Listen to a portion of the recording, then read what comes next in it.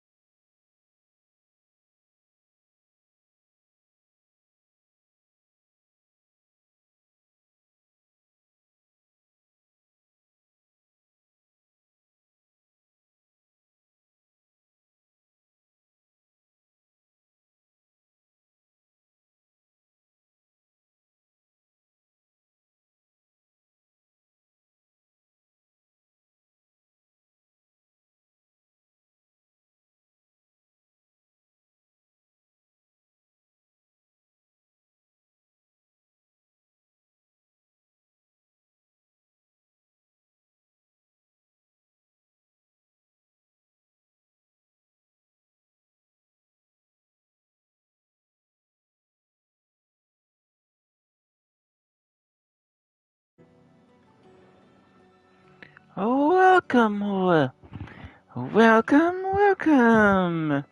We're back here today. Welcome. We're back here today, aren't we? It's time to begin. Because I am going to open that door.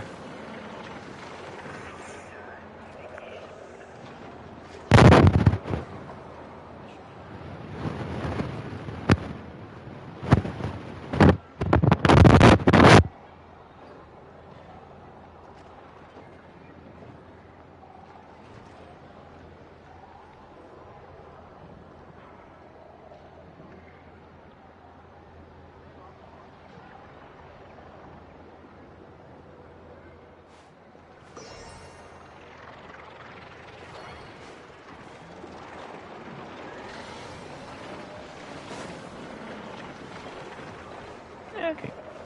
In we go! Let's finish this up. How's everyone doing tonight? Hope you're staying nice and warm.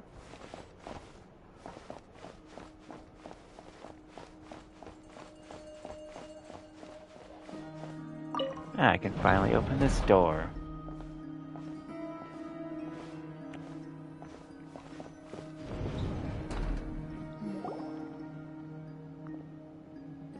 Thank you for waiting. It's okay.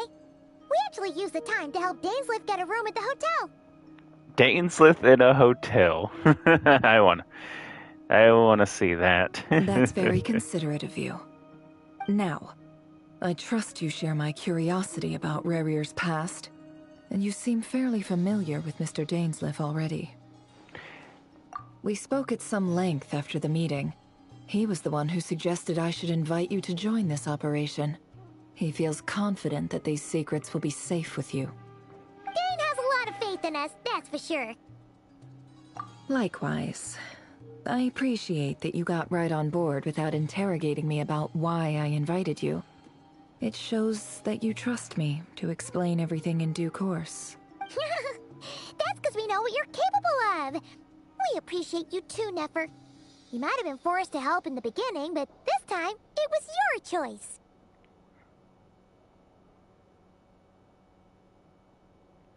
That's one way to put it. Another is this, that once a decision's been made, it's set in stone. After that, my only goal is to see it through. Alright, so here's how it is. I'm going to access Rarier's thoughts again using my confidential method. Now, I'm sure you've seen things like this before on your travels, so you're surely well aware of how dangerous it can be. The reason I've gathered you all here is to ensure my safety during the proceedings.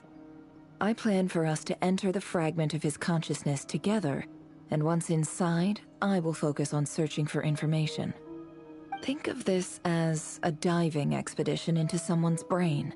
If I'm the diver, you are my safety equipment, tasked with keeping me alive while I'm under the surface. Once the ceremony begins, we will all be spying on privileged information. But in the interests of safety, you must remain absolutely silent at all times. Oh yeah. We will discuss our observations after the ceremony has concluded. Lastly, any individuals of a weaker constitution are advised not to partake in the ceremony.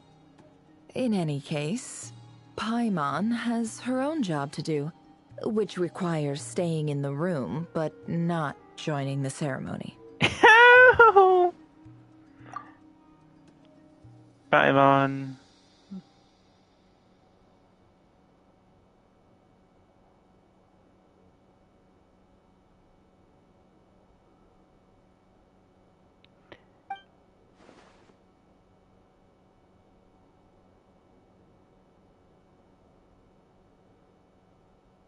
Well, good luck, everyone. Sounds like all Paimon can do is cross her fingers and root for you guys.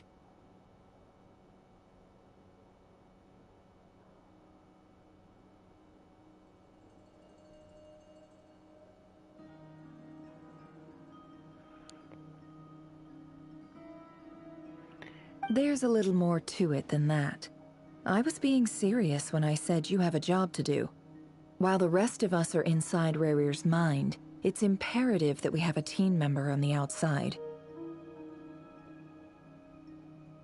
In the event that something goes wrong, you will be our first responder. I don't anticipate any issues, but the extra level of safety will be greatly appreciated. I second that. This is a dangerous operation here, and you're our whole rescue team. That's pretty much the most important job in the crew.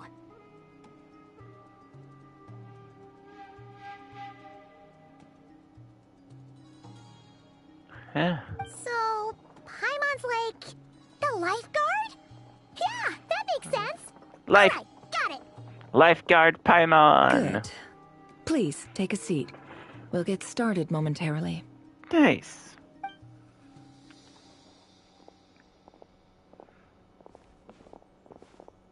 So, did Mr. Dainsliff tell you anything else? He told me that he believes Rarier kept some big secrets in his life. He's not sure that they were the cause of his eventual downfall, but he's asked me to uncover what those secrets were all the same. But surely you're not planning to go through with this, no matter the cost. If you think that, you'd be overestimating me. I'm a businesswoman, not a mercenary. But I do have my own professional reasons for taking this job. You think I'd turn down the opportunity to get a first-hand glimpse into Conrian history? No chance. Well, as long as you don't let morbid curiosity get in the way of safety concerns, we're good. We'll do whatever we can to help you. You're such a killjoy. Oh. All right.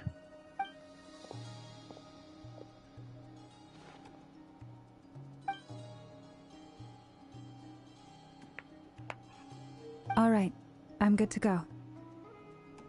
All set over here, too. Promise, Paimon, you'll be extra careful.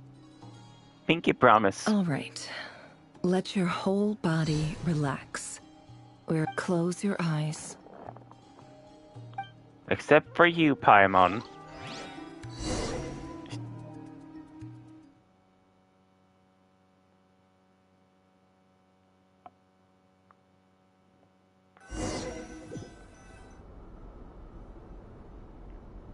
Phew. Be as loud as possible! Loud as possible! Loud as possible! Could this be his office? Pretty standard setup. Bookshelves, paperwork, files. According to Dainsliff, Rocks. Rarier used to be an intelligence operative. Chances are there's plenty of top secret intel stashed away in this room. Is this where you keep your secrets, Rarier? Can't say I'm not looking forward to this.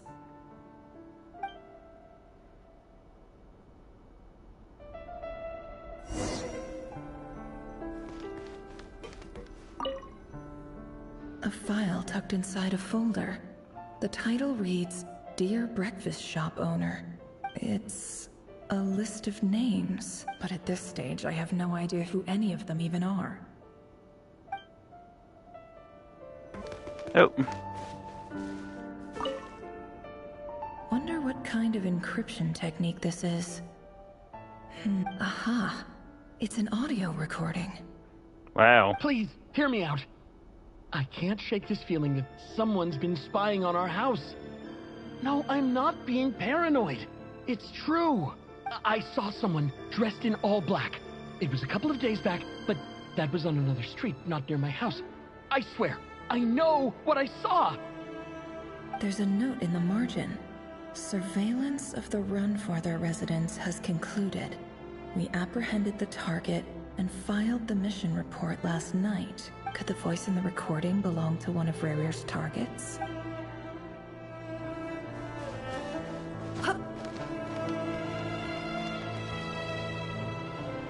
Okay, that's just examining that again. Bookshelves full of documents.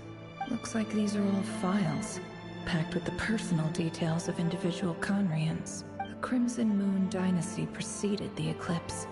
Since Rarier worked as a secret agent during the latter, it stands to reason that he was tasked with purging remnants of the old dynasty. Yep, lines up exactly with what Dainsliff told me. Okay.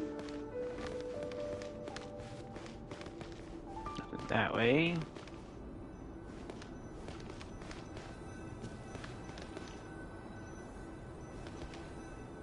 Up. Special story mode. Okay, hold on. Just a moment real quick.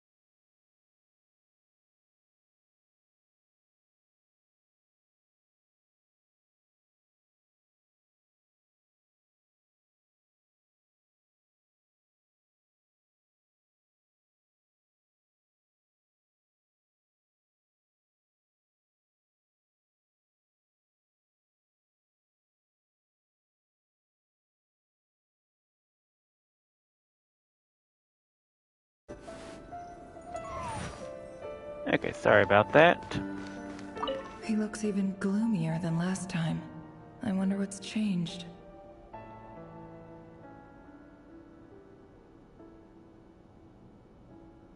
Yeah, ignore that in the corner, it'll go away. Okay, sorry about that.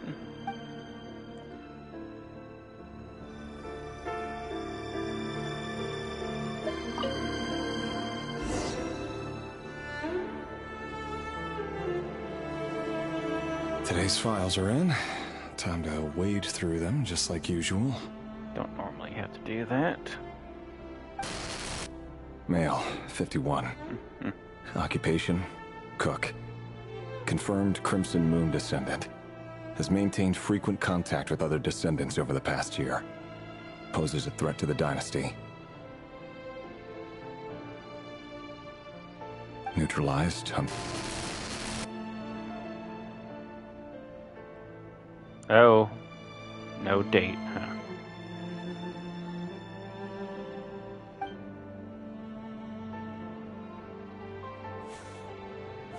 This one should be archived under purged targets.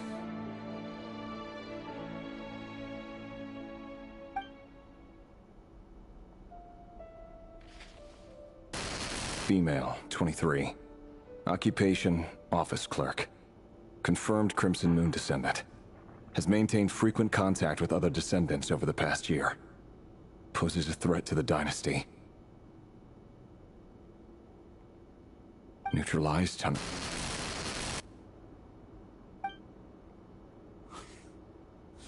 Another one for purged targets. Other man's daughter. Never mind. What's it got to do with me?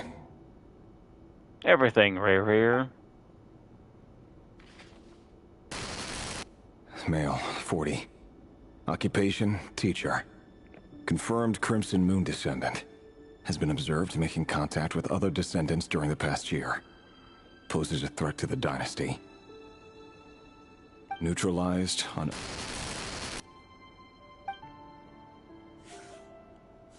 Just another nobody for the archive. Come to think of it, I remember surveilling this man. A case like his never would have been considered a priority in the past. Huh. He barely even interacted with other Crimson Moon descendants.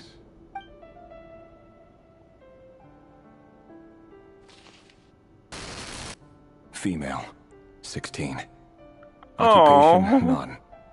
Orphan and confirmed Crimson Moon descendant. Has been observed making contact with other descendants during the past year.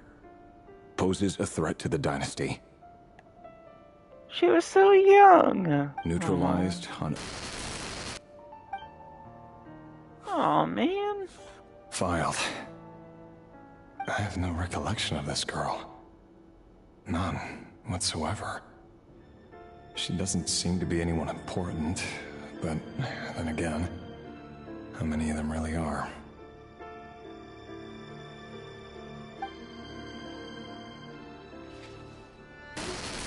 Female, 13. Occupation, none. Orphan and confirmed Crimson Moon descendant. Has been observed making contact with other descendants during the past year. Poses a threat to the dynasty. Oh, man. Neutralized on... That was so young. Filed. Even it's getting to you too, Revere. Male, 11.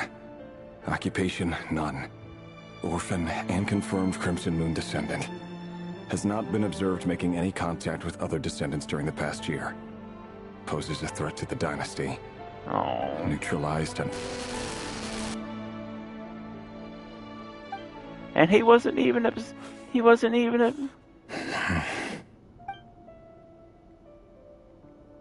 Oh, we don't have to go through all these. There's so many. Male, 6. Occupation, none.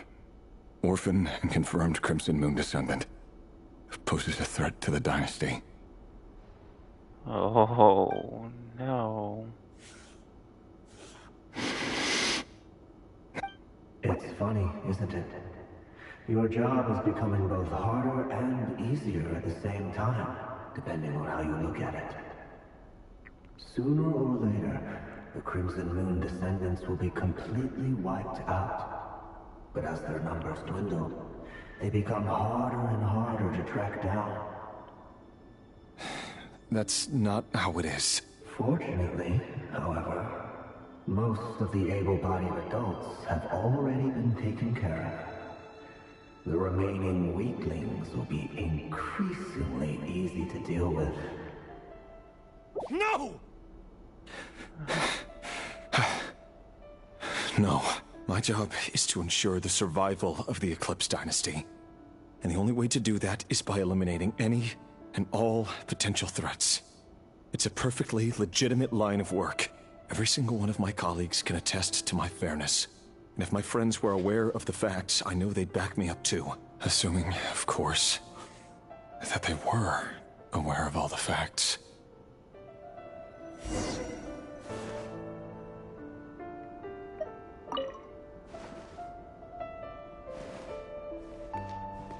Oh, man.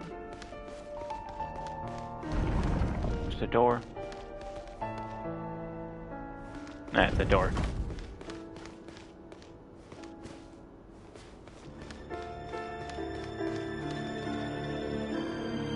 Mr. Vedifalnir? It's been quite some time since we last met. Rerir, I trust you're here because you have something important to discuss.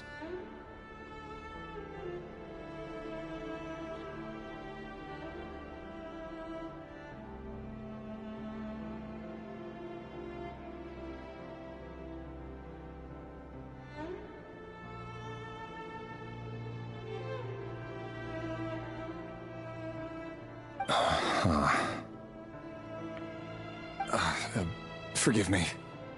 I wasn't tuning out, it's just, I noticed you didn't even phrase that as a question. As if you knew I was coming. Tell me, does someone in your position ever feel the need to ask questions at all? It is indeed within my power to foresee certain things. Things like your arrival. I was just thinking. It won't be long before I'll be inviting both you and Dane to my wedding. That isn't a lie, but nor is it a fact as such. It's a wish, isn't it? Okay. We'll welcome you back when you get here. No fooling a prophet, is there?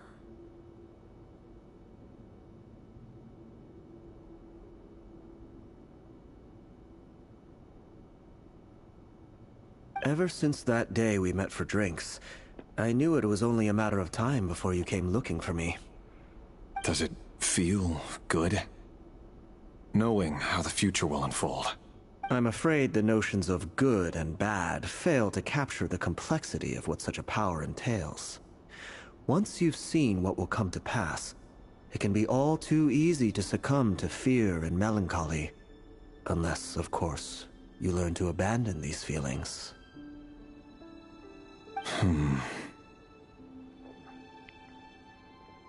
You fear my silence, and long to hear the words I left unspoken that day. That's right.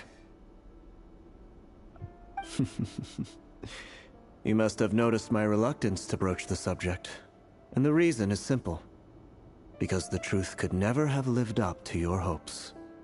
The burden of prophecy was never meant for your shoulders.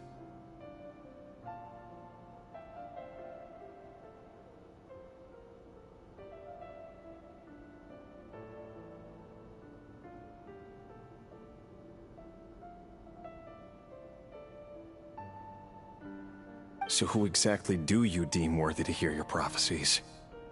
None but our exalted king? Or rather, our king as he once was.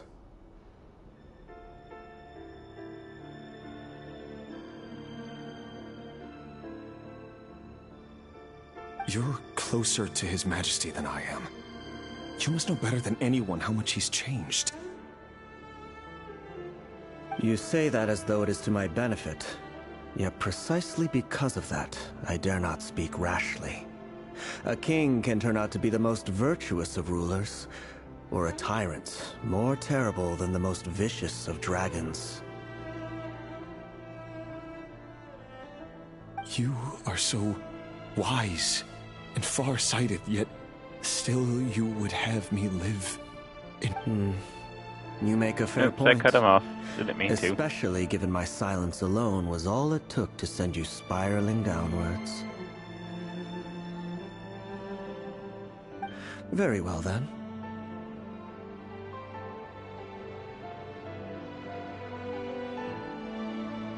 Let me offer you some advice. And I say this not as a prophet or a visionary, but simply as the brother of your friend.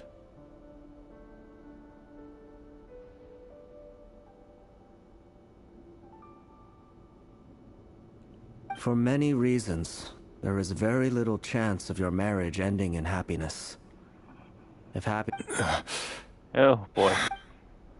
Find another fiancé. Wow. Hold on. There's that same black fog again. Could this memory belong to Thelindis? Guess I'd better tread carefully. The Lindis.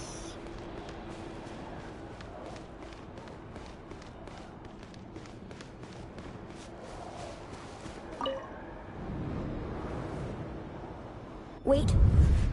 Hear me out. This time we finally got a clear look at his face and learned his true identity. Back where you left off last time. Or long. His name is Rayrir, and he claims to be one of the king's guards. What did you say? A cruel irony, isn't it? The man you're set to marry leads a double life as a brutal executioner. Why are you telling me all of this now? Simple. It's because I want you to kill him. You are the only person he would never suspect. No, absolutely not. I would never dream of doing such a despicable thing. Oh. So you'll just stand by and watch him slaughter. Forget that the blood of the Crimson Moon flows in your veins too. Oh. The blood of the Crimson Moon? What does that matter now? The dynasty has long been dead and gone. You think that alone is reason enough for me to throw away everything I have? Why wouldn't it be? You two were once a child of the Crimson Moon, just like me. Don't tell me you've never felt so much as a flicker of fury for the way we were trampled into the dust. As long as you promise to abandon this pipe dream of restoring your dynasty, I can try to persuade him. Or have him persuade the Vinster King. Persuade the Vinster King?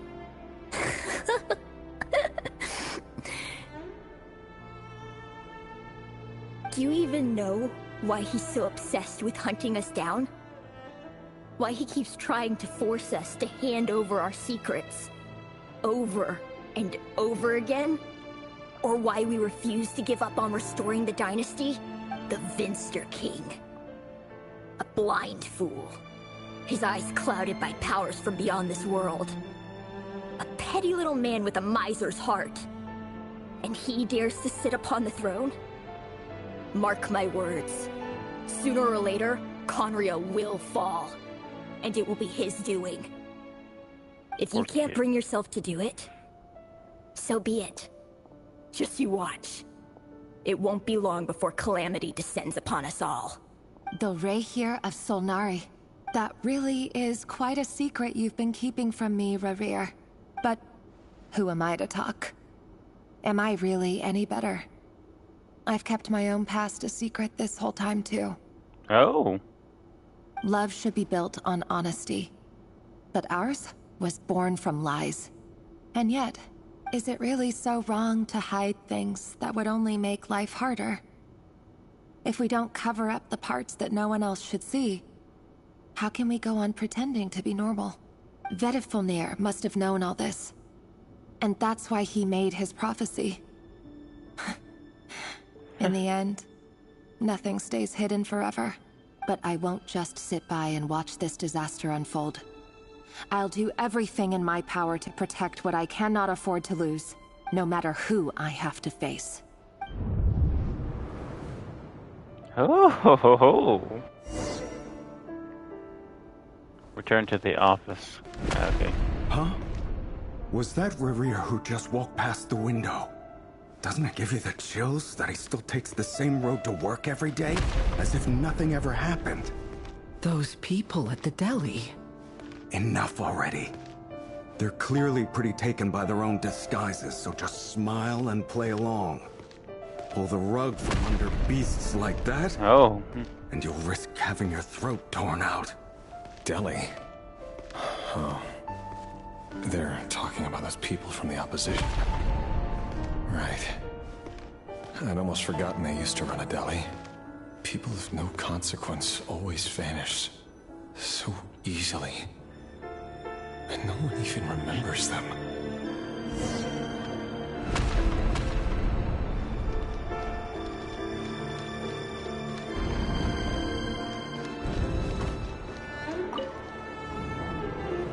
But surely you can see he's not the man he pretends to be. So many have died already, and they say that the king's madness grows with each passing day. We're not going to survive this, are we? But why does it have to be this way? Do we really deserve to die just because of the blood that runs through our veins? Not really, no.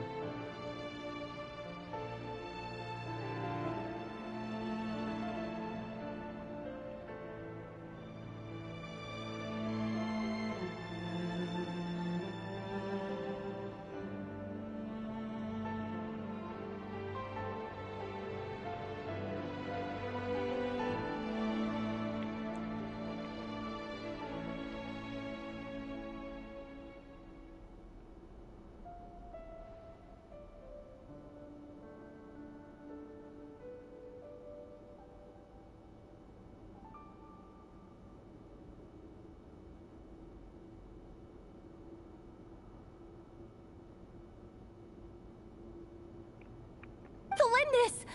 Are you even listening? Oh. Sorry, Freether. My mind was off wandering. Freether. I heard you, though. You're talking about what Revere said. He's just following the king's orders. He's a secret agent, and it's his job to hunt down rebels and dissidents. By the time you first met him, he'd already taken lives. Maybe he was using you from the very beginning. No. Revere has no idea I have anything to do with the Crimson Moon. My family are only distant relatives of the main lineage, and besides, my eyes are perfectly ordinary. Truth be told, apart from my teacher, pretty much no one knows I have any connection to any of it. It's been a long time since my family severed ties. But as Orlog said, who could possibly talk sense into that raving lunatic of a king? No one. I'll work something out. Trust me, I'm with you all. But for now, you need to keep yourselves hidden. Don't let anyone find you, anyone at all. Don't forget that Revere is an Eclipse operative. You need to be extra careful when he's around. And when I am too. For now, don't come looking for me. And if anything happens to me, just act like we've never met. If even you can't escape this, what hope do the rest of us have? But after all this time together, surely he wouldn't lay a hand on you. I won't speak in his defense, nor can I give you a clear answer to that question. But I'll do everything I can to put an end to this. Here, hold on to this. If an opportunity to escape presents itself, take it. You'll be glad you took some spare change. You call that change? But what about you? I've got a job, and there's still money coming in. But you can't go anywhere right now. Please think about yourself for once. Yeah. The fate of all convicts.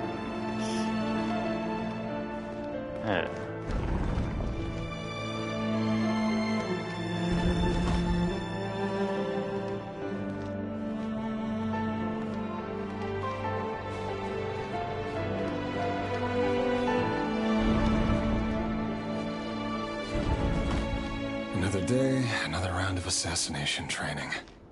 Training ground is just beyond this hidden passageway. When you kill a person, doesn't it bother you when you end up covered in their blood? Why would it? Aren't we all just walking blood bags? But not everyone is accustomed to hunting down others like prey. You've been a hunter for so long now, you seem to have forgotten that most people don't just go around killing one another. Leave me alone.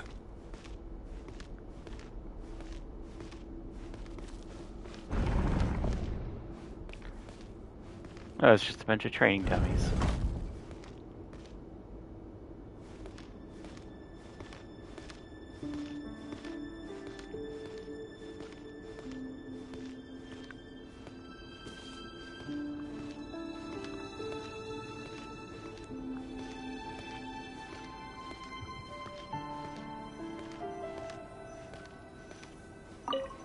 Begin training. Make sure you have a firm grip on the handle, then choose your angle well. Keep your movements light and brisk. Pray once it's a thing. I doubt that. I'll bet no one's ever died a quiet death at your hands. I work clean. No traces.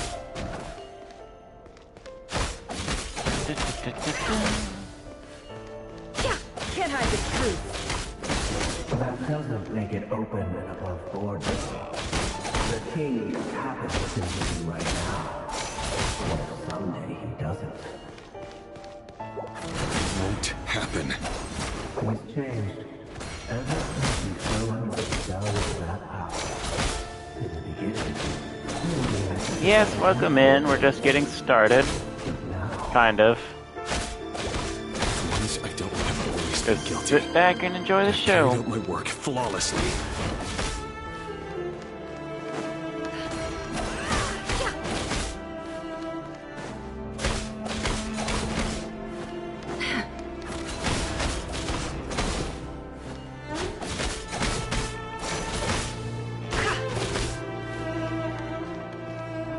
Can't hide the truth. you know why the Winter such your proposal, don't you?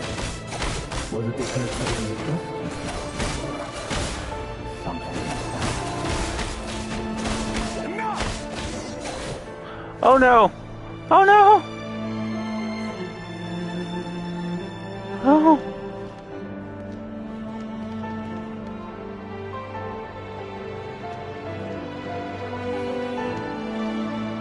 Oh no! Oh no, oh no, oh no.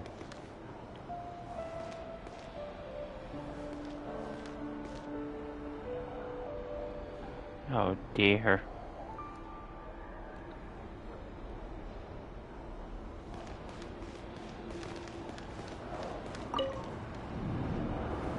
Delindis, do you still remember Orlog? Orlog. The boy who was pretending to sell flowers. You spoke for quite a while, didn't you? Yes, we did. What about him? He was arrested 2 days ago. Chances are he's already dead. Oh. I just don't get it! After everything he's done, why do you still stand by him? Or does it mean nothing to you that people keep dying? No, that's not... Just hear me out. I need to go now, Thelindis. They're looking for us. You take care too. If you ever need a place to hide, come find us. Oh.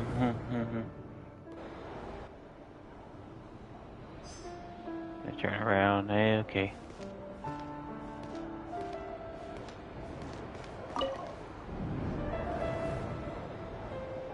Author Thelindis. Over the course of this week, the research object was subjected to interference for a total of 47 hours for experimental purposes. All subjects of observation that were sent inside have now problematic than anticipated. No progress whatsoever. What now? Won't you give me even a glimmer of hope? Things are getting worse by the day. I have to find a way or we'll all be in danger. But I... If all this research comes to nothing, what then? Sooner or later, it'll be my neck on the line. But could he really bring himself to kill me? No. Surely he wouldn't have the heart. I think that's what breaks him. Oh, they're gone. What were they there for? That's terrifying.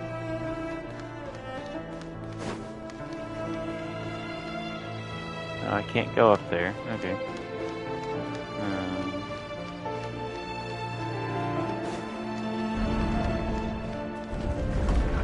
Oh! Whoa.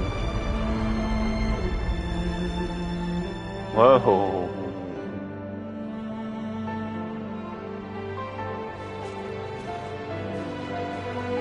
Oh, if I'm forced into... Why won't you just let us go? We don't even know each other. All we want is to live ordinary, peaceful lives. You want... to live?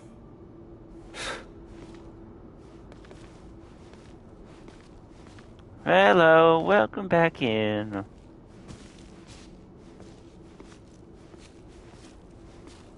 Yes. I just want to go on living. Is that really such an unforgivable crime? No.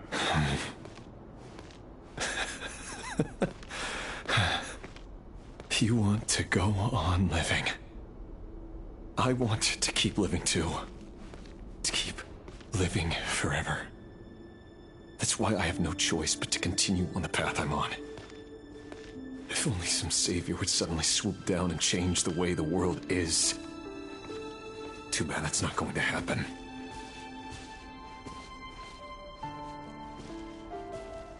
Imagine that. If there really were such a person, you and I wouldn't be standing here like this, would we? Oh, no.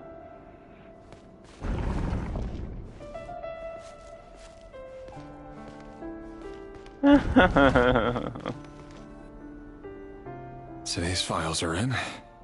Time to wade through them just like usual. No, I don't get tired of it. It's my job. And not only am I lucky to have it, I'm good at it too. Living is the best. Wait. That's... Oh no. It's Trelendis?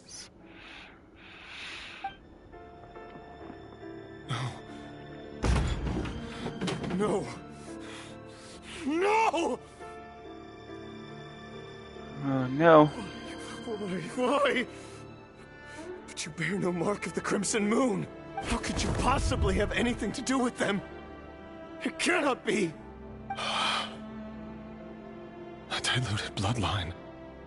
Carefully concealed. I see it now. You've been living in the shadows just like me. What a fool I've been. Numbing myself with talk of justice. Even imagining my friends would back me up. But in the end, Irminsul.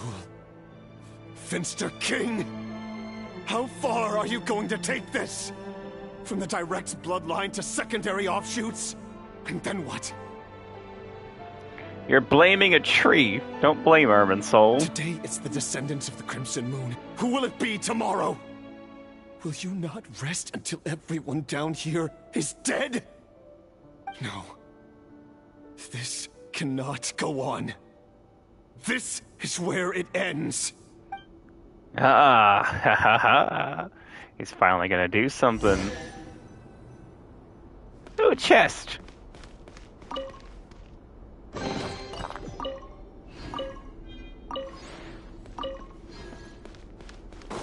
Yeah! Whoops, which way do I go? Right. Alright, Reverie, we can agree on something. Let's go kick some butt. You're really letting me go? Oh no. I am. As long as you can guarantee that no one will find you. Don't worry, I'll be extra careful. No one will know I was here. But what about you? Yay! Me? If you let me go, you won't be able to complete your mission, will you? Good point. In that case, maybe you should stay. No, please! I just want to see the outside world again. Go on living? Yes. I know you're a man of your word. So please, just let me go. If I let you leave, what will become of me? Just kidding. Go, now. But remember, don't let anyone know you were caught. We'll be seeing each other again very soon if you do. Alright. Even shadows in the dark must live by a code. But you can't save everyone. You've been whispering in my ear for days now, Vedifalnir. What are you trying to do? Break me down? I only say this because you long for an answer to your problems. Let her go, Remir, or you risk losing everything. I will not abandon Thelindis. You can't abandon love, Volnir. And a lot more power. The world is changing, Remir. Keep your eyes peeled for your moment of opportunity. That voice used to be so unclear. But now I know exactly whose it is. It's Vedifalnir. Vedifalnir, you cannot question the power of love. He won't tell me how to actually resolve any of this, but he keeps trying to manipulate me like a puppet. What's his game here? Tell me then. What will this moment of opportunity look like? And no answer. He's like a ghost. Always disturbing me when I'm on edge, but never answering when I need him most. So, the Eclipse Dynasty was purging, well, massacring the descendants of the Crimson Moon. And it seems like it was all connected to the Vinster King's research. The King's obsession with abyssal power left the future of Conria hanging in the balance. No wonder every aspect of Rarir's life was so unstable. And it looks like this Thelindis, Rarir's would-be fiancée, herself belonged to a sub-branch of the Crimson Moon Dynasty's descendants. It almost defies belief that a couple like them could hide the truth from each other for so long. If the Vinster King hadn't intervened in such a drastic way, they might have gone on deceiving each other for the rest of their lives. And why does Vedifalnir, Daneslif's older brother, keep talking in Rarir's head? This guy kept more secrets than I ever imagined. The human mind is like a vast desert of shifting sands. When you follow the flow of someone's memories, you only ever see the parts they're willing to let surface. Time for something a bit more creative. We've been inside Rarir's mind this whole time, building up a picture of his psyche. There's already enough clues on the board to start reading between the lines and mapping out the rest. Now, we can finally begin to put the pieces together. Sure, it'll only be a reconstruction, part simulation, part reasoning, but it's usually pretty accurate. Once we've built up a cognitive profile, we just need to cross-check the logic behind his actions. And then we'll be able to take a sneak peek at whatever it is that Rarir has really been hiding. Alright.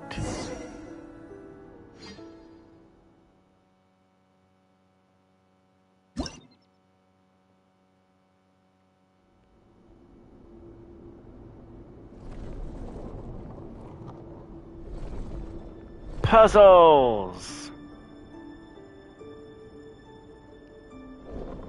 Rarir, are you there?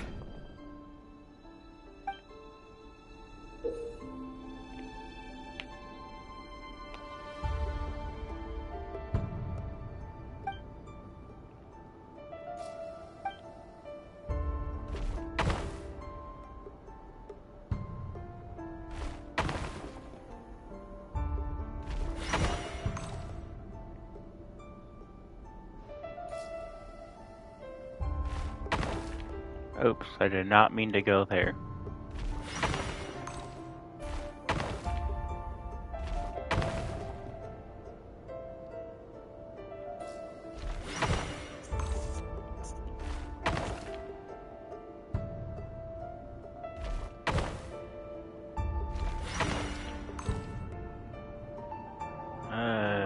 This camera angle is not ideal.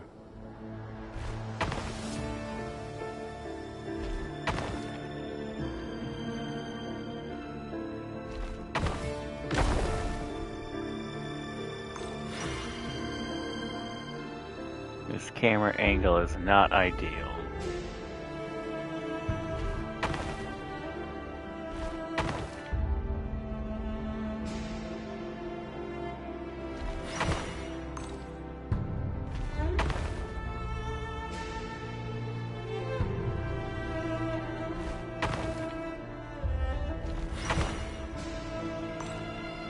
Hey, Rerir! Come out, it's urgent! Dane? What's wrong? Quick, come with me. I'll explain everything once we've met up with the others. Okay. I'll come. But the Lindis is still over at the Universitas. I'll need to leave her a note. All right then, but make it quick. I've never seen Dane so worked up before. Whatever this is, it must be big trouble. That was not an ideal camera angle.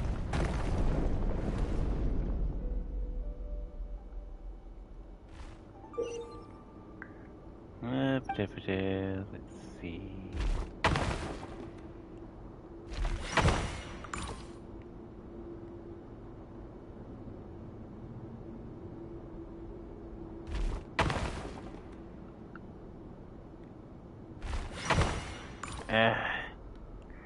Can't see. Let me turn the...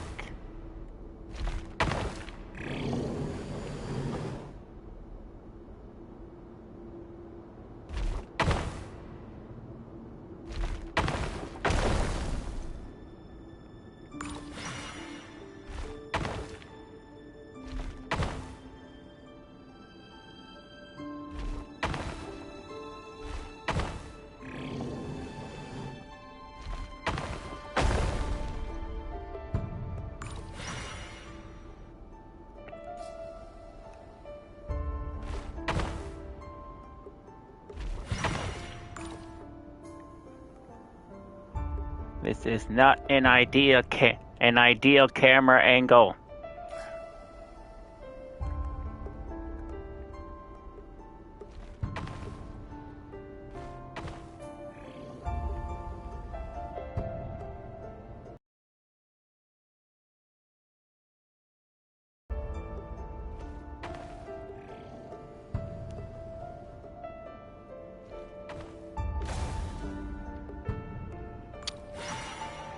It is hard to control this.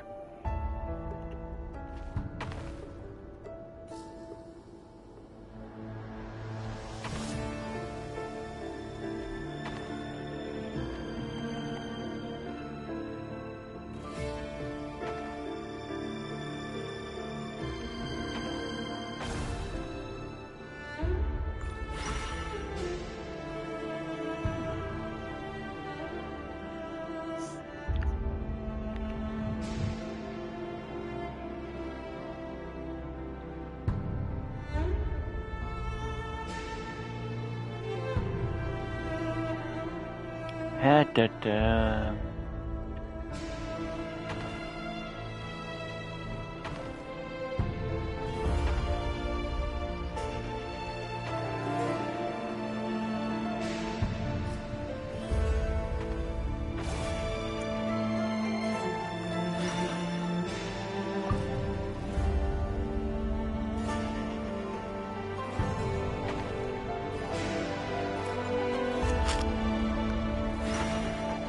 This is not an easy puzzle for me.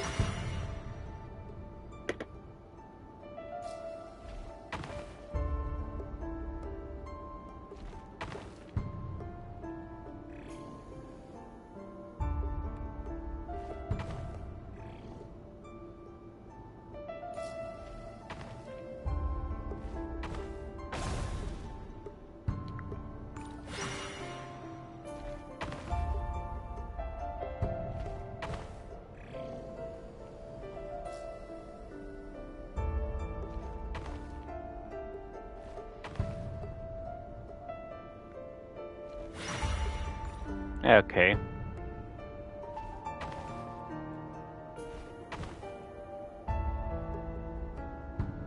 Go forward.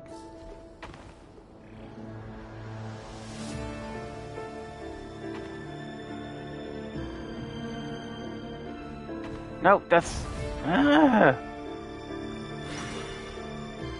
This is not a good camera angle to go left and right.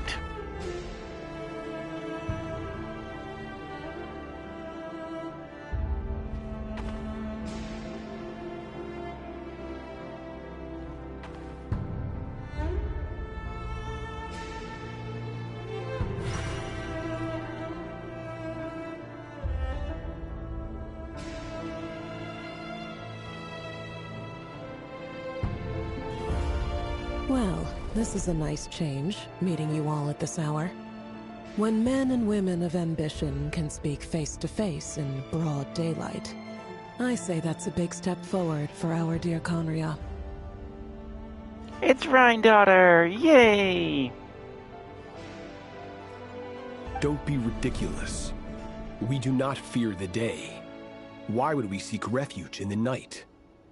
You might ask your blade that same question. I'm told it prefers the cover of darkness. The word on the street is that Sir Delogi only strikes when he has an unfair advantage. But that is patently false. I see you're missing an arm and a leg. Surely only a fair fight could explain that. If this is your way of offering me replacement limbs, believe me, I'll take them. Oh, we can certainly discuss that. With bioalchemy, anything is possible. Assuming I have your full support in my research. Lunatic. Roptatir, what brings you here? Why, Dainsleif, of course. He invited me. Please, cast aside your apprehensions, Miss Rhine-daughter. Whatever the rumors may say, I am but a humble servant of the king, and I can assure you he affords me no greater convenience than he does you. Well, the Universitas Magistrorum won't stop fawning over you, so at least some of the rumors must be true. You're clearly doing well for yourself, so drop the humble servant act. It endears you to no one. You're president of the Universitas Magistrorum, the chief royal mage known as the Wise by royal appointment, and by far the most favored among the 4 pillars of Conria. Vice President Veit doesn't even try to hide his envy when he sees you. My success is the product of hard work and good luck. It's as simple as that. Were the king not such an extremist, I hardly think I would have received a senior post at my age. Of course, no job is without its gripes. Serving a king like ours can be a challenging task, as I'm sure you can imagine. And as for Efterveit, in missing out on the presidency, he's dodged a mountain of stress. Like it. You're all here. I apologize for the short notice, but it was an emergency.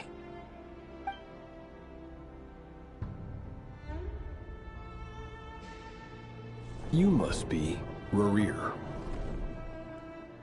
4 of the 5. Dainsleif is not one of Mr. Sertologi. Yes, I handled your case file during your sentencing. Dainsleif is Nothing not personal, one of the course. sinners. I'm pleasantly surprised that you remember me. You're clearly a person of substance if you've been invited here. But Dainsleif, you'd better have a very good reason for convening this little gathering. It's my brother, Vedalfenir. After he spoke at the court this morning, the king was so infuriated by his words that he had him blinded in both eyes and thrown in prison. Vedalfenir in prison? Strange. I thought the king trusted him and Horoptatir more than anyone else in the world. Does this mean the king's circle of trust just got even smaller? It has nothing to do with trust. It's about what the king wants, which is as clear as day to anyone paying attention. I simply appease him, because it's in the best interests of the Universitas Magistrorum. And also because you're slimy. Vilfilnir, perhaps less so. But still, a visionless visionary? It rather inclines me to think that qualifications are not what get you ahead in Conria. Do you honestly think this is an important discussion to be having right now? Dane, what are you planning to do? Rescue Vedifenir, I assume. Correct. It will mean storming the palace by force. Tonight. I need all of you on my side. That's far too dangerous. And don't forget, Dainsleif, you're captain of the Royal Guard. You swore an oath to the throne. Well, the throne is corrupt.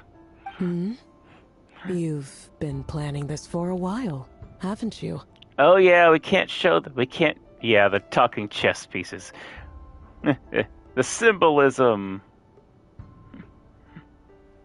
That, and we can't really show off some of these designs.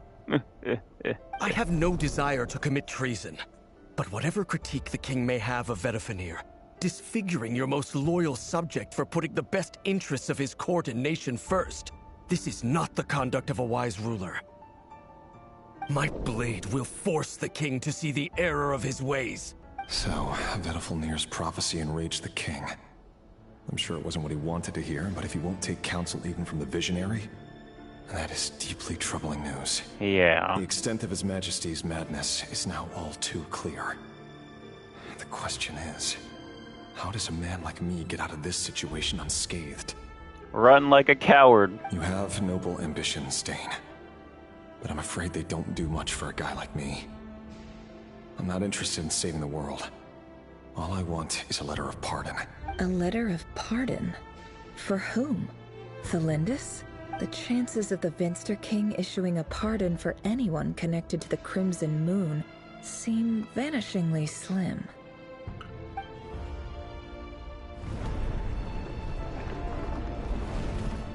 No! Not more! Just let me walk. This black fog over the board must have some connection to Thelindis. But why is it taking this form? Does it have something to do with Rerir's past? Another mystery I'll need to unravel. Let me walk. Dang it.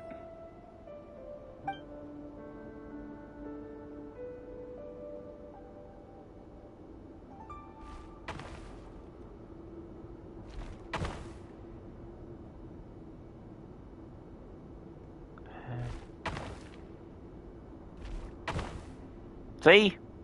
I pressed to the side and it went back. This is not a good camera angle. Let me turn it. Uh-oh.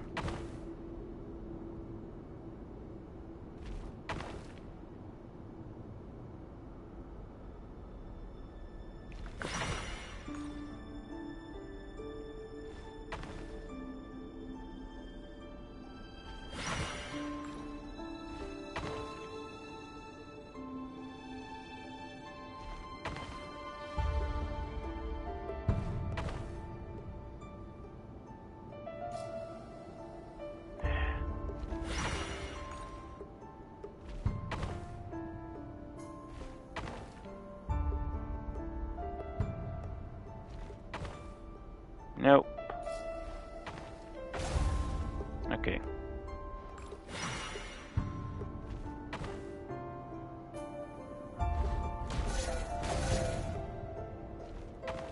I pressed back!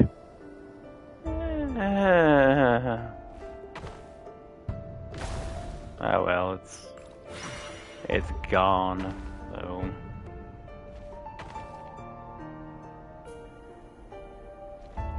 I do not like this. No, I pressed the... Ah!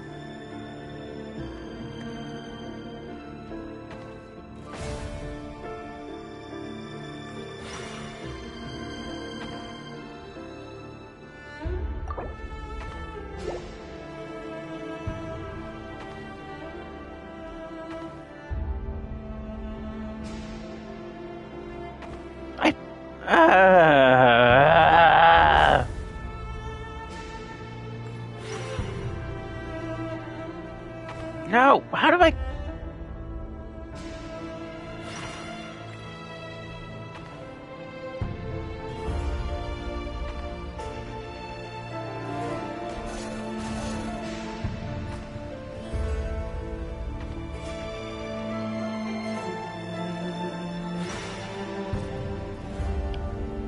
That is not fun.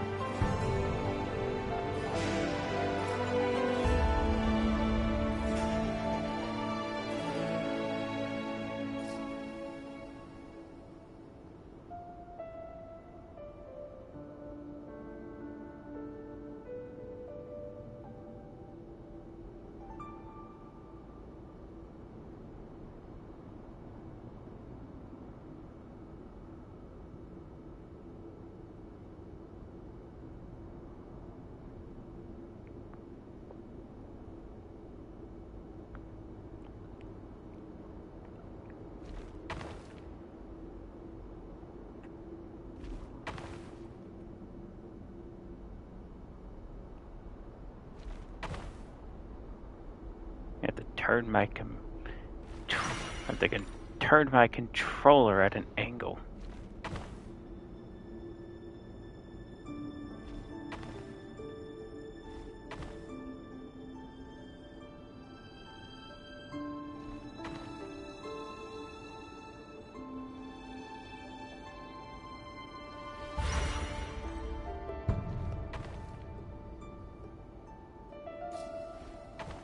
Okay, frustration over.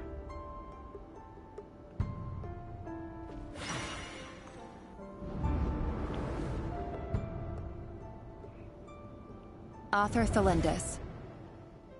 Over the course of this week, the research object was subjected to interference for a total of 60 hours for experimental purposes. Research dating back to the Crimson Moon Dynasty has established 2 points regarding moon marrow.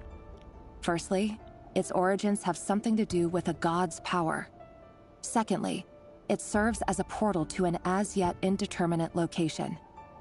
Moon marrow can thus be defined as a spatial gateway. However, there are a number of hurdles to overcome before we can answer the question of where it leads to. To start with, opening the gateway requires a specific power source, which the relevant literature indicates. An enormous amount of power is then required to keep the gate open. Currently, the total power output of our instruments remains in the single digits. To make matters worse, I am now the only staff member remaining in the Moon Marrow lab. The Universitas Magistrorum recently decided to move most of its personnel into abyssal energy research, which has stymied all Crimson Moon-related projects. This is not a wise move. I have always maintained that placing all our hopes in a single source of power is risky, especially one as poorly understood as this. As well as making ourselves overly reliant on a single resource, we are neglecting other promising technologies. I apologize if this comes across as disrespectful. But as a Moon Marrow researcher, I desperately want to see the world beyond the gateway. If we really made it there one day, what would we find? And how would we go about taming the unknown? My imagination is endlessly fueled by questions such as these. Sorry about that. Sorry for hitting the mic.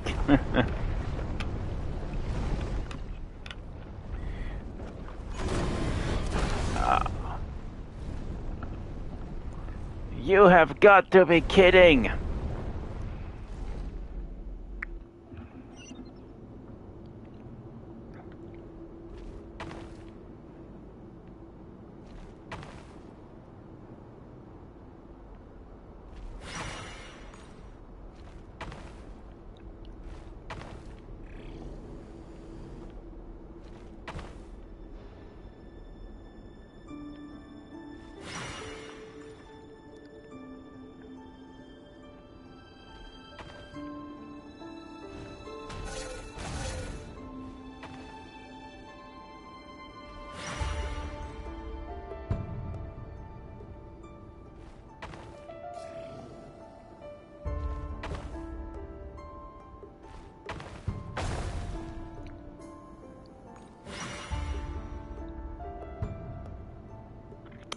all the way back here.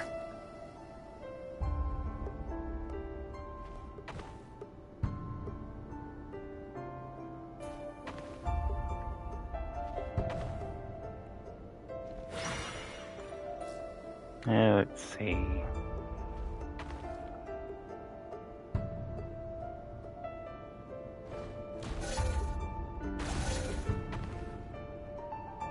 Nope.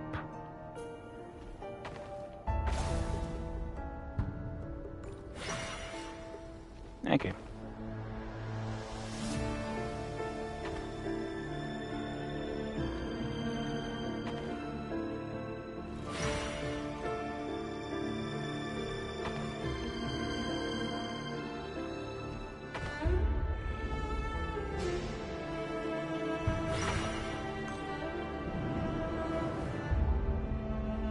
This is for you. I heard you're gonna leave the city with your parents. Delindis, did you hear about what happened? I hope so. I've heard nothing. Rerir got back very late last Friday, and he was acting a little unusual, but he slept pretty well, so I'm guessing whatever he did was a good deed.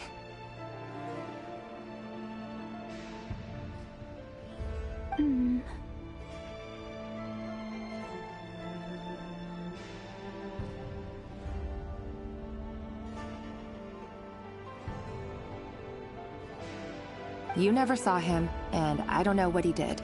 And this conversation never happened. You understand? What if he finds out that you pried into his secrets? Don't be silly. I don't know what secrets he does or doesn't have. All I know is he's just a normal guy who happens to run some errands for the king. Are you scared of him? I don't know. The Rerir I know doesn't match the person you all describe. Logically, I should be scared of him. And yet, I don't want to lose him. But enough about that. You should get going, and be careful with the package I gave you. Keep it secret. Keep it safe. Is it secret? Is it safe? A piece of the moon. All you need to know is that as long as you keep it safe, then in the future, everyone will be able to see a red moon. Okay, so I think I know. A red moon? You mean our moon? That's right. Our moon. Promise me you'll look after it. I promise, Delindis. The Crimson Moon bloodline will never die out. Its light, the color of blood, will become like a fire that flows in our veins, no matter how long it takes.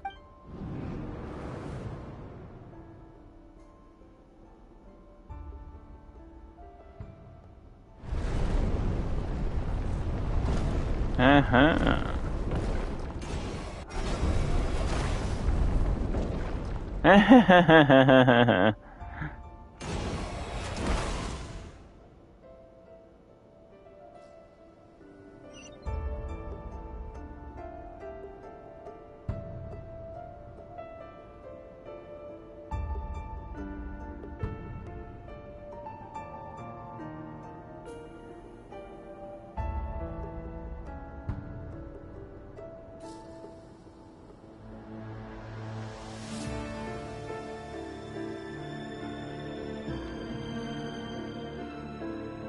Yeah, boy, let's see.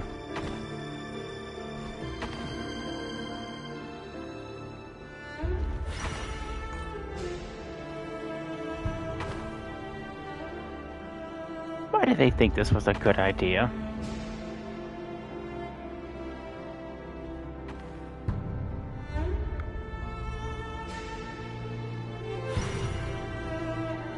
Especially at this camera angle.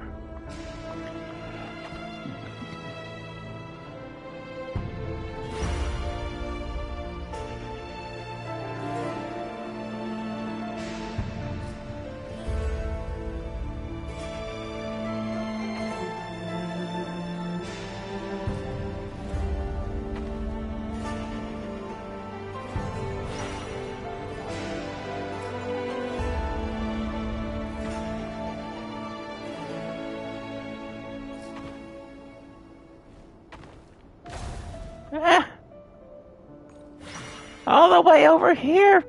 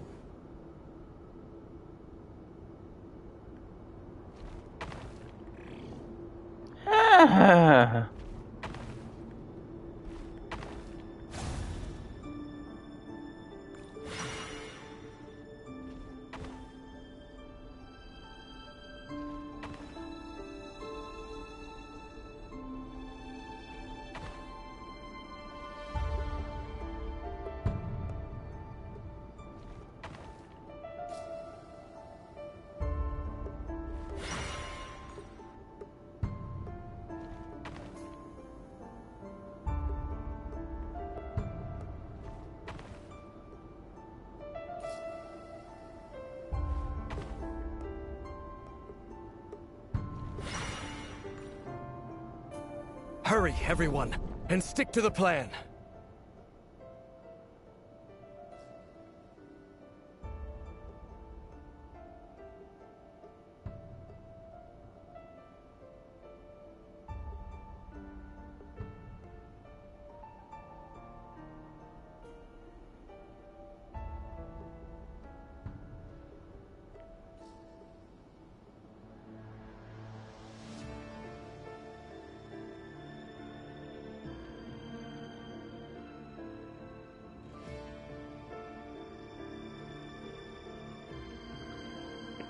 Sir Dainsleif, what are you?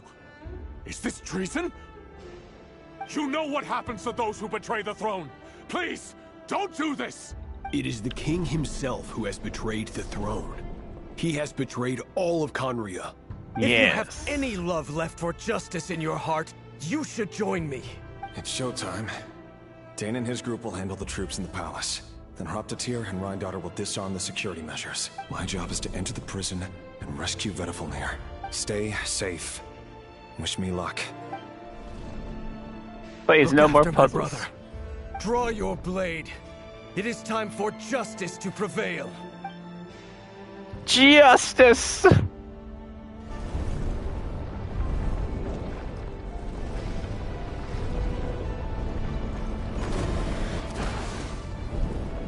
Oh no, not another one.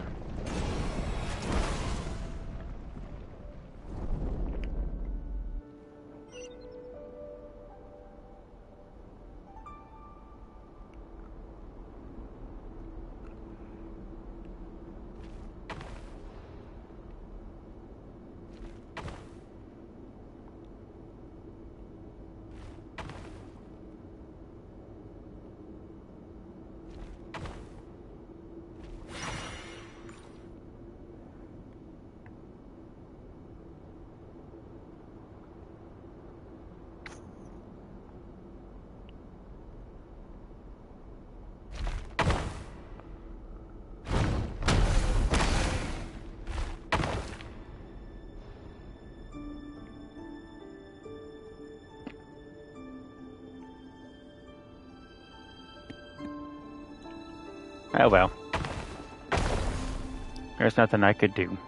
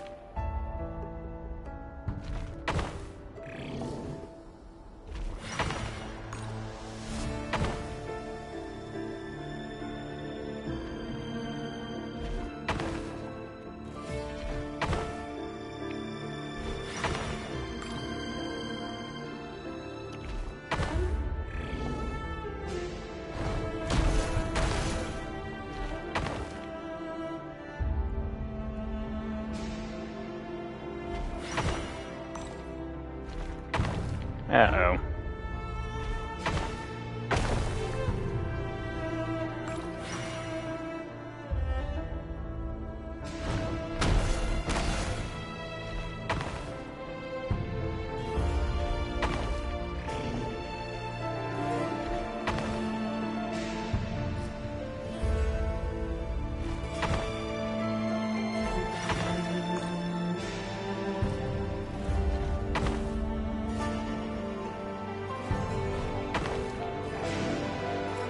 Oh.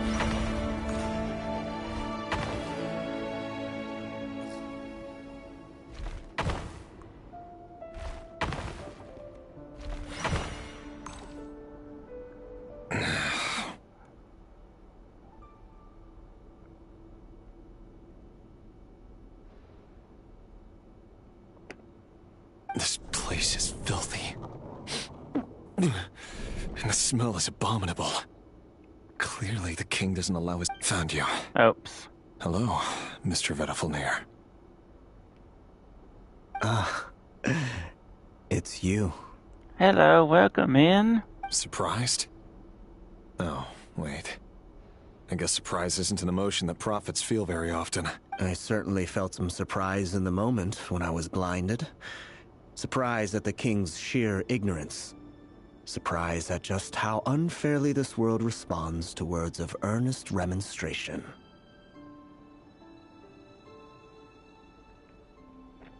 I'm curious. What did you prophesize this time? It wasn't a prophecy. It was a word of warning. Someone had to say it. The king has forsaken all reason in pursuit of his obsessions. I simply told him that if he continues on this path, Khaenri'ah will surely fall. But he didn't listen. Worse still, he stabbed you in both eyes and locked you away. Dane asked for my help. The court is in complete chaos now, but I'm sure you predicted that. Everything is transpiring as I foresaw. Yet I am powerless to change it. Fate is an immutable force. I can but lament as the inevitable unfolds.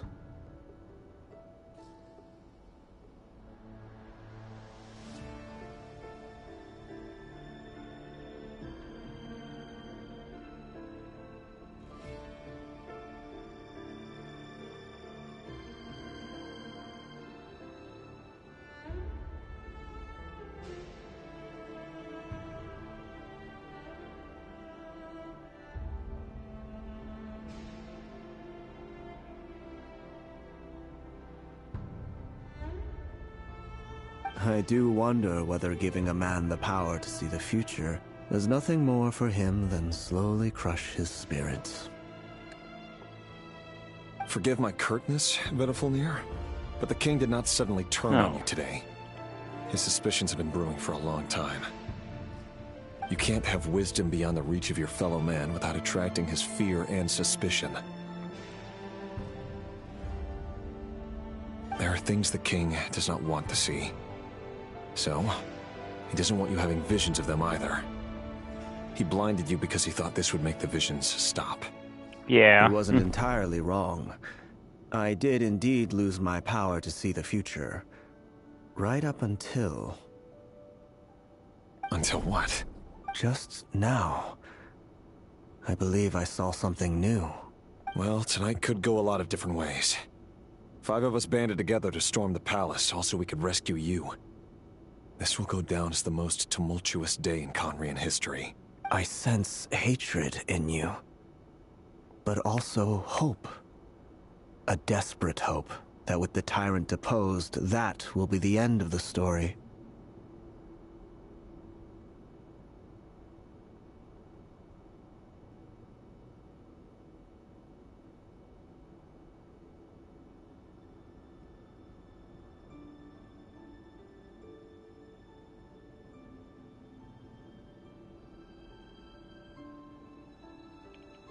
But this is not the end. It is the beginning of a new chapter, in a whole new story. There are many men of honor and courage in this world, Rerir. But you are not one of them. You're not here for justice, are you? You're here for yourself.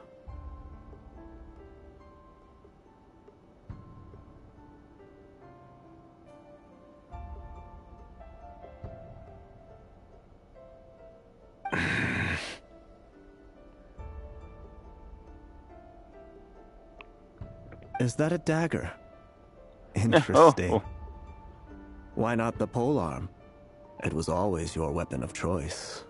Ah, Polar. With your abilities, I don't doubt that you were able to recover some of your sight. But I also doubt that you want to make an enemy of me right now. Of course not. We're on the same side, aren't we? We could be. But I need you to be honest with me, Vedafilnir. At this point, you're my only hope for the future.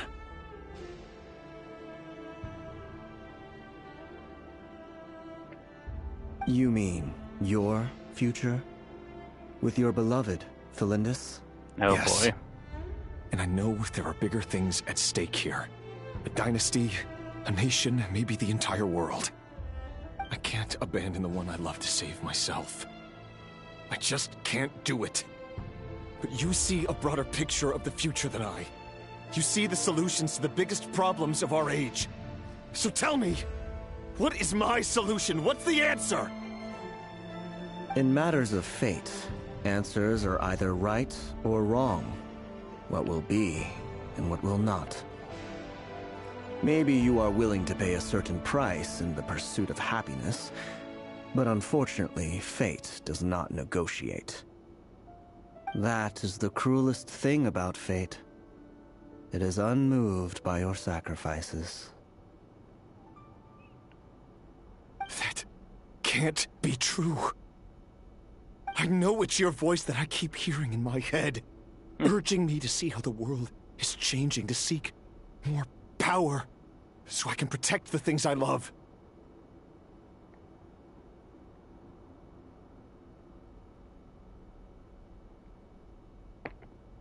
You show me disaster, but you won't show me how to avoid it?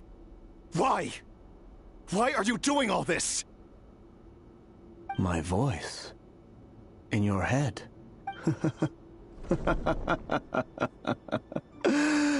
So, you hear it too?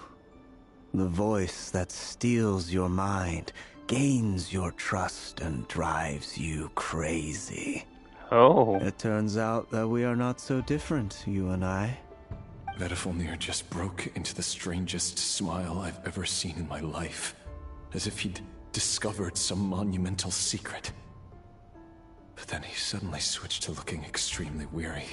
Very well then. My advice to you is as follows. You must persevere. Whatever trials and tribulations you may face, be steadfast in the belief that they are your path to the future. For as long as you live, your story with Felindus the only chance you have of fighting back against fate. It is up to you whether you believe my words. Regardless, that is all I will say on the matter. I have no right to intervene any further. I will hold you to your word. Thank you for setting me free. In return, I will tell you one more thing that you cannot afford to ignore. Just then, a strange wave of energy rippled through the city. We had no idea what it could mean. If I were you, I would head to the Universitas Magistrorum. The Universitas? Oh no! I'm sure we'll be seeing each other again very soon, Rerir. Whatever Vedafilnir said, I didn't catch it. I didn't even help him out of the prison. There was no time to lose. Yeah, just leave the blind guy to himself. He'll be fine.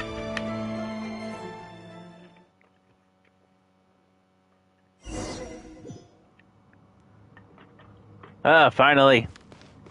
Free.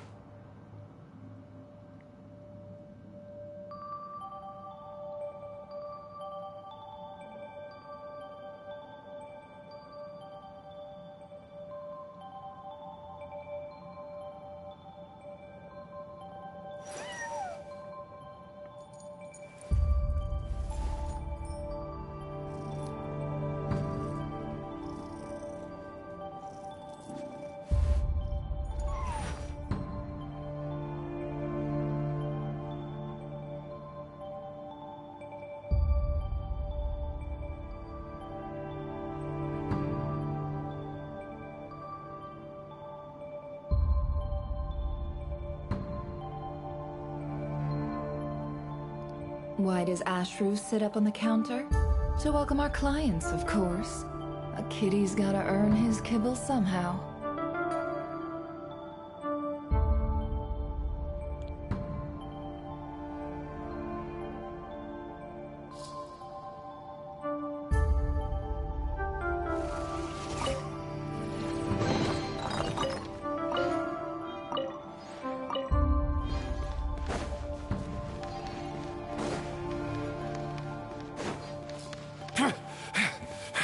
Monsters? Is this Rhindaughter's doing? Or the Universitas Magistrorum? Out of my way! Why did you make these things, Rhindaughter? This is the only thing I don't like about you. Can't hide the truth.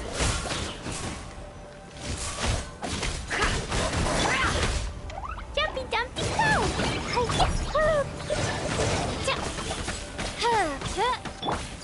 Come on, we can do it!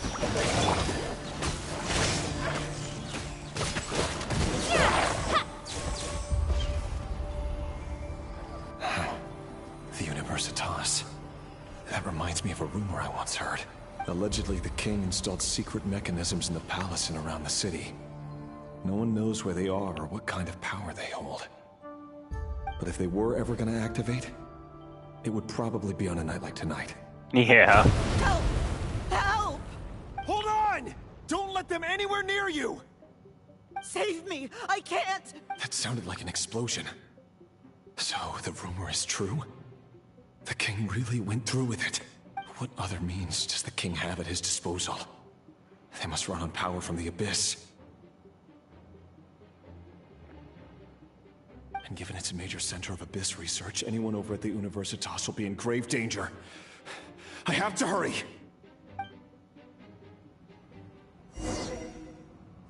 Yeah, cool, the full team's here now.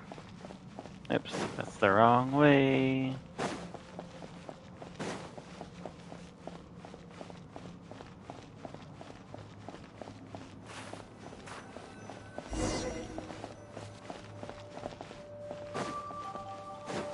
I really despise Rift Hounds.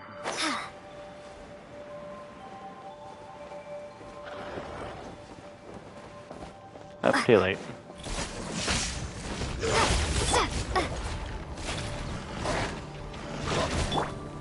Seek within.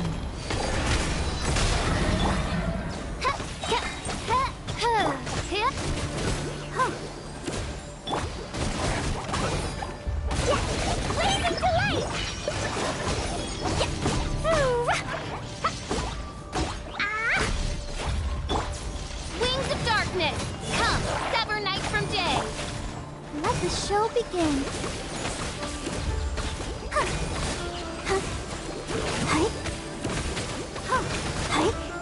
No more lies.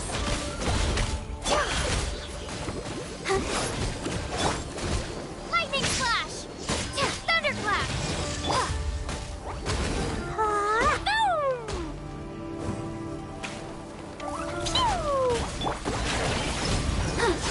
I'll protect us.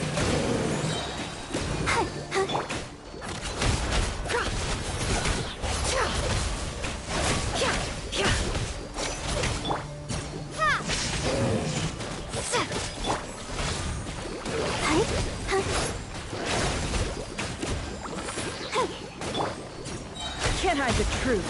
The deception ends here. I can't stop now. They made me. Let the show begin. Ready, steady, go! As you wish, main Fräulein.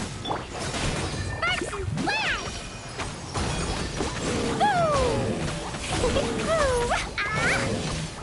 Overload!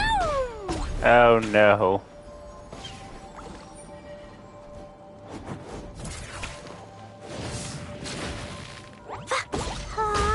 Blood debt collector.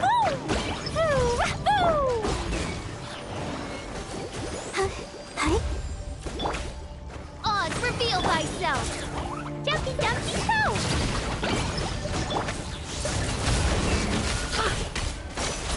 No more lies.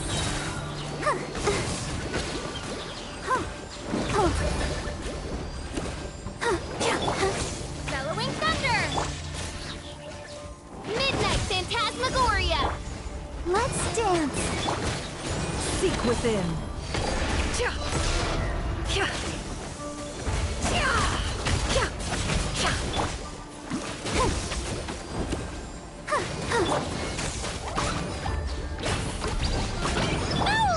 Take this!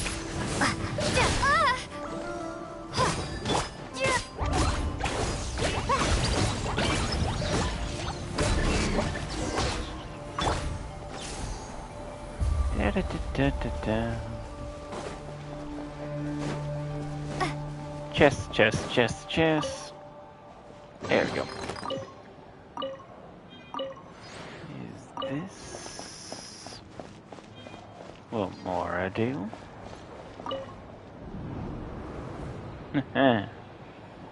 Monsters! At the Universitas Magistrorum? Why now?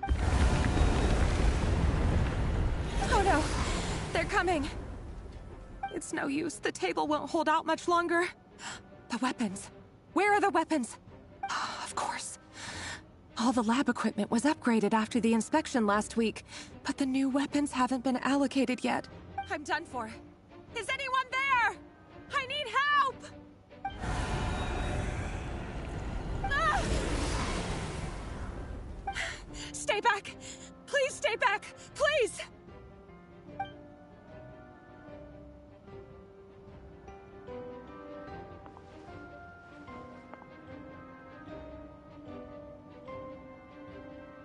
Huh. Why'd you stop panicking?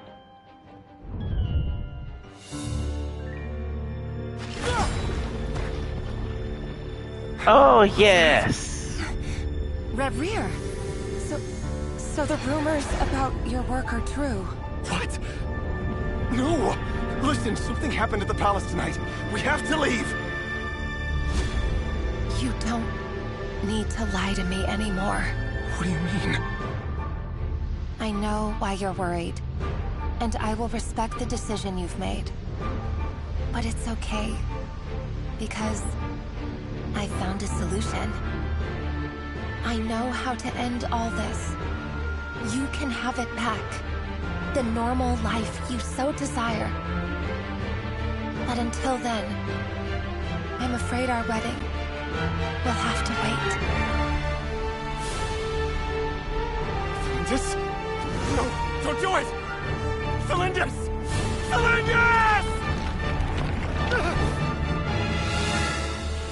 Oh! Chills! Let her go. You will find someone better. No! No, I won't do it! I have to save her! By what means exactly? A lonely pawn. You lack the power and the strength of will. Do you know a way? Tell me! Come to the palace. Join us.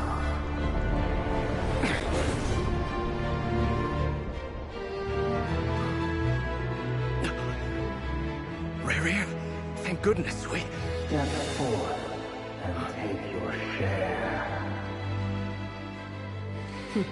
You made it. Not you too.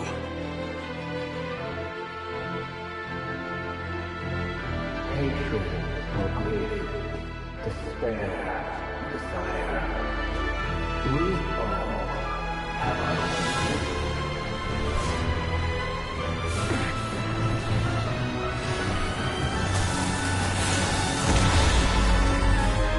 Oh! Reverie. All Reverie. five. Felindus? Were you daydreaming?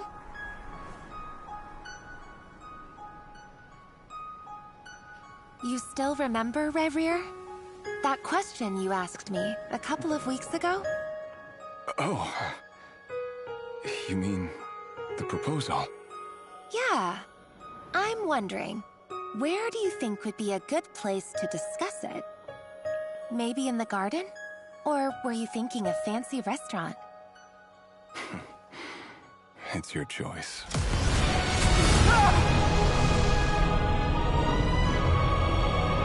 Oh. No.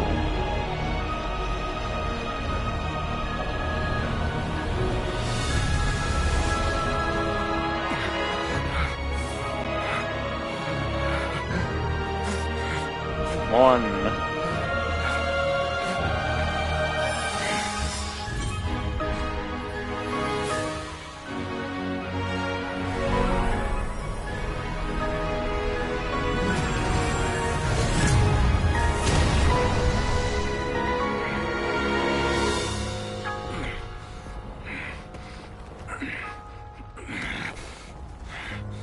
There he is. I will find you. And then, you can give me your answer.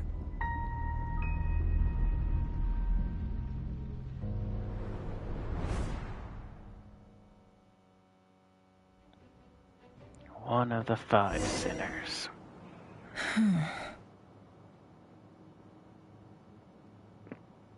So that's how the Raker of Solnari was born. A monster created by circumstance is a monster all the same. Viewing other people's thoughts for too long can get uncomfortable. Right now, I'm feeling a strong sense of loathing. In a nutshell, the story of Conria is what happens when the truth falls by the wayside. Everyone tells little white lies, and before long, you have a huge pack of lies that destroys everything. Time to get back. His past is filled with sorrow, but the tale of any fallen civilization is one of endless tragedy. Cruel as it may be, that was Conria's fate. Yes.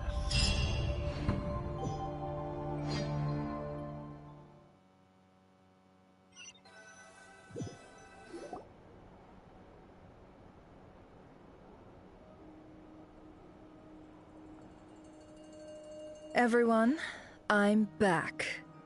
Can I get a standing ovation? Never! How are you holding up? Feeling okay? She's fine. Boss is a pro. Yes, I'm fine. You will have seen the events of Rarir's life through my thoughts. It's now clear that he is just a regular nobody, driven by personal tragedy, as he said himself. I mostly agree. There's only so much we can know about him from his memories alone, but they did give us a clear glimpse into his life in Conria. However, I would not consider Rarir to be a nobody. He was deeply involved in the events of that era. Yet, when the catastrophe of a generation strikes, nobody is safe. Sounds to me like you're speaking in riddles again. Is this you urging me not to abandon the people of Nodcry in their hour of need? That's not what I meant. Although I do hope you choose to remain a part of the plan. Without you, the mission ahead will be all but impossible. Then try to remember that I respond better to the carrot than the stick. And I don't appreciate being bossed around.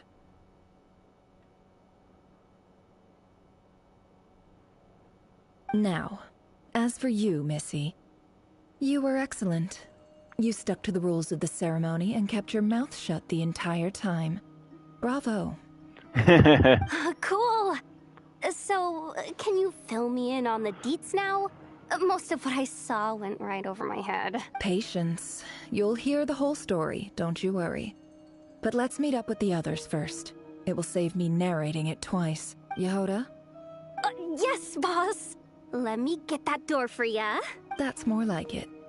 For a moment there, I was worried you'd forgotten about the first clause of your employment contract.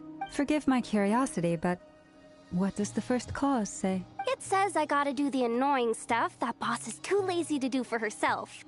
Like opening the door, pouring the tea, yada yada. Is that right? If something is in the contract, it's because she willingly agreed to it. Rest assured that the Curatorium abides by the very strictest of labor policies. You don't seriously think I'm cruel enough to treat her like my slave? In any case, I've hardly shied away from my share of the work today. Hope I don't catch Flintz and Varka lounging about in their chairs, enjoying a leisurely cup of tea. There's nothing I dislike more than other people enjoying themselves while I'm hard at work. Oh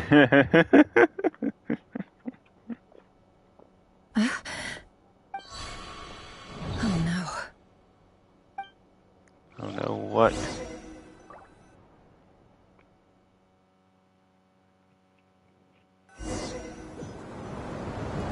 Sorry to disturb you, but we seem to have run into some trouble. Evidently so. Don't worry, I'm not about to leave you to fend for yourselves. I'm not that kind of boss. And it would go against the Curatorium's labor policy. I'm sorry. What did you hear me say? I wasn't talking about labor policy. Wait. How long have I been standing here? Not long. You just appeared by the door a moment ago. Oh.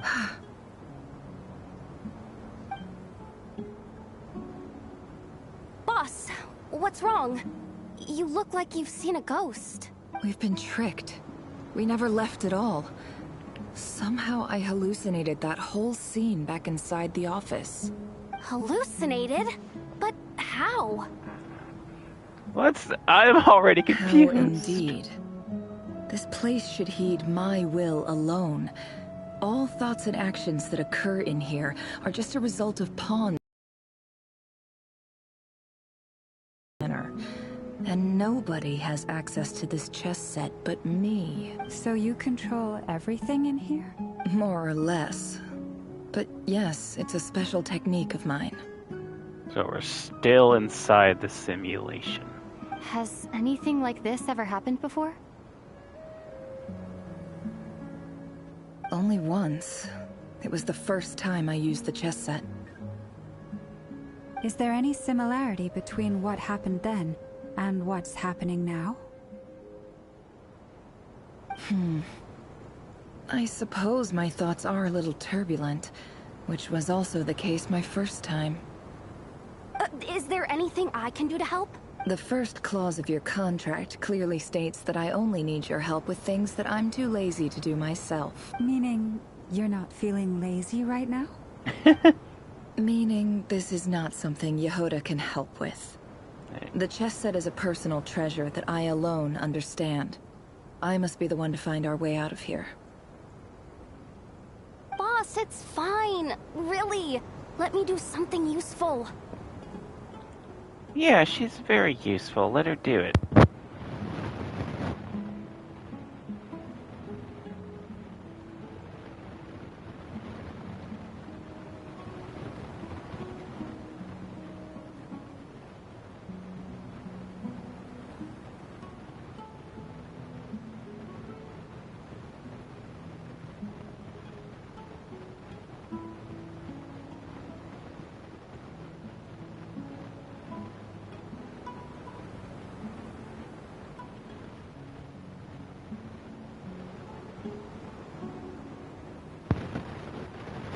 Oh, listen to you.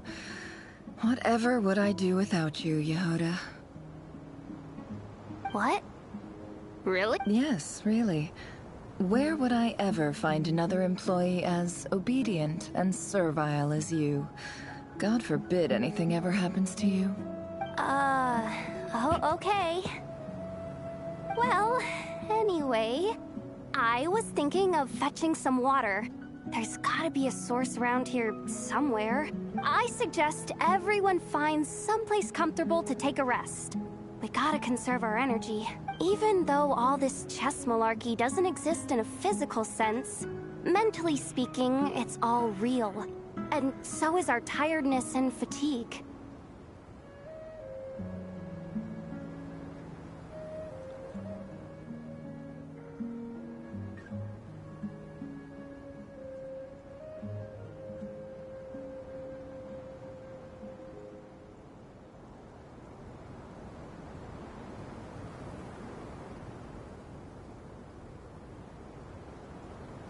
You don't want to dismiss mental fatigue.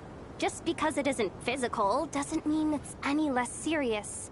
But anyway, I got your backs, so don't worry about a thing. Don't I have the best employees? Jealous much? If we can find a suitable time, I'd love to borrow Yehoda for a day to help out at the Frostmoon Scions. Would you be amenable to that, Boss Nefer?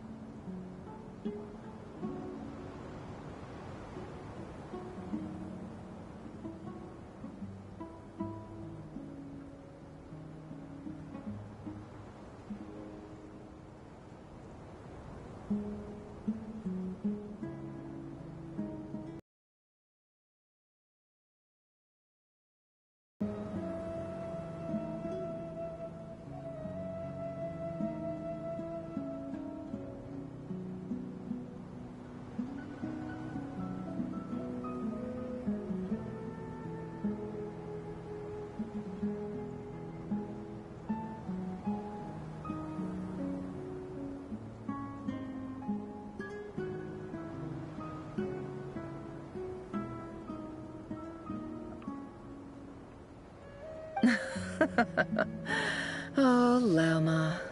Have I ever told you just how pretty you are? Beauty runs from the tips of your antlers to the depths of your imagination. Time to rally, everyone. Follow me. As we continue our journey, the same rules will apply. That means stay focused and no talking no matter what we encounter. And don't disturb the chess pieces. You have my word that I will get us all out of here. Ah, boy.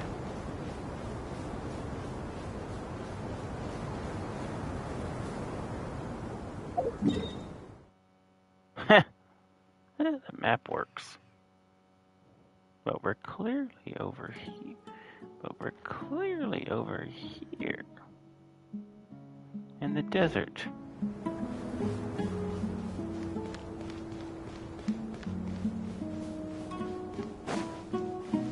Back in Sumeru. It's our... This place looks familiar. That's not a good sign. There's someone up ahead. Time for a little chat. Yeah, this looks like our village. I wasn't expecting visitors at this hour. Wait, is that? Oh, it's him. There you are! Sinue's been looking for you all day. I think he has some news for you. Oh yeah? What were you doing just now, Uncle Retinue? Hiding away some more loose change? I know I saw some Mora. What do you mean loose change? Oh, come on, I'm too old for this. Just pretend you saw nothing. A young Nefer.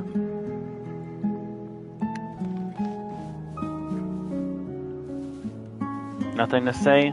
Okay.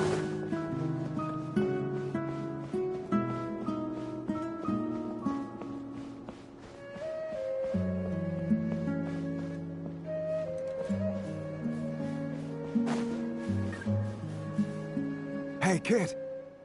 Mind telling me what Sinuhe's been up to recently? I'm trying to get in his good books and I need a way in. Get in his good books? Why? What do you want with my dad, Uncle Apepi? Peppy. I've written a new song. I was hoping to showcase it at the next festival, but I'll need his approval. A new song, huh? I'd love to stay and listen, but unfortunately, Uncle Retinue says my dad's looking for me. Well, there's plenty of time and I'm not going anywhere. See that pile of stones? I'll be sitting there warming up my vocal cords. Come find me when you're done. They don't even want to show the young... Pile of stones. Got it. They don't want to show the young Never.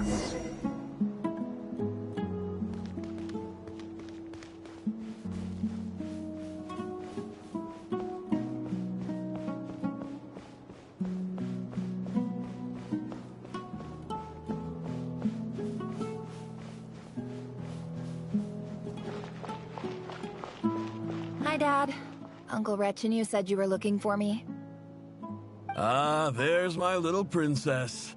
If you'd gotten back just a little sooner, you could have shared the spoils of war with me. Spoils of war? Who were you fighting against, Dad?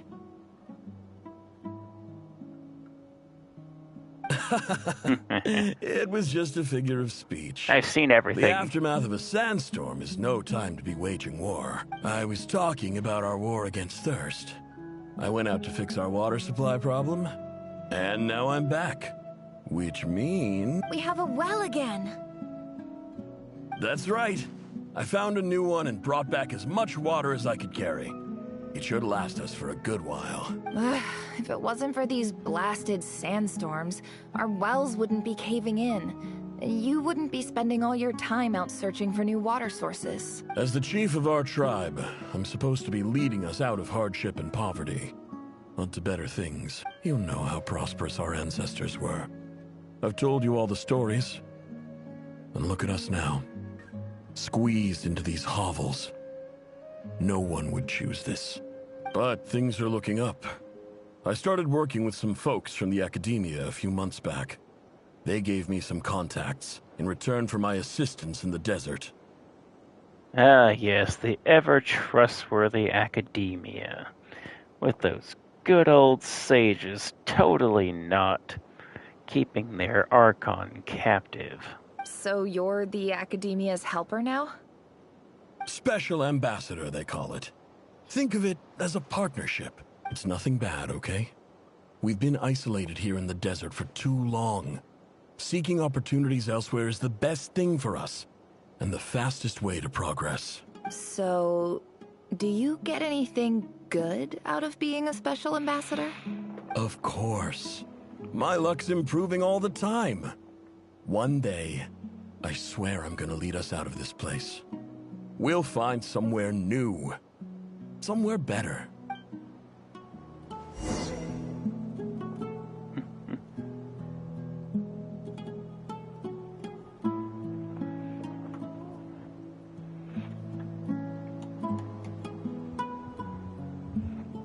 Okay.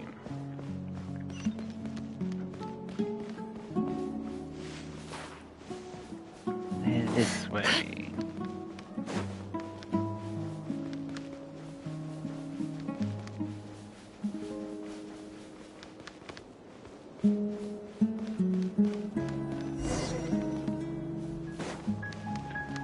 And then we run.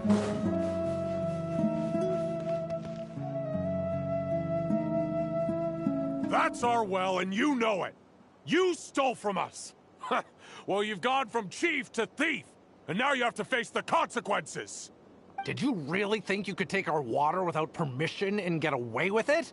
You're either brave, stupid, or both. And that special ambassador act? Yeah, nice try. We spoke to the academia. They said it was all news to them. Oh boy. You're a liar and a cheat!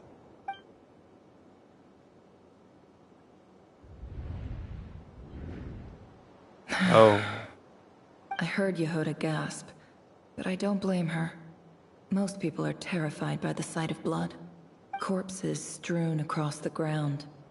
The wounds are clearly from scimitars and daggers. The desert dwellers' weapons of choice. There's a handwritten note on the ground. Let's see what it says. Halil, this is Sinuhe, chief of the Shimti tribe. Surely you remember me. I was the one who helped you and your colleagues avoid the quicksand in the desert. This is my second time writing to you. I assume my last letter must have gotten lost in the mail, as I didn't receive a reply. I hope this one makes it to you safely. I'm writing to you because I need some help. That sandstorm the other day completely blocked up our well, forcing me to look for another water source in Iab and Unut territory. It was a matter of survival. Praise the gods.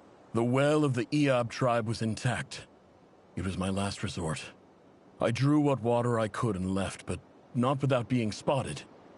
I fear they will retaliate. You told me to write to you if I ever needed help. You said you'd be my ally in the academia. I urgently need you to formally recognize my title of Special Ambassador and send some of your people to assist me for a few days. It's the only way I can convince them that this was the academia's decision and prevent them from retaliating. This is an emergency. Oh boy. Please send help as soon as possible. Looks like this letter never got sent. The writer died a grisly death, and the letter was trampled into the ground. It's badly defaced. What a ridiculous lie the surviving Shimti tell. Their whole village was butchered over a sip of water. There is a dead child on the floor. Again. Not good.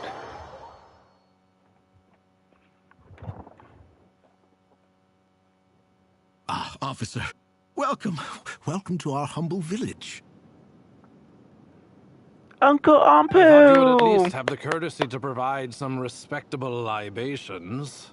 This is the finest wine Aru village has to offer. I promise. The Akasha system.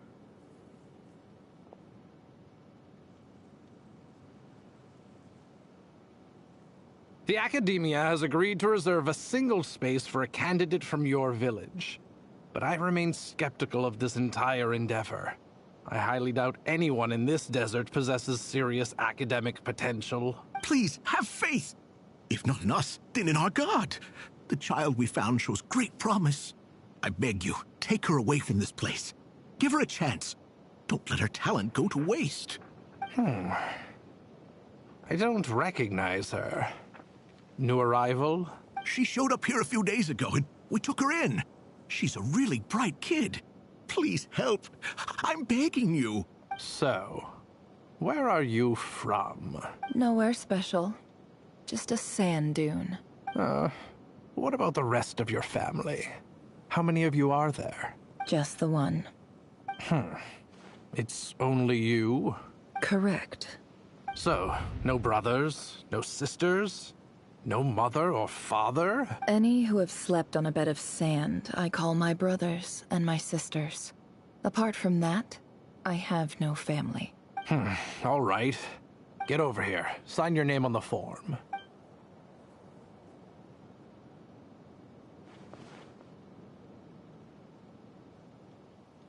Never? You're rather fair-skinned for a desert dweller. Never.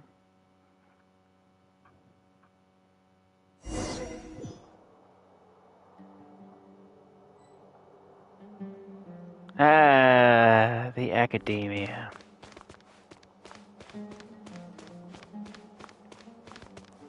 The biggest library ever. Books. Books. Everywhere.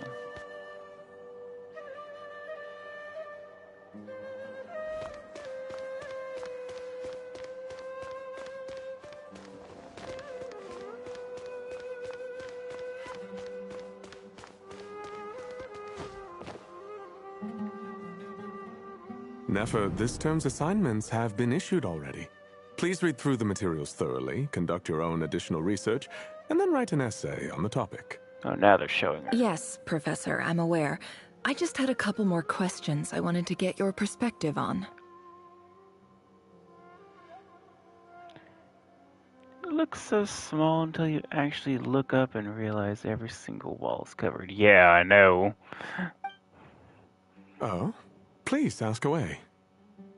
Well, I saw the other students' Hello, problem welcome sheets, in, too. and I couldn't help but notice that my assignment is much easier than theirs. Do you really think I'm a weak student? A weak student? Goodness, no. Quite the opposite. You have a sharp mind. Almost too sharp. I think what you're saying is, a weak student wouldn't have noticed the discrepancy. And if they did, they certainly wouldn't complain about the lighter workload. You see, sharp as they come. You see things the way they are. And I'm sure you know why they're like that. Because of where I come from. Because I'm different. And it's crazy how this is all built inside one tree. I'm sorry, Nefer. I don't like it any more than you do. It's just... Anyway, you said you had a couple of questions. What's the other one? I wanted to check. If someone sent me a letter to the academia, where do I go to collect it?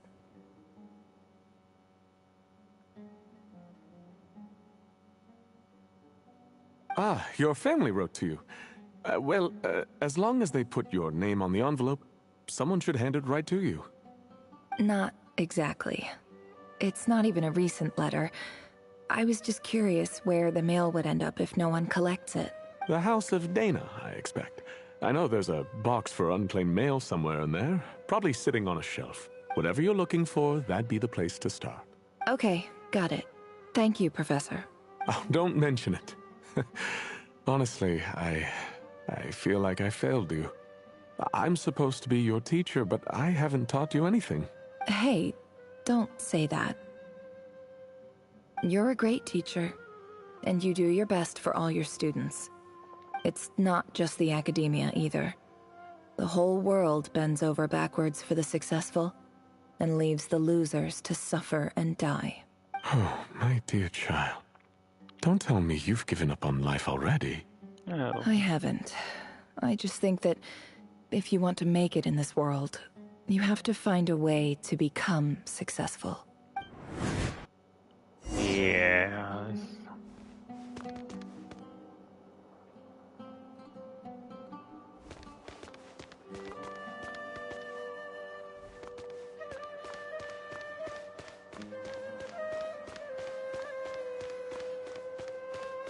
You go up here. You go up here. There's more books. Oh no!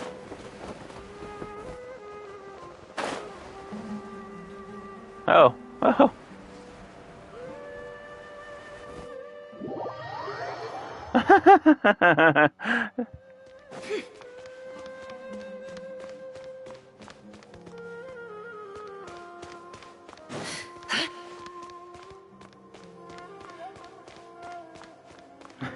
I didn't know that was...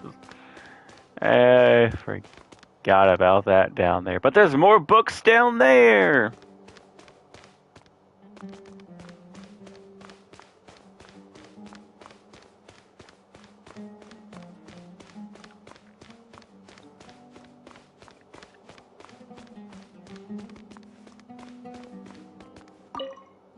This must be it. A big cardboard box full of unclaimed mail. And probably some letters that ended up here by mistake, too. Let's take a look.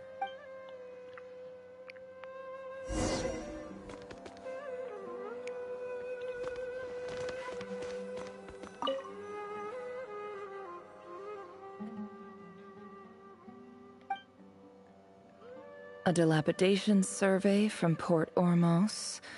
Looks like it's from a Core of 30 representative. What a strange thought. A bunch of mercs losing sleep over rundown buildings. This one was never even opened. I guess the recipient didn't care what the Core of 30 had to say about anything. Who was it addressed to?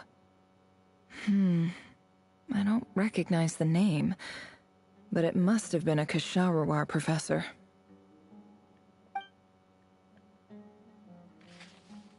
This one is addressed to the Immorta Sage.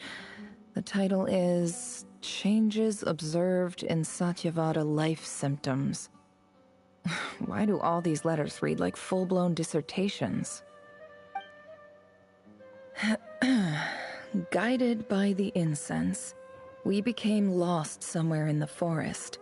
All the barriers between levels of consciousness disappeared as our minds soared around in circles, looking for a branch to seek refuge on. In clinical terms, these symptoms fit the description of incense poisoning. The Immorta Darshan strictly prohibits the use of hallucinogenic substances, but I believe there are still people getting away with it.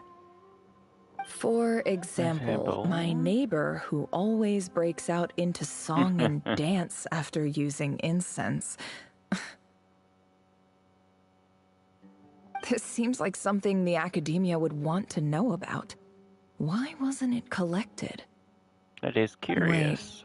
Wait, what's this written on the back? It's so small. The note says, "The sender authored this letter while under the influence of mushrooms. I would send it back, but no return address was provided. Stamped by the Grand Conservator of the House of Dana."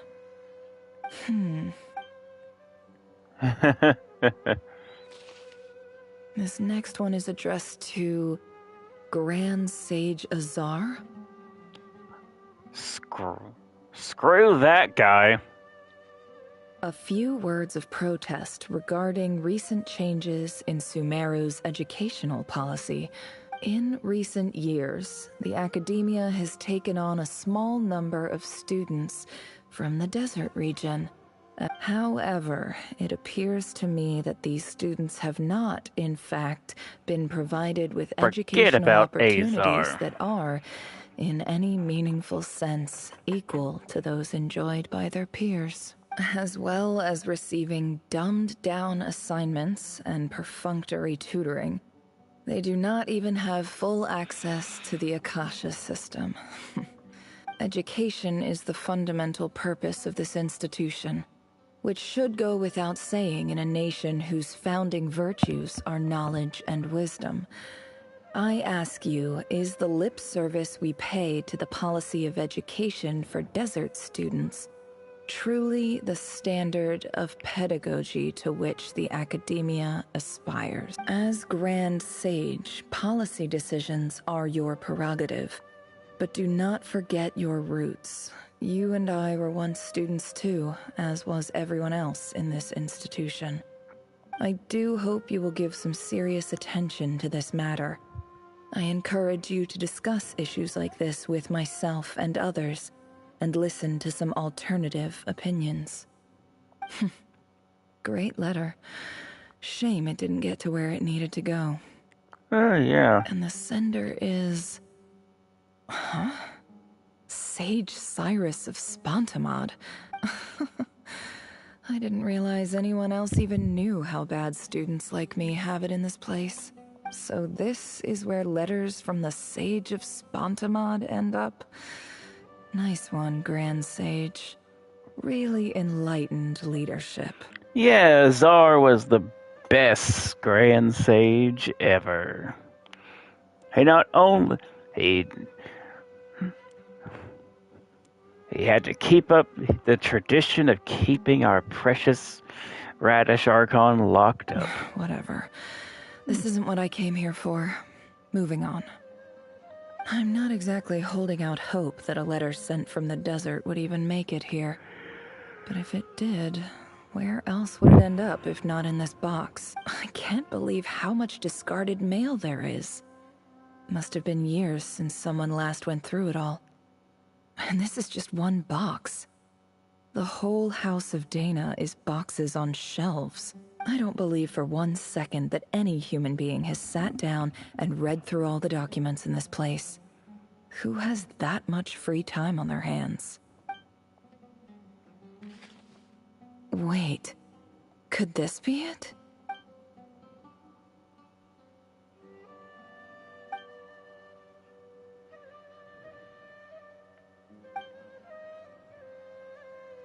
Greetings, Halil.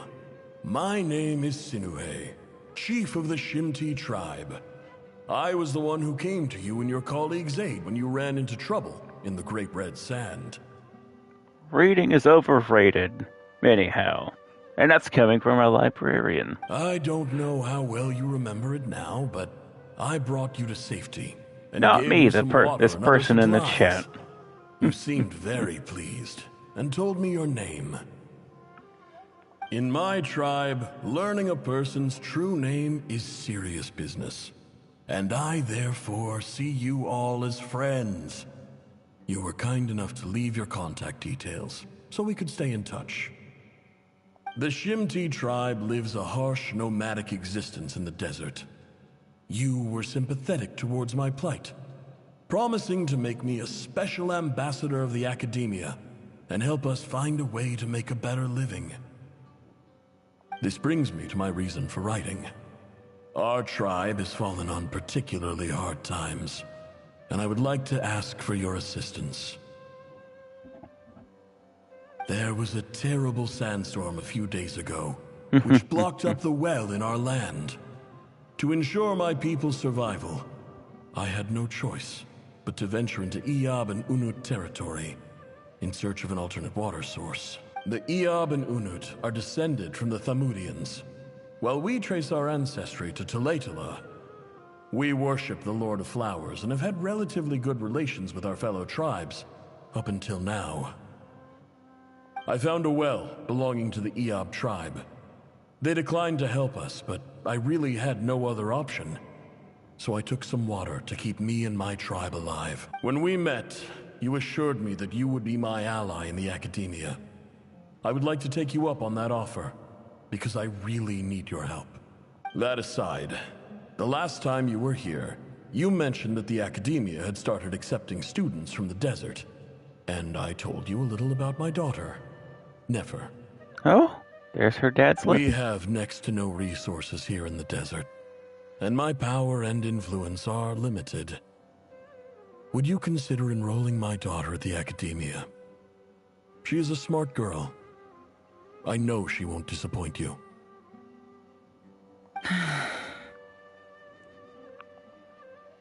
From the outset, the Academia never took you seriously. Those things they promised were just empty words. I doubt they even remember the name Sinuhe. And you were so emphatic that your luck had finally changed for the better. You swore you'd lead us to a better place one day. You spoke with such conviction, like you were the most powerful chief in the whole desert. You liar. You lied about everything. You promised the world and delivered on none of it. And who fell for it? Just me, by the looks of it. Despite your best efforts. Which makes you a pathetic liar. You weren't even any good at it. I think I'll take over from here. Let me... Oops.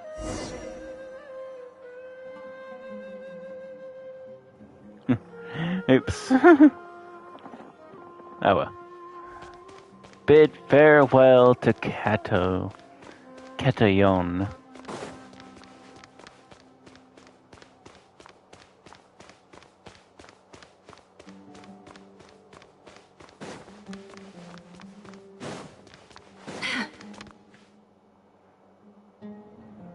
I just came to say goodbye. Thanks for everything you've done for me in my time here. Nefer? You packed your bags. Where are you going? I'm quitting. Something's come up in my hometown. Gonna head back and deal with it. Huh? But this was a hard-won opportunity for you. You know that better than I do. It was, but it doesn't matter. I have more important things to deal with, and they can't wait. Oh, and I didn't want to overfill my bags, so I left some incense on your desk.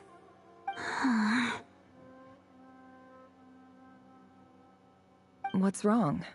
I thought you liked incense. Although, I did read somewhere in the House of Dana that it has hallucinogenic effects. Don't use it all at once, alright? Isn't this the stuff you brought from your hometown? You're just letting me have it? But you said it's a rare and valuable commodity. Yeah, about that. I lied. It's not rare at all. There's this bunch of ruins near my hometown that are practically overgrown with this plant. It's not worth much. Keep it, it's fine.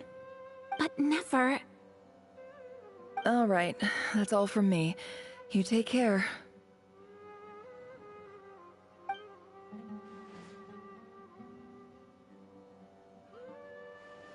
Huh. Don't forget me, okay? I mean, we're more than just classmates, right? We're friends. Yeah, I'll remember you. I lied again. That incense is worth a fortune, and it's a rare find even in those ruins. And as for remembering her, I have far too much to do when I get back. No time to reminisce. I'll be lucky if I even make it through this alive. But either way, I expect I'll forget you pretty quickly. Ouch.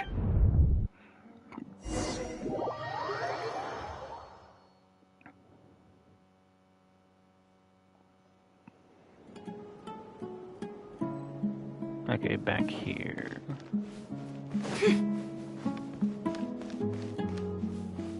Ouch.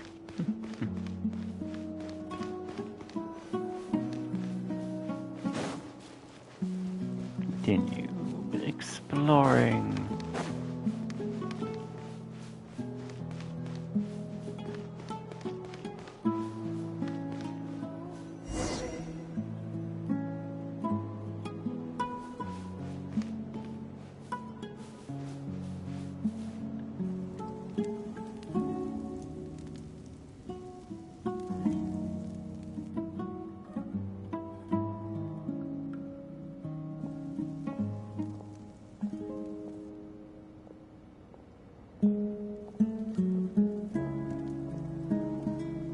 Pretty music. It's a pleasure to meet you, Mr. Arif. So, what does the Academia want? Since they've sent their special ambassador, I assume there's a big business deal to be made. If not, I'd be very disappointed. Please, sir, lower your blade. You're lucky I'm the one they sent. Not all special ambassadors share my admiration for the Eab people. The ever-shifting balance of power in the desert reduced the once great civilizations of this region to rubble and sand. But the story of the Eab has a very different trajectory. Others grew weak, but you grew strong, beginning in obscurity and moving to prosperity. You're the only ones who defied the trend. Huh. So, you do know who you're dealing with. This well is the perfect symbol of your strength, is it not? It used to belong to the Unut, but it looks like you have control over it now. You're not wrong. But I'm sure you didn't come all this way just to flatter us. Of course not. I came to bring you some very good news. Some information that recently came to light, which might just be your ticket to freedom. Records uncovered by the Vahumana Darshan show that a certain well currently under Eab control is built on top of some ancient ruins. I checked the map carefully on my way over here, and I'm confident that this is the well in question. The Academia is offering 50 million mora in return for excavation rights. 50 million? No, wait. If these ruins are as important as you say, 50 million's a little low, don't you think?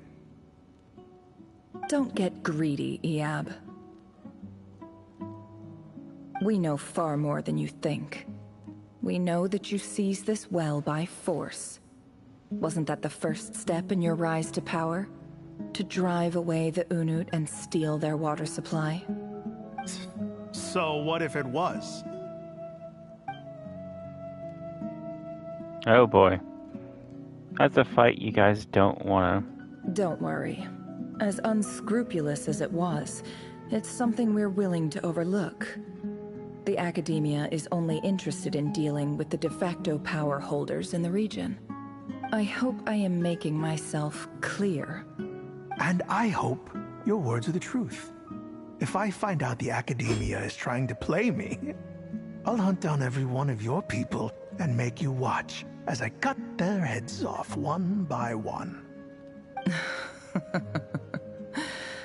I assure you, Chief, that would not be in your long-term interests.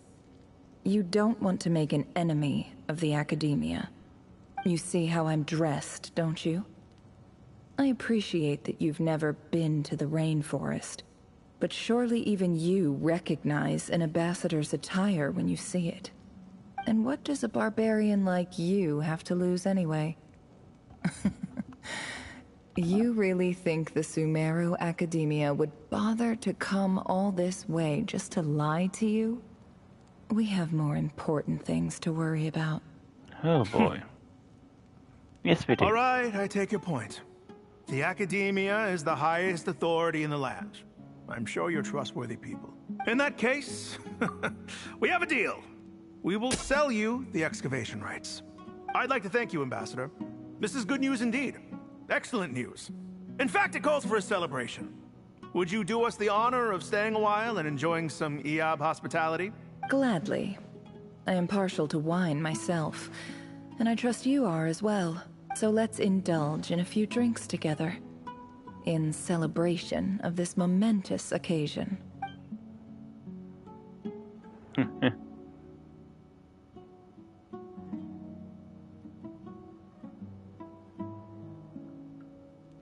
Chief!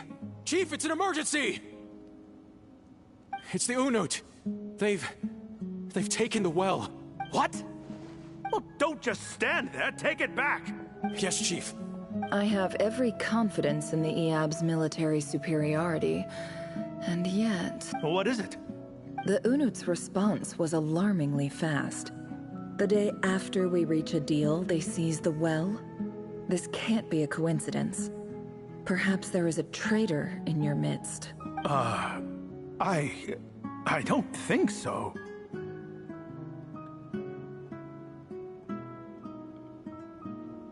I am obliged to remind you, Chief, that the Academia will only deal with the de facto power holders. If you cannot regain control over the well, I'm afraid you won't see a single mora of that 50 million. Oh boy. No! Oh, please, yes. Ambassador, just give me some time. I swear the Unut will not get away with this. That well is ours, and so is the mora. It all comes back to money. Glad to hear it. I will wait here for an update.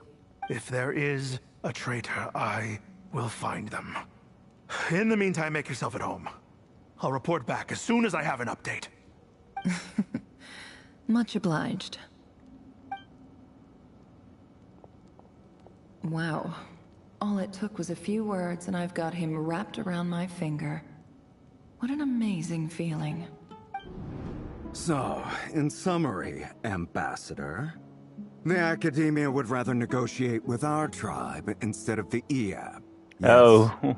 The Eob are ruthless murderers who don't listen to reason.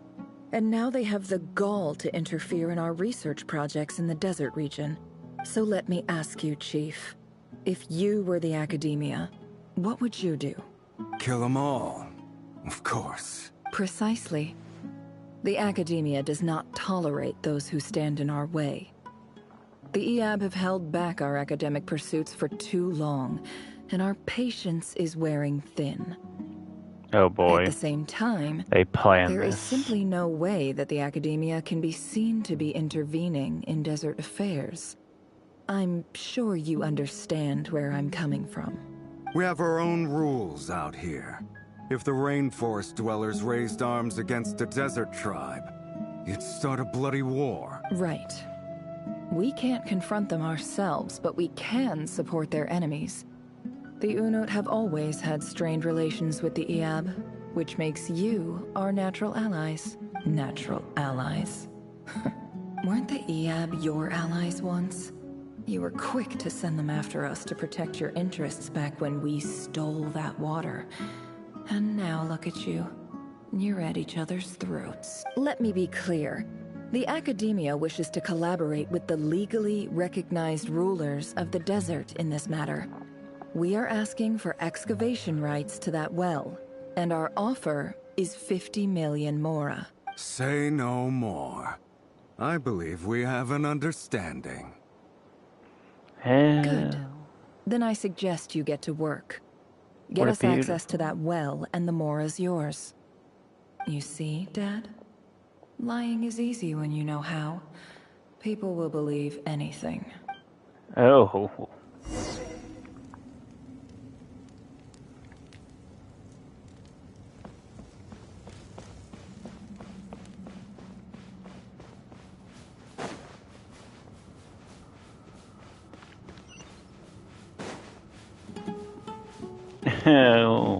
It was a setup from the start.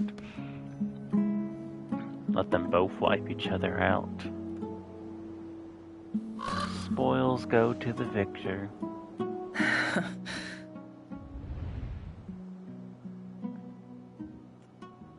Oh, jeepers.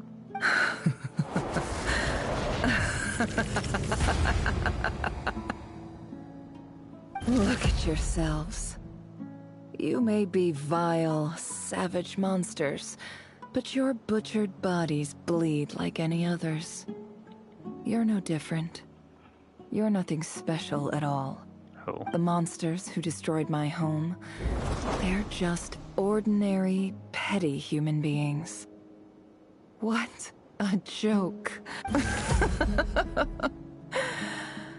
I think we're even now. Oh dear. Maybe I've even done the desert a favor. It's a better place without all these people around. Oh, Sinuhe, my gullible fool of a father. Perhaps if you'd been as ruthless as I was today, our tribespeople would still be alive. In this dog-eat-dog world, a chief needs to be tough to survive. Oh dear. But you couldn't do what had to be done. So I did it for you. Nefer, it's okay. All of this is in the past now. I believe I remember you promising to remain silent. Yeah, but even so... Yehoda, is there anything you can do to ease the tension? Oh dear. Alright, time for a sharp turn onto a completely different topic. She went a little... So, anyway, that's enough of that. When are we getting out of this place? Feels like we've been walking forever. I'm getting pretty tired. Oh, Alma, you tired? Yes. If we can find somewhere to sit down, I could certainly do with a rest. It's not far now. There should be a temple just up ahead. Yes. Really? A temple? That's where this story ends? I guess that's how things go in the desert. Desert dwellers can never escape their destiny. Oh. Or so everyone says. You mentioned a temple. What's waiting for us there? My biggest trade secret of all. Ah. Then I'm guessing it's where you got your power from. I didn't know you were clued up on any other religions. I'm no expert in the history of Sumeru, but since you come from the desert, I would imagine it has something to do with King Deshret. And the 7 pillars. Sounds impressive.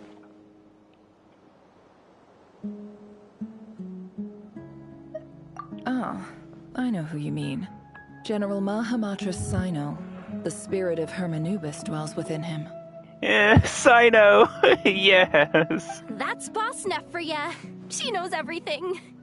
Cyno's hardly a figure of obscurity, but I know about Sethos too. Yeah. What about him? Is he a big deal or something? Not really. Well, he's not a small deal, let's put it that way. Please, this is the bare bone basics. Save the flattery. Thanks for your patience, everyone. I'm sure it's been a lot to take in. With any luck, that's our exit just up ahead.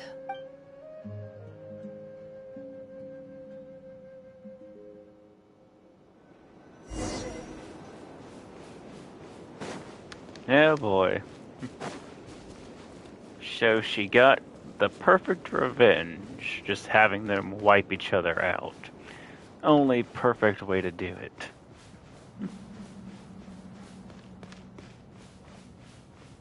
I do kind of get it. I agree. Yep, this is definitely a Deshert. This is definitely a Deshert structure.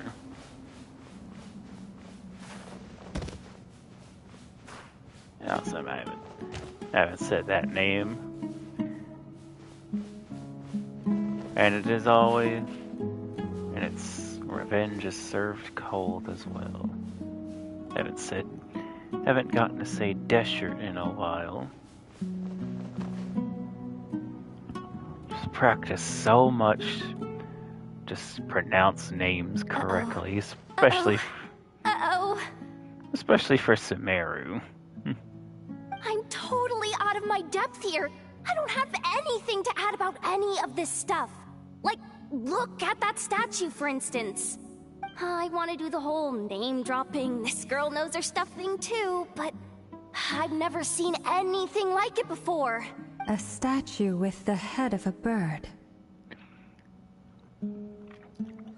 That's Thoth, the Ibis King. One of the 7 pillars of King Deshret.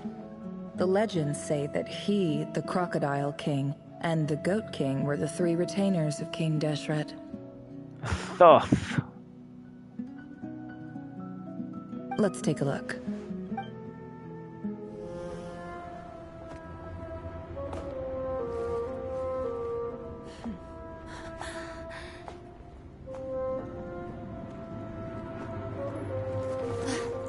Thoth, the god of knowledge.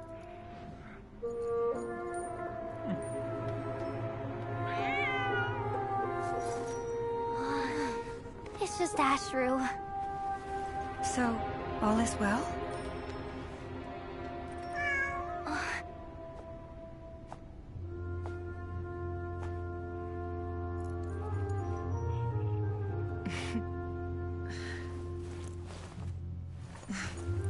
Typically speaking, at this point, the world disintegrates.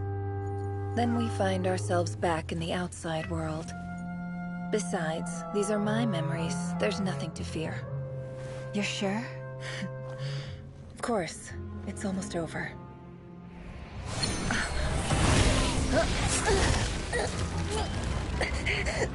Oh.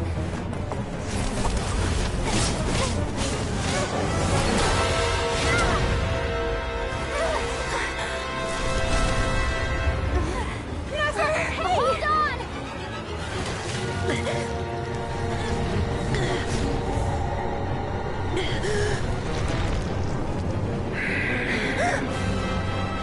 Knowing too much is always a death sentence. Speak for yourself. Oh.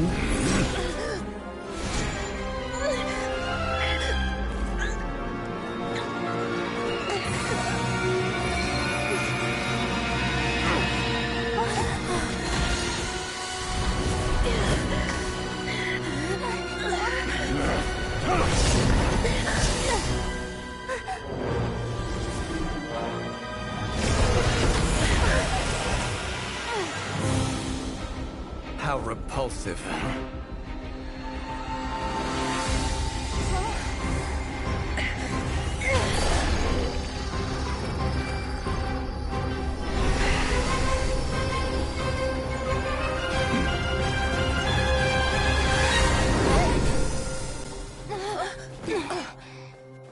That was close. Oh, dear God.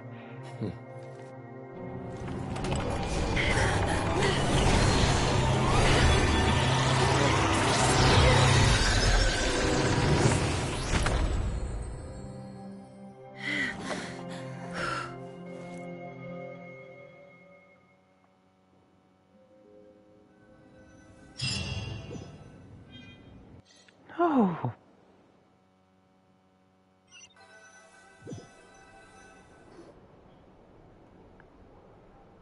Timed that pretty well, didn't I? It's okay. I'm just glad no one was hurt. Paimon noticed you doing something too, Dainsleif. Were you helping get them out? Of course. When I asked Nefer to conduct this investigation, I was not naive to the dangers involved. I had a duty to ensure your safety. Good to know your sense of justice is still intact after all these years. Oh yeah, I did just notice that Paimon was gone when they came back originally, so it was still a dream. I take that to mean that you saw the truth. That comes as a great relief. I certainly did. And thanks to your help, I also managed to trap Rerir inside the chess set. Whoa, really?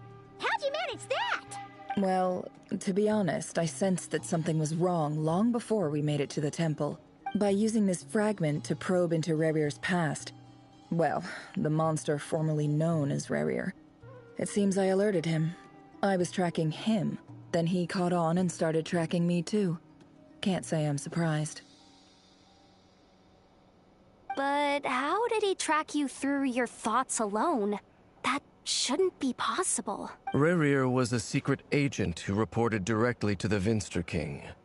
He is an expert at finding a trail and hunting down his pursuers. No wonder. He infiltrated the chess set, read my thoughts, and built a new virtual chess set inside of it.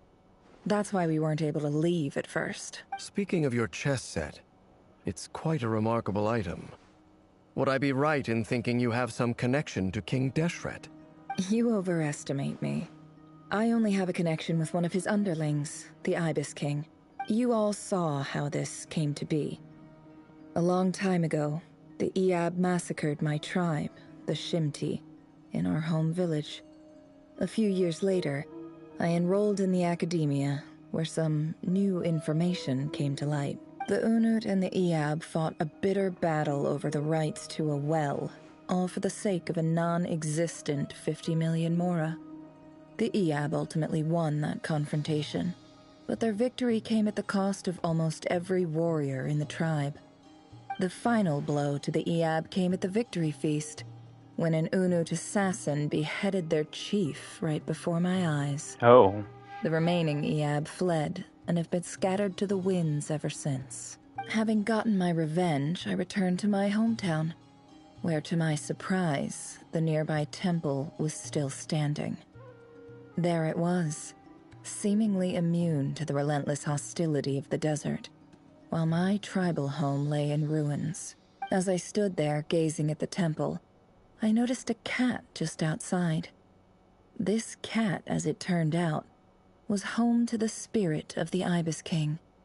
He led me to a gate deep inside the temple, and there he made a deal with me.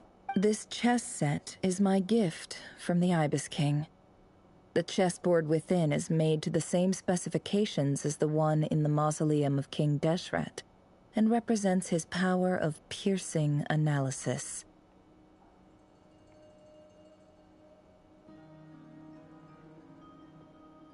With this chessboard in its container, I gained a certain ability to perceive hidden secrets.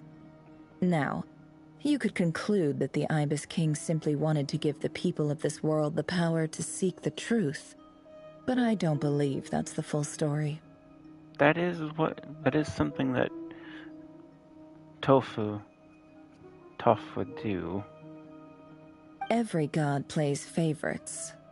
Their hearts are as fickle as any human's, full of secrets, perversions, egotistical tendencies. But precious few gods are willing to admit this. It is the same with all powerful forces, including fate itself. Their gaze falls preferentially upon a select few. Fate. As you rightly point out, this is an act of favoritism. If you're alluding to the Abyss, then yes, I agree. Gather the others. It's time to share everything I've learned.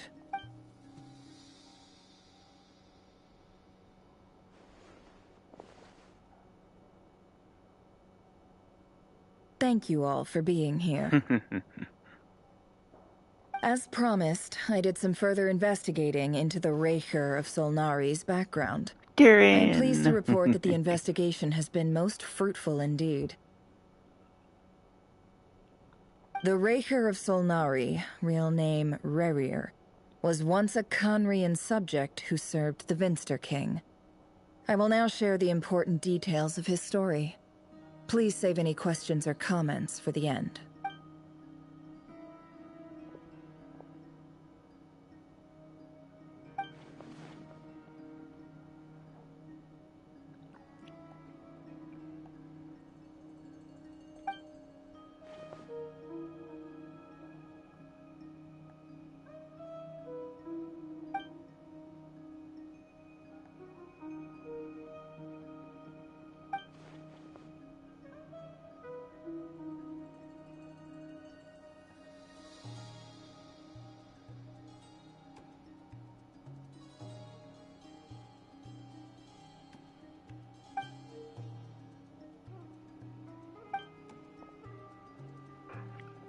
So that's why he's so obsessed with the moon.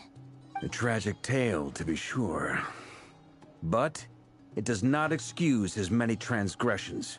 No matter how much Rerir suffered in the past, the fact remains that he is what we know today as the Wild Hunt, wreaking havoc upon innocent lives in Notcry. He becomes more dangerous with each passing day. If left unchecked, it is simply a matter of time before all of Tevat suffers the consequences. This is a threat that the Knights of Favonius cannot ignore. A question for Miss Columbina. Forgive me if this is presumptuous, but have you ever seen the spatial gateway that appeared in Rerir's memory? Never. But I have heard stories of something called the Moon Gate, and this seems to fit the description. Miss Lama, any thoughts on this? In the lore of the Frost Moon Scions, the moon is believed to hold many secrets. Some sources speak of ancient knowledge, others of a gateway to the unknown. The term Moon Gate is one I have heard before. But as is the case with all of our legends, there are no records of any first-hand witnesses. We cannot know whether it truly exists. Then back to Miss Columbina. As a moon goddess yourself, do you have some idea of where the Moon Gate leads to? Not at this stage, sorry. I do hold the power of the Frost Moon, and my strength is recovering well. I can sense that the gate would open at my command, but... But there's more to the power of the Frost Moon than that? Yeah. Yes. A moon goddess has the right to open the Moon Gate, since it is a path to the moon. But as Nefer mentioned, holding open a spatial gateway takes a huge amount of power. And right now, I need to conserve my energy to fight the Raker of Solnari. I'm afraid this is one mystery we may have to leave unsolved for now. Yeah. I agree. Better to save your strength. But if you'll humor me for a moment, I have a bold conjecture of my own regarding the world beyond the gateway. I highly suspect that neither Tholindis nor Rerir made it through unscathed. The evidence pointing to this is the fact that the Raker of Solnari exists in the form of countless fragments. With the abyssal power he wields, no ordinary foe can touch him, let alone tear him to shreds. And yet, the Wild Hunt proliferates wherever his scattered fragments lie, drawing hordes of monsters to many different locations across the land. So your theory is that Rerir was physically torn to shreds by some powerful force? Hence, why the Wild Hunt is a distributed phenomenon, rather than a unified one? Makes sense to me. Explains why the wild hunt is so pervasive, and why he's been trying to piece himself back together.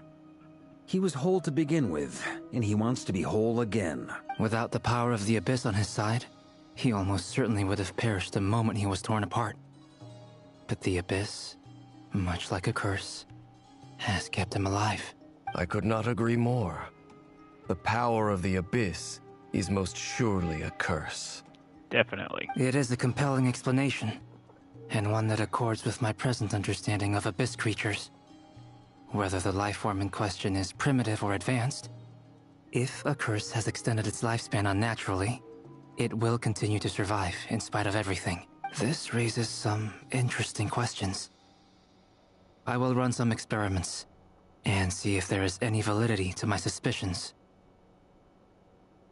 That being said, regardless of whether my research bears fruit, I would like to thank Miss Nefer for conducting such a thorough investigation.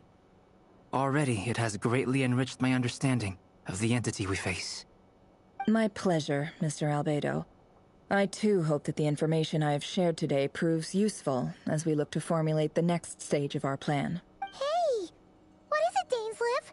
You look really upset! It's just... when I think of the man I once knew as Rerir, I struggle to understand why things had to turn out like this. The two of you used to be friends, didn't you? Yeah. It's hard to imagine I don't know it. if these words will bring any comfort, but my heart goes out to you. Mine too. We could never know all the hows and whys of the way things are. The moon and stars are full of untold secrets and lies.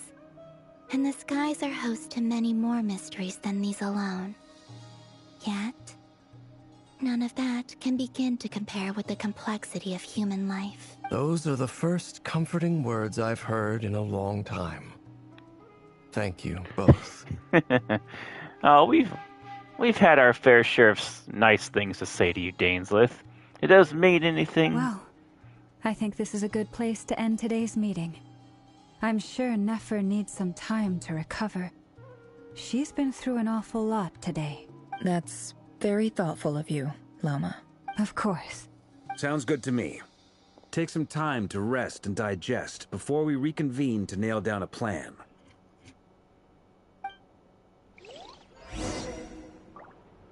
Back at the hotel.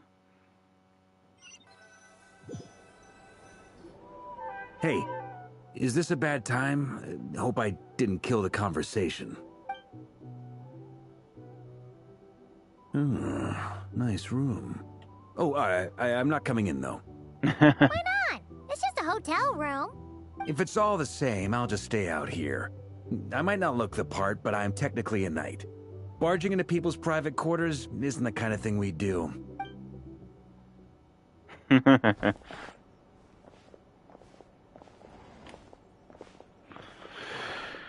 Anyway, Nefer went back to the curatorium to get some rest. But before she left, she shared some things with me that I thought you should be aware of. Firstly, although she managed to trap the Raker of Solnari inside her chess set, there's no guarantee that the power of the Ibis King is any match for one of the 5 sinners. Their powers are beyond our comprehension. Beyond the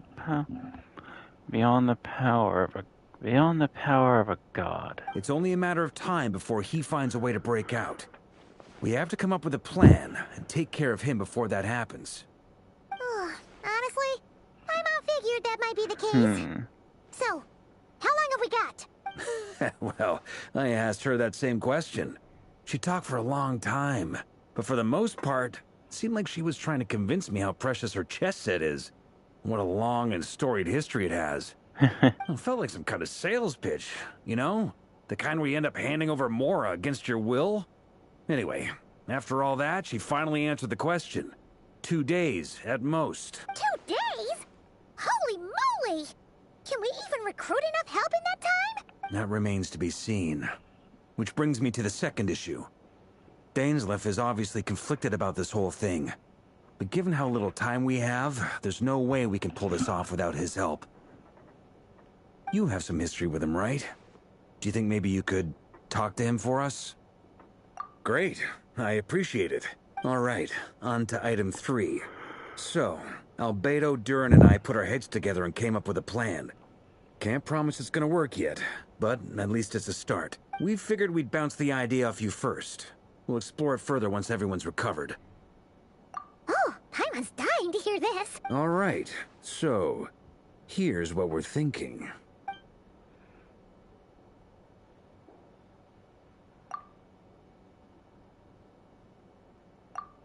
We felt a little uneasy about roping you into this. I mean, firstly, of course we don't you're get to not hear locals, it yet. and secondly, none of us are your boss.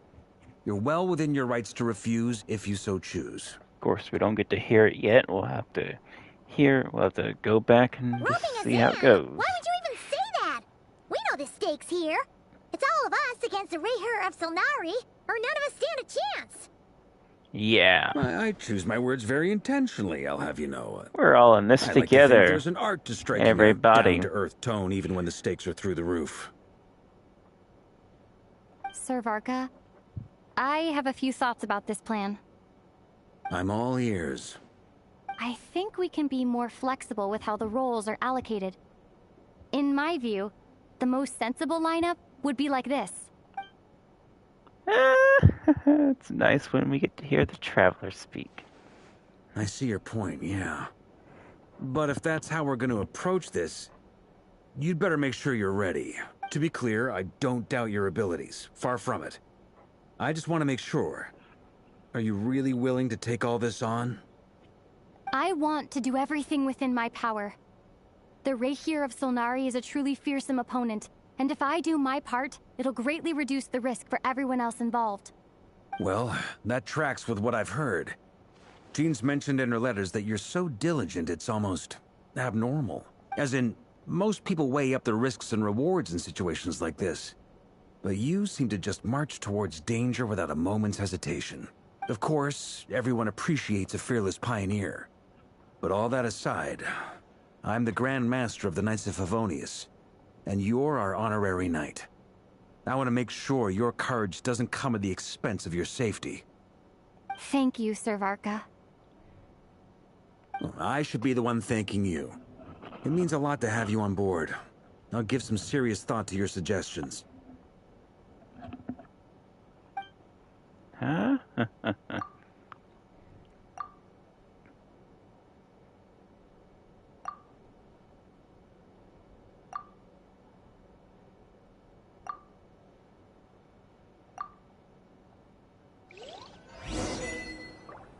Game of blood and sand.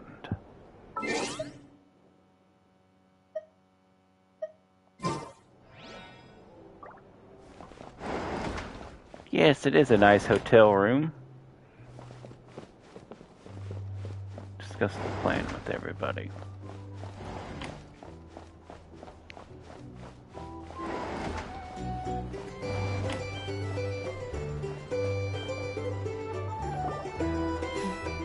This is a thorough plan, but I do have one last question before we take action. How can we be sure that our enemy won't leave the designated area?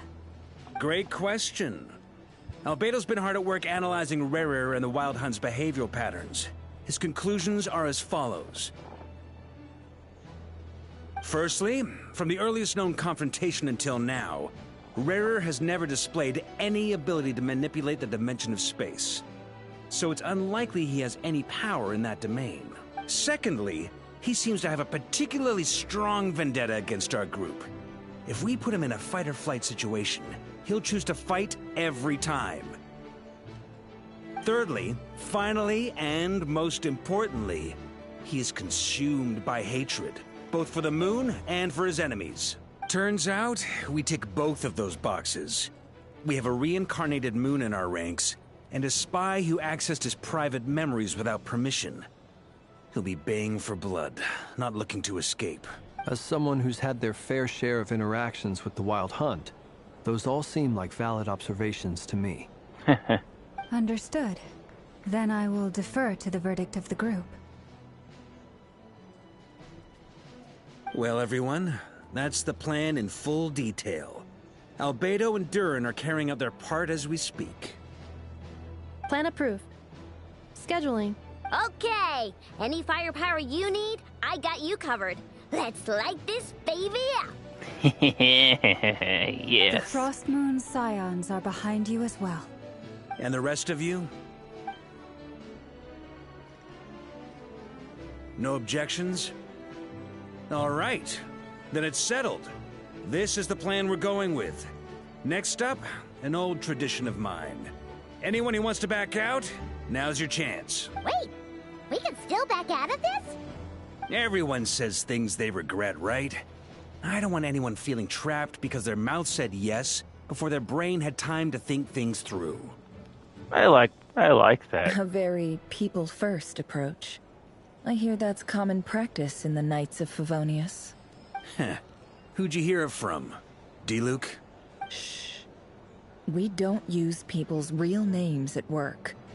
This contact will be known only as Owl, please and thank you. This plan can only work if everyone does their part. Flint's and I will absolutely support it. We shall indeed. You'll be glad you accepted our help.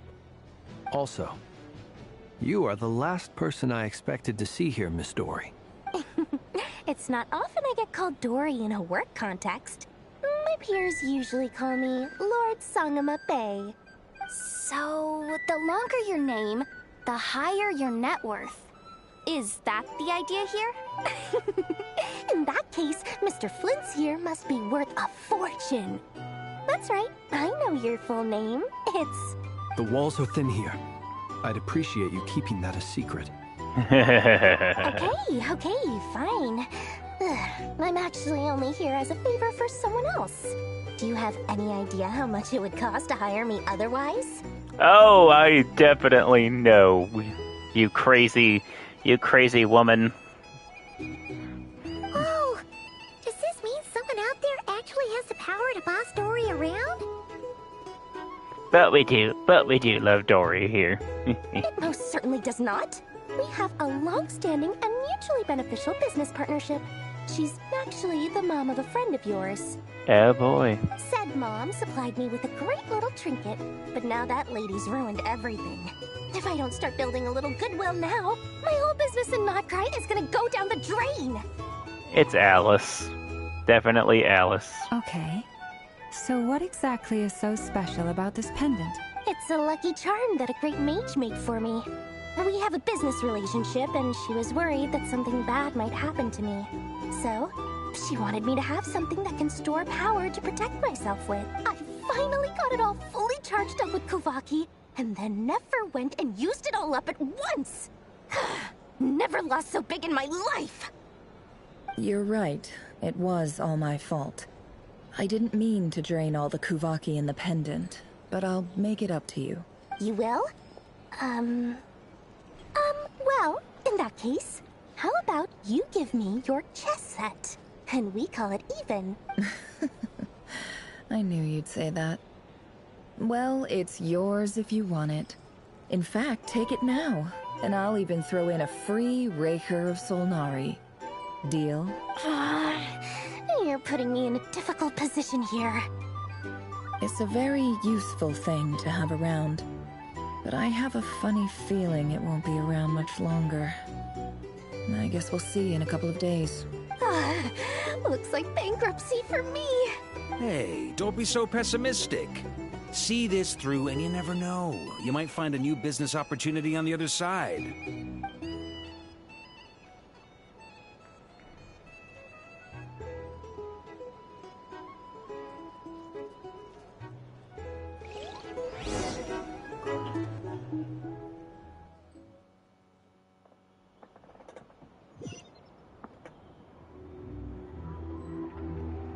Look for Dory.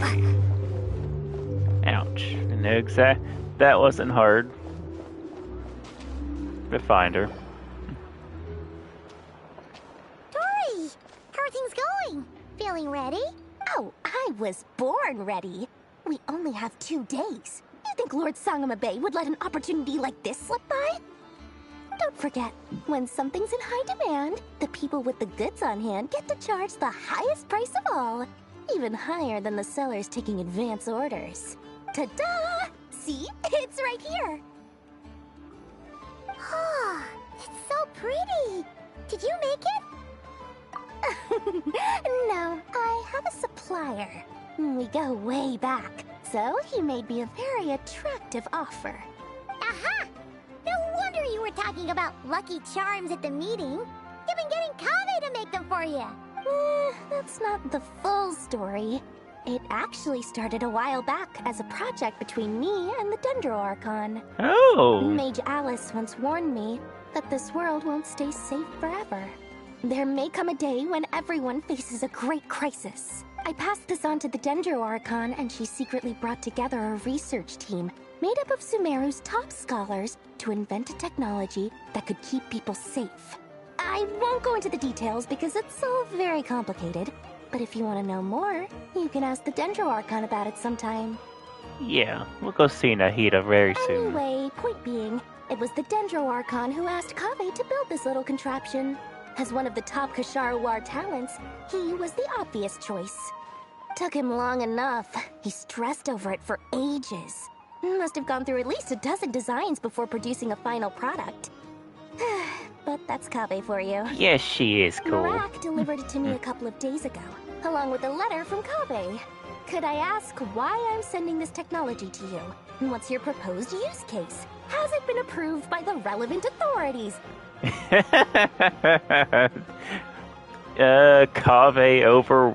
Kaveh always over-worrying. So nosy. My fault for sending him the research permit to begin with. Surely Nahida must have told him you were involved in this project. He was probably just nervous because you're always so secretive about your business. Yeah. Could be. Anyway, I just replied, let's hope there never has to be a use case, because it would involve grave danger. Fair enough. But it sounds like he was just being cautious. He probably felt responsible as the one who made it. Or maybe he was asking as a favor for his housemate. He's done that before. Not sure why, though. His housemate doesn't seem to really care that much about this kind of stuff. Yeah, all Hatham is keeps to himself. He doesn't really care. Either way, all's well that ends well. I'm just glad to finally have my hands on the product.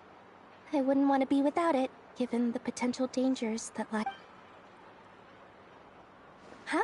What does that look mean? Paimon's just super surprised. This must be the first time we've ever seen you actually get serious about something. This super serious. Well, a long time ago, I made a promise to myself. I promised that I was gonna live every day of my life with a big beaming smile. Obviously, Mora plays a big part in that. But there are always gonna be times in life when you have to give something back. That could mean paying back a debt, returning a favor, or showing some kindness. Alice has been a huge help to me over the years. She was the first investor I ever had. And I want my investors to know that Lord Sangamabe is the best in the business. And more than that, no one knows what the future will bring. Whatever happens, I want to make sure the Dendro Archon and all of Sumeru is prepared to face whatever comes. Oh, that? I was just making sure Nefer and I are square. Don't be thinking it was some sort of benevolent act. I'm no saint, so don't treat me like something I'm not. My priority is doing the business that I want to do. So long as my conscience lets me, but it usually does. That's the Lord Sangamabe business model. Alright, if you say so. I do say so, and that's the whole point. I'm a businesswoman. Don't go trying to figure out what kind of person I am. You'll exhaust yourself. Much easier for everyone involved if you just take my word for it. Yeah. And could you two help me get this stuff where it needs to be? Thanks so much. You're my favorite assistants.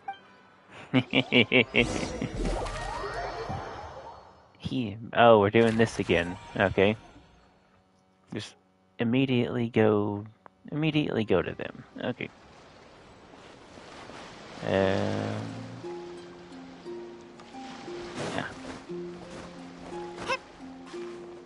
Distraction!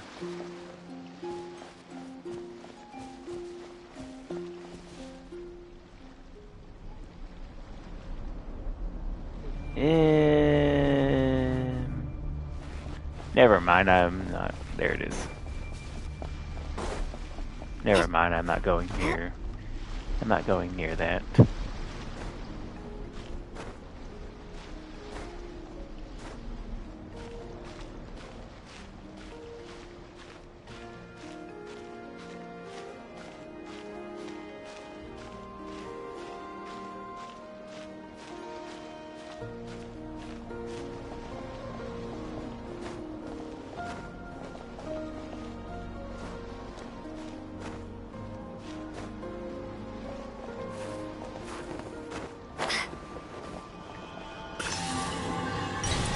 Yeah, I think I'll go ahead and ignore that.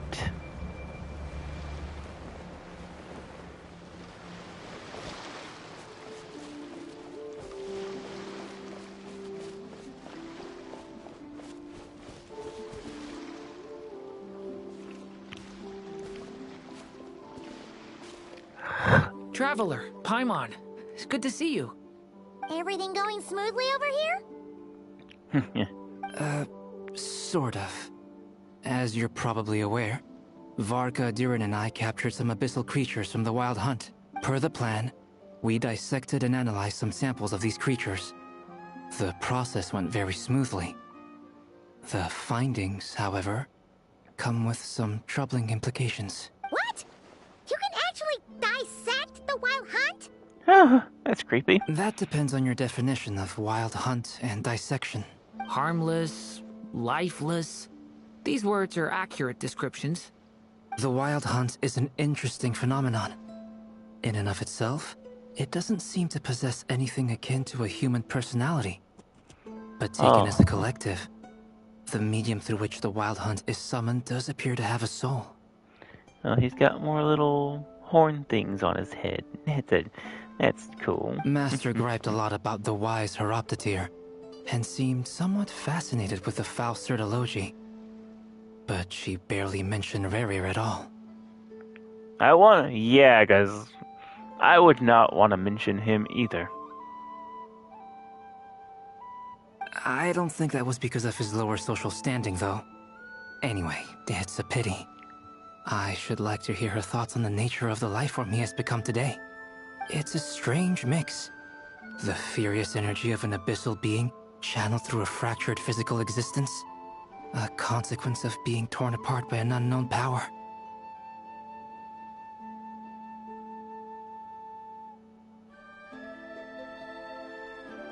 Perhaps the only explanation for his survival in this state is that he sacrificed a degree of individuality in exchange for a continued existence.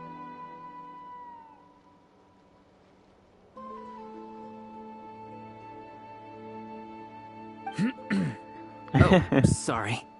Once I get talking about interesting research, I have a tendency to go on indefinitely. Back to our research findings. Essentially, they confirm my hypothesis. Rerir's corpse is completely contaminated by the Abyss, and the effects are irreversible. You could think of this as Rerir in mutated form. But in my view, even that would be inaccurate. In reality, his whole being has been consumed by the Abyss. In other words, he is now nothing more than a manifestation of abyssal power. Unfortunately, at present, we have no means of completely eradicating abyssal power. Hence, we cannot fundamentally destroy the Rayhir of Solnari either. Oh, that's terrible news! So, that's it? We can't defeat him? Not even if we get the power of the Three Moons? Miss Columbina's situation is a difficult one. She can never achieve wholeness when the world does not accept her presence. It's as if her creator banished her to a place she can never be accepted. It means she spends most of her energy just on her own survival. Given the circumstances, it's only natural to despair. But we must see this plan through to the end. Time to kick off the backup plan. Oh, Paimon almost forgot! This is for you. Dory asked us to bring it. Ah, how wonderful. Well, thank you for making the trip. Durin and I will be heading off shortly. I'm sorry I won't be there to protect you in person this time. Please be careful. All right then. Stay safe. You'll be able to protect us soon, Dragon Boy.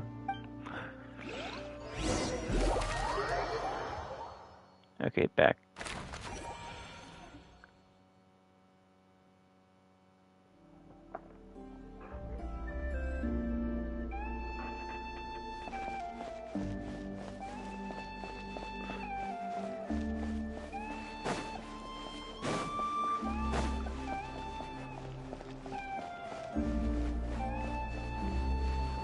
Oh, so many names.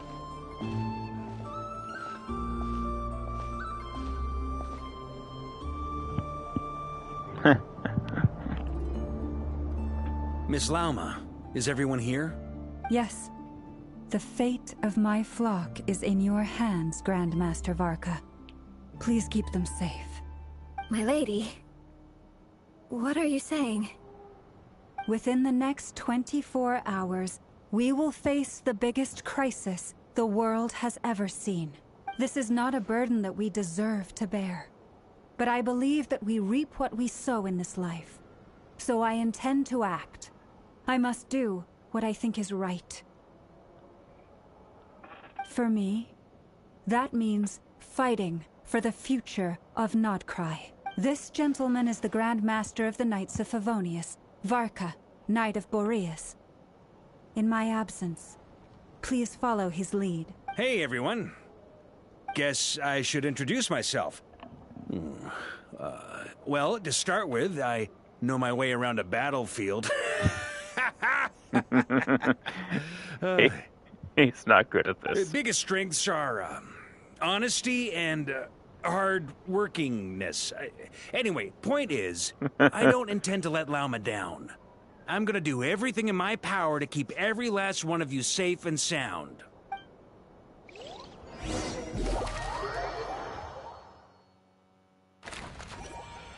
Okay. Oh, the little Dory drawing. Oh, hello. It's the two friends. They're here. Nice to see you guys again. So you both, looks like y'all both escaped the archipelago.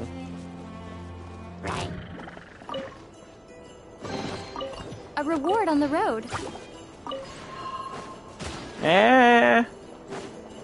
Go back. Go back to looking at the horizon. I don't want to hurt you.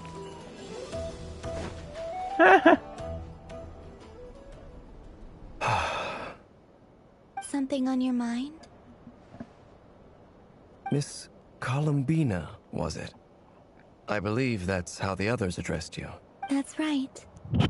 Names are funny things. Have you always been called Dainsleif? Yes. I take it your own name has a more complicated history. I have a different relationship with names than other people. To be honest, I'm not even sure that Columbina is my name.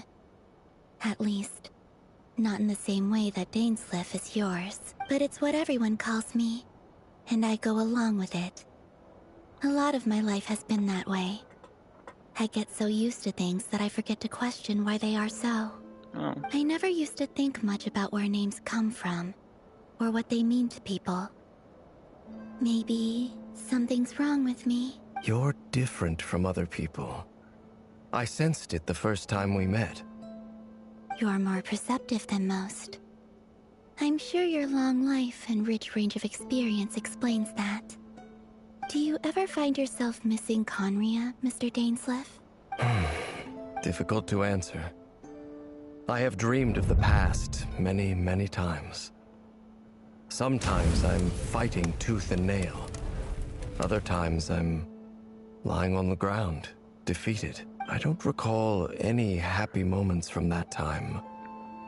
It has been too long.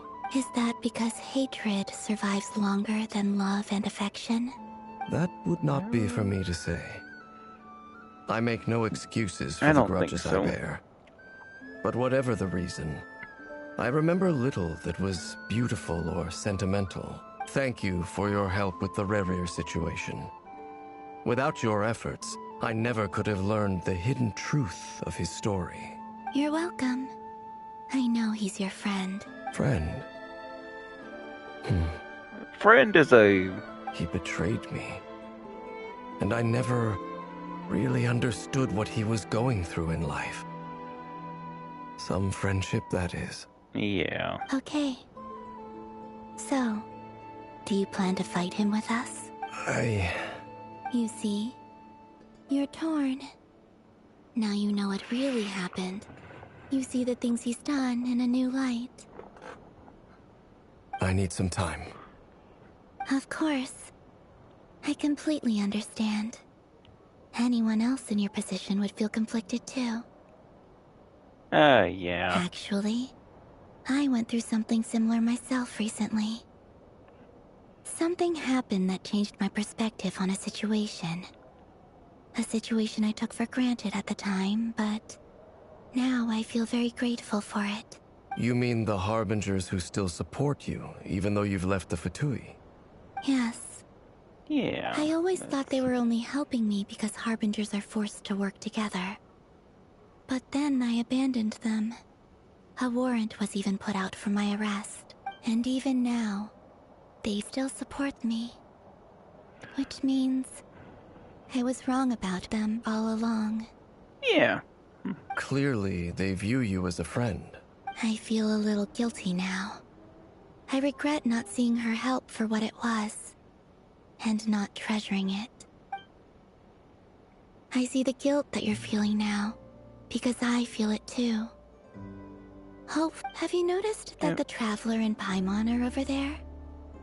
I think they've been listening. Oops.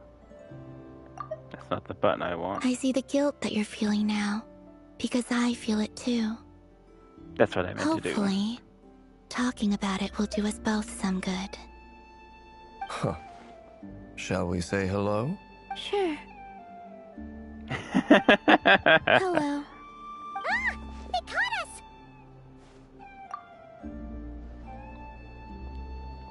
Paimon is always listening. I apologize for making you worry.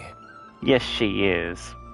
No doubt you wish to know where I stand on the plan to take down the Rerir of Solnari. I'm afraid I need a little time, but I will seriously consider joining you. You will? Oh, thank you so much! Everyone will be so grateful to hear that! They needn't be. This was something that I was going to have to face up to eventually. That doesn't matter to them. They're grateful to you regardless. You can't control their gratitude, so just accept it. And then, have a think about whether you're willing to join us.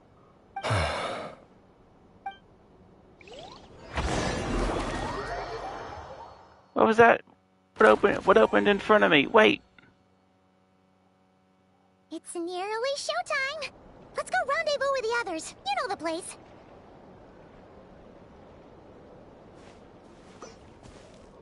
Or was that just a...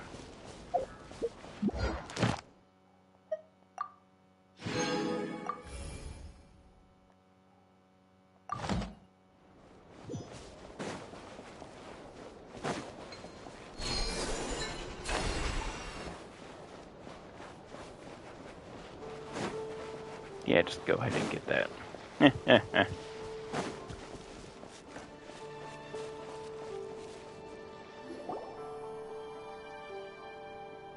Ah, you're earlier than I expected.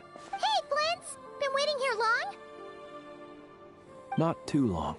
I came a little early so I'd have some time to think. Are you nervous about the battle? Quite the opposite. I'm reminiscing on my past battles. When I was awakened by the Ratniki, I had not touched a weapon in many years. I felt like the battlefield was not where I belonged. But after waging war against the Wild Hunt for so long, I came to realize something. A life of absolute peace is simply not a possibility for me. My restless flame indicates that somewhere inside of me, There is a deep yearning to root out the evil in this world. Ooh, that doesn't sound like such a bad thing. Well, in the past, when I was a Fae whose primary concern was hibernation, it was hardly ideal. But it certainly serves me well here in the present. And I am delighted to be able to join forces with you in this endeavor. Looks like I'm not the first to arrive. Miss Lauma. Did you sleep okay last night? I struggled to settle down at first, because of the nerves. But don't worry. I got enough sleep in the end. I'll be just... Please. I'm just doing my part. Never! Over here! Aino asked me to relay a message. She said Anefa will be on high alert and keep a close watch over all secondary districts where defense is required, providing support as necessary. Meanwhile, Aino herself will provide range support to us directly, using her latest invention. Excellent. My thanks to all involved. Yeah. The chess set's looking a little unstable. It won't hold him much longer. We should be prepared to engage at a moment's notice. No sense sitting around waiting. Let's make the first move while we still have the option. I agree. Paimon, find a safe hiding place. Got it! Be careful, Traveler! I will. Might have to... Forgot to go change my element. I'm sure it'll be fine. Everyone, take your positions as soon as the battle starts. Every ounce of strength we have in our bones, let us bring to this fight. Ready? Let's go. I've seen all your futile ploys before. You have become the Oh. authors of your own demise. I wouldn't be so sure about that. You are merely a moment of sport before I tear down the moon. Go ahead. Tear down that... Oh, that's pretty. I had to screenshot that. Stay on your toes. Yep, you too.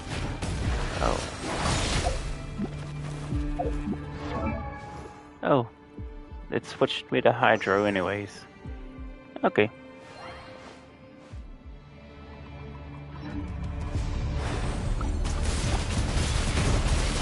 Go! Hunt them down! Let me help you guys. Big fist!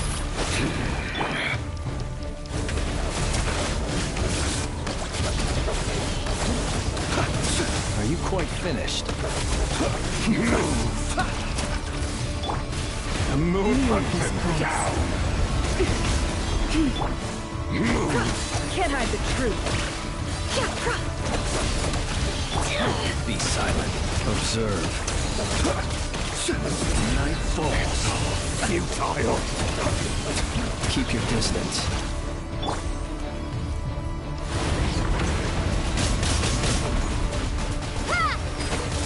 Why did they give me Hydro Traveler? Hydro Traveler's not the best one.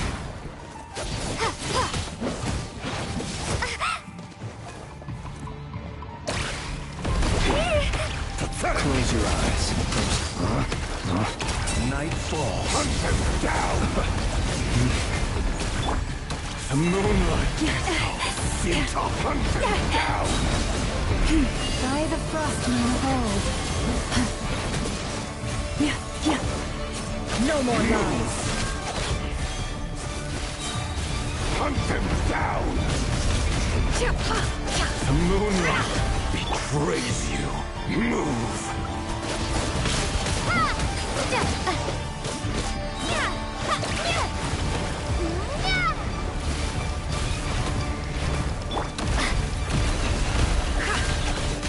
The mystery unravels.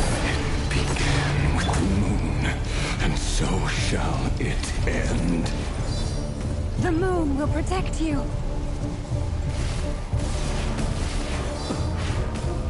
The moonlight betrays you. Steady now. Do do you see now?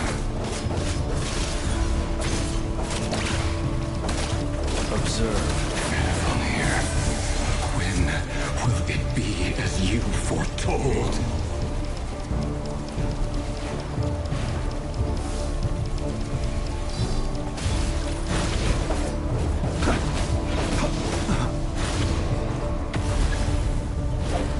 Are you quite finished?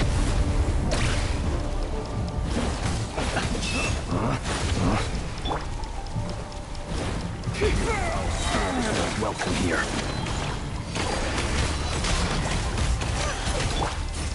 Bombs away! Beware the creatures of the night. Close your eyes. Keep your distance.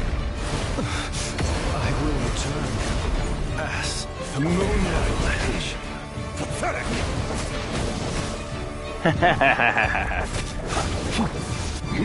For the everlasting forest. Forest, protect us. A grave transgression. Oh, that's beautiful. Are you quite finished? Pathetic!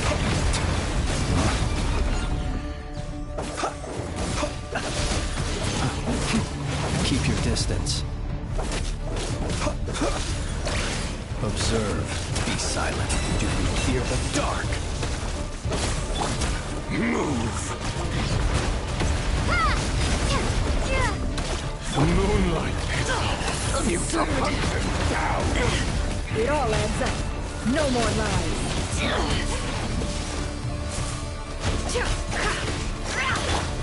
Close your eyes. Be silent. Night falls.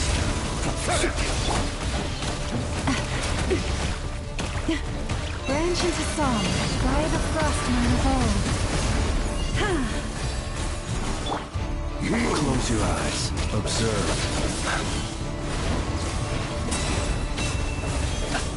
Be silent. To dust.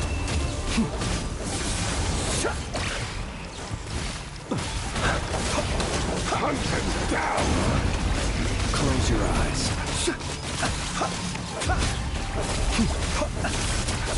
Be silent. The moonlight. Your little game of heroics is over. Who wants to go first? No. Get out of my sight! Oh. No! We've been separated. You okay? Nefer, where are the others? Stuck outside the barrier. I guess he really doesn't like us. I told you before. Knowing too much is always a death sentence. Be careful what you wish for. Oh, wow. Laula! Can you hear me? Hold on, slaughter. Sluts! The voices are gone. But at least I know they're still there. I need to focus. Stick to the plan. Remember my most important task. Just keep stalling him. If I can stall him for long enough, the moment will come. Yeah, just stall as we do no damage to him.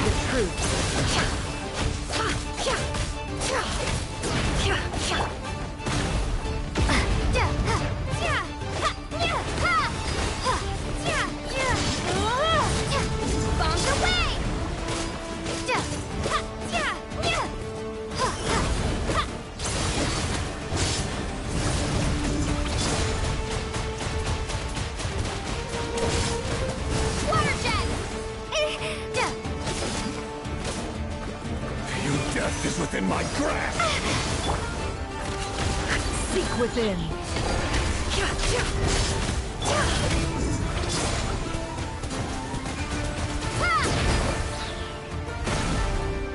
Wipe out!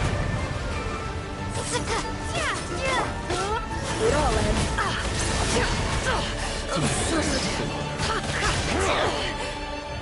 Can't hide the truth.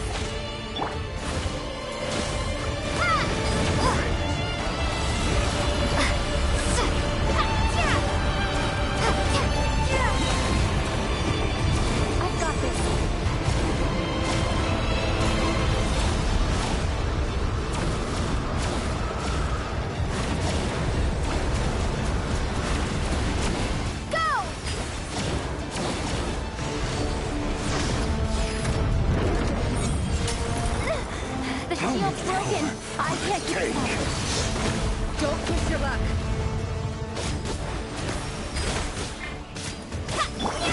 It all adds up. Oh boy. No more lies.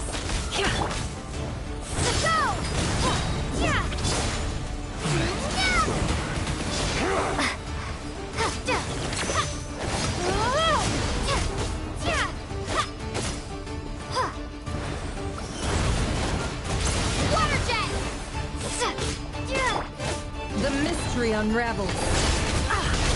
Can't hide the truth. Slowly chipping down his health.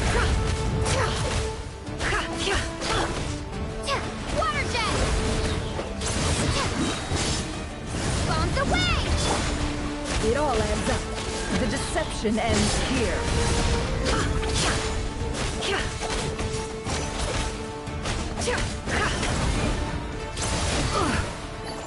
Run or to hide. Can't hide the truth.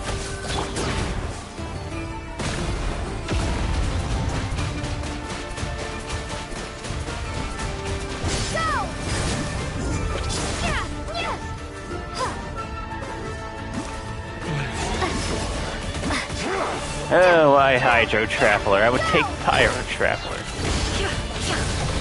I guess the Lunar Bloom does the most damage.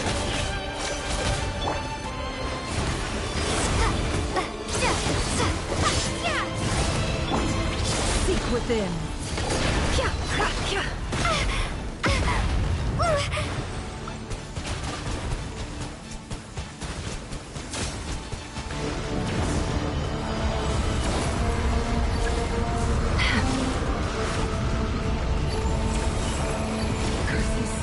There's no other way.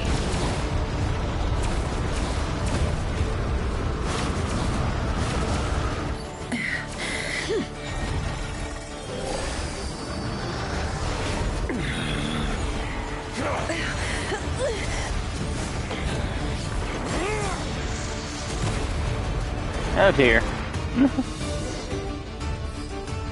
The only way to defeat Rarer is to borrow his own power.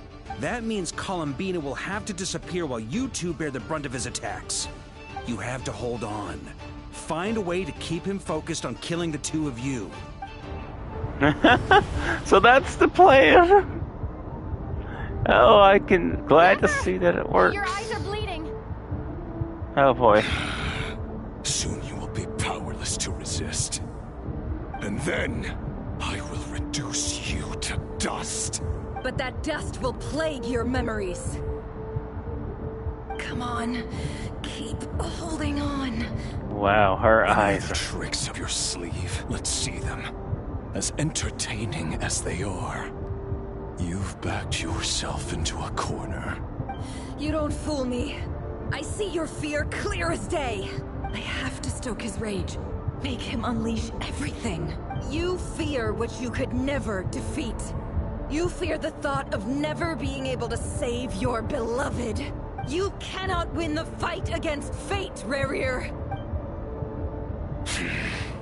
Is that what you think? Well, now it's your turn to feel afraid! You fear the sound of your own name? Is it us you hate? Or is it what you've become? Let's see what becomes of you!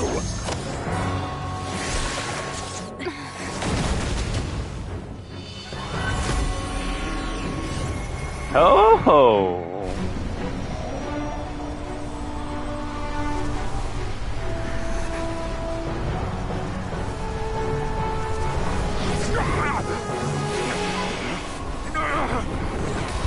What's happening? That power. I've seen it before. Look at Durin! He's flying. His power is on another level. We'll need to use an alchemical array to convert his power into a usable form. Then quickly channel it into Columbina, rendering her powerful enough to compete with him. I'll join you. I can help. If I release enough abyssal energy into a confined space, it'll create a potential difference, allowing us to extract a huge amount of elemental energy. Next, I'll synchronize with everyone's minds using Pyro, then give you temporary access to their abilities and fields of view. But it won't last long. Can you see? Well enough. So, we have a student of Gold Rhine-Daughter in our midst. How about that?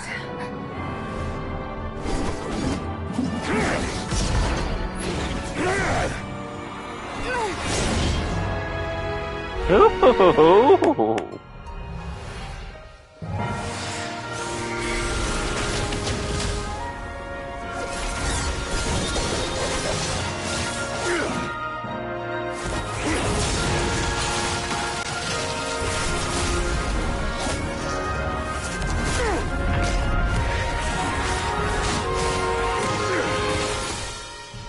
You use my own power against me?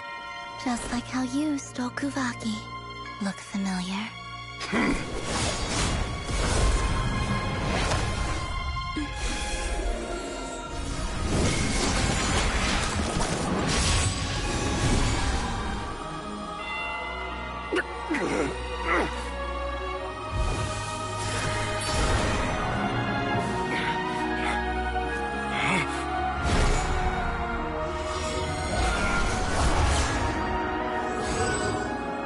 Don't you realize?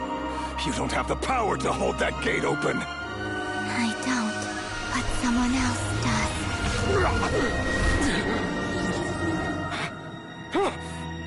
Goodbye, Rerir.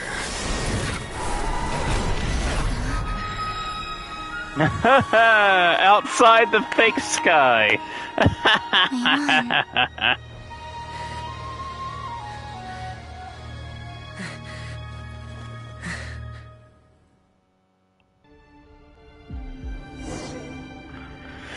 Get yeeted into space just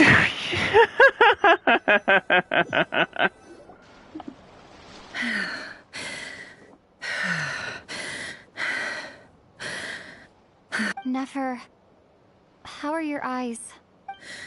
They're fine. Apart from the blindness, of course. It's not too late. Let me handle it.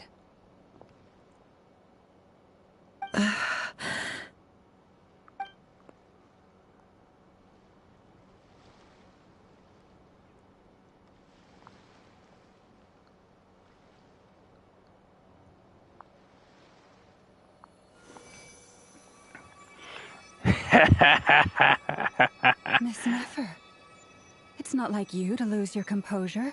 That was the most reckless thing I've ever seen you the do. look on his face when he saw Dane's lip. That's gonna be the last thing he thinks about. Reckless how? The situation was critical. Our lives were at stake. We had to do something. Even so. Okay. I guess you're right. Under the circumstances, it was a wise decision. You traded your eyes for an incredible victory. In business terms, I suppose that's a huge return on investment. I'd be hard-pressed to argue otherwise. Still, I don't like this outcome, and I don't want you to lose your sight for good.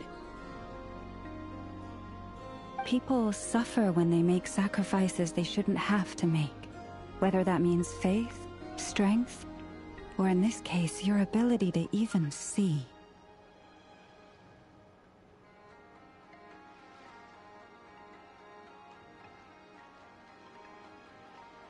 I had hoped you could win without sacrificing so much as a single hair on your head.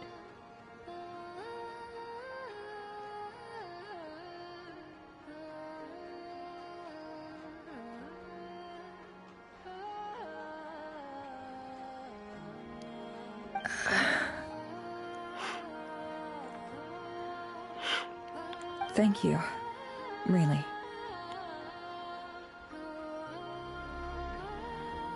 all done.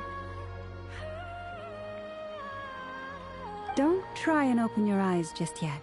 We'll see how you're doing in a couple of days. Until then, please follow your recovery plan to the letter. I'll send full details through Yehoda. For now, just get yourself home, relax, and rest. My dear friends, we have fought bravely and achieved a spectacular victory. A dark cloud has been lifted from the skies of Nodcry. All in this land will be grateful for what you have done. The moon will remember this day. Thank you both.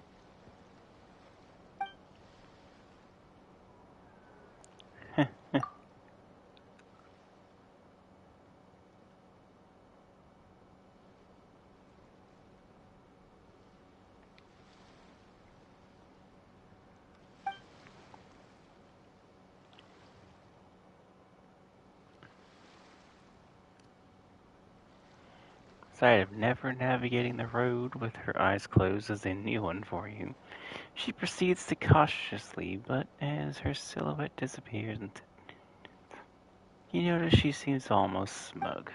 There's something I want to let you know. What is it? When Durin connected everyone's minds so I could access their powers, I also felt everything they felt.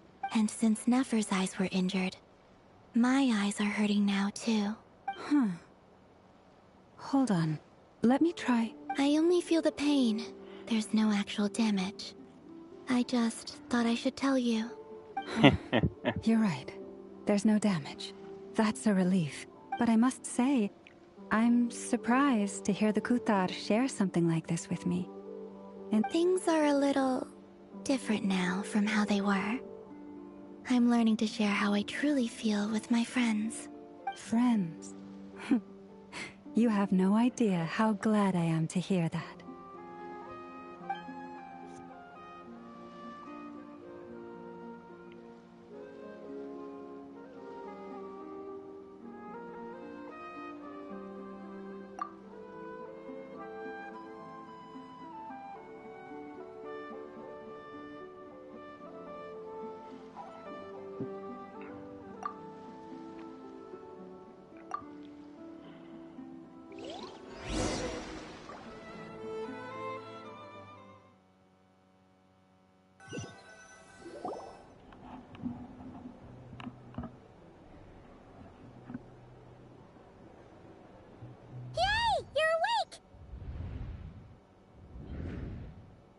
How are you feeling?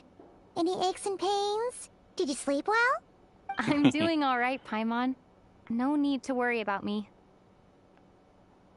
Phew! Well, that's good. Paimon's been sitting on the edge of the bed worrying about you for ages. You slept a whole day and night. Poor Paimon had to eat all by her lonesome. Glad to hear you didn't starve. How is the food? Well, it wasn't the same without you there to share it. Honestly, Paimon just can't relax when you're not your usual self. She couldn't enjoy the food and settle down to sleep.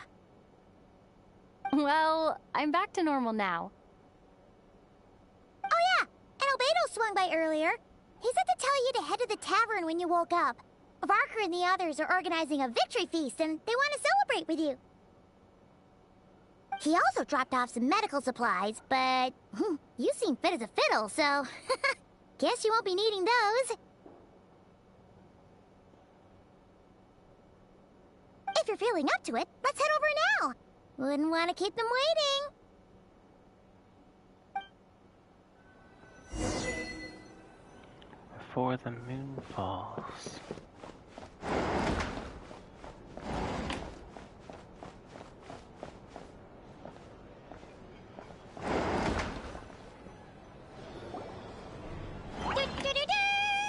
We're here! Traveler and Paimon! Perfect timing! We were literally just saying how there's no way we're holding this victory feast without you any longer, and we would have postponed it till tomorrow. How are you feeling today? Much better, thanks. Don't worry about me.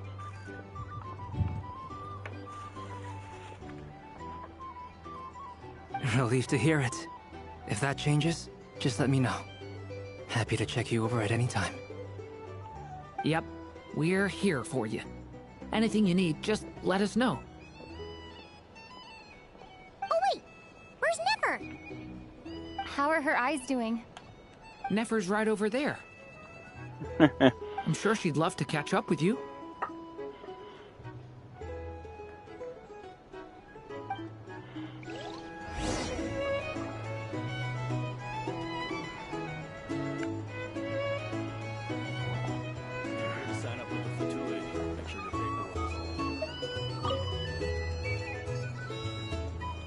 Oh. We're here! Oh, Traveler and Paimon! Perfect! How are you feeling Much better. Relieved to hear it. Yep. Oh wait, where's Nefer? Okay. How are her eyes? Nefer's right over there. I'm sure she'd love to catch. Okay. That's the only time you need to skip. Hello, you. Recovered from the battle? Come on, what do you mean? Of course I'm gonna ask. I care about my friend's well-being. And we are friends, aren't we? Get yourself a drink. You've more than earned it.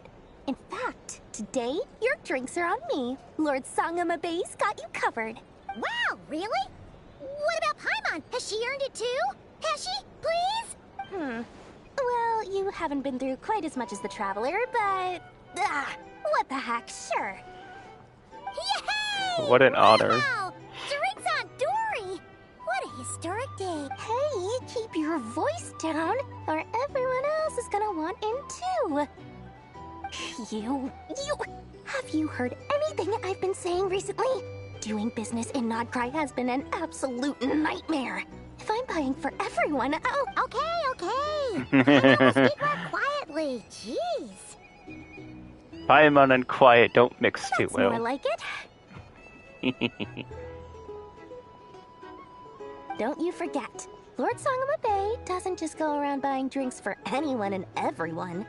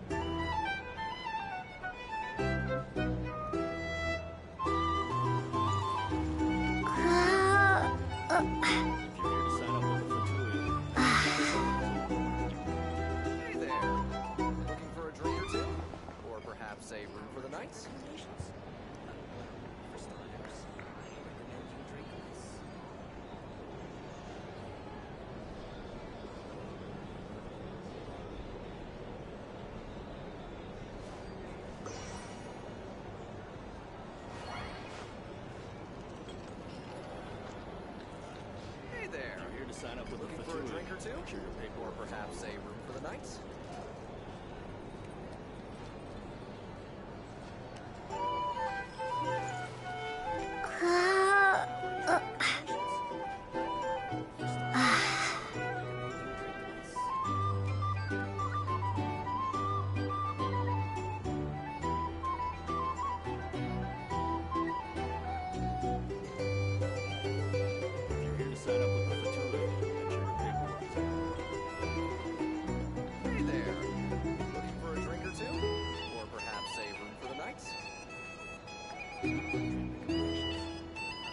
Yes. What you got to say, Varka? I thought of 1,000 ways to congratulate you, but now you're here, words are failing me.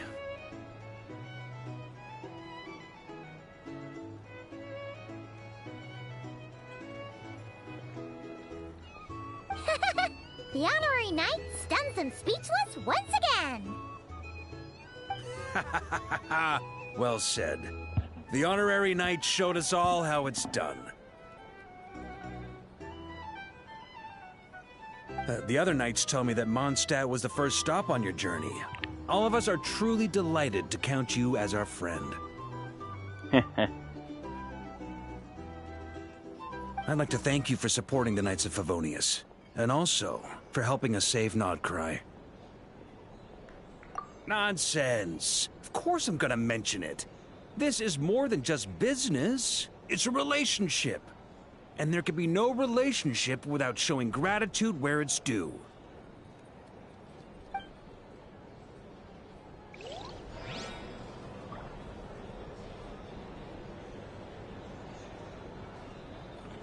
Alright, Nefer.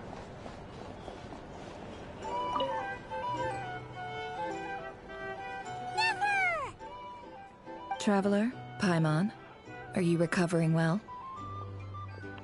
Turns out that moon chanter has some real talent after all. My eyes were mostly recovered after just a couple days rest. I can actually open them again now. Yeah, but you gotta be careful. Lauma says not to strain your eyes while they're still healing. Yes, thank you. I'm well aware. Yehoda, could I borrow you for a moment? I could do with an extra pair of hands. Oh, sure. Coming. Did you hear that? I gotta go help Lauma for a second. You guys chat among yourselves. I'll grab us some drinks on the way back. Paimon, you still like 'em sweet? You bet! Make it extra sweet, because Paimon's earned it! Sure thing!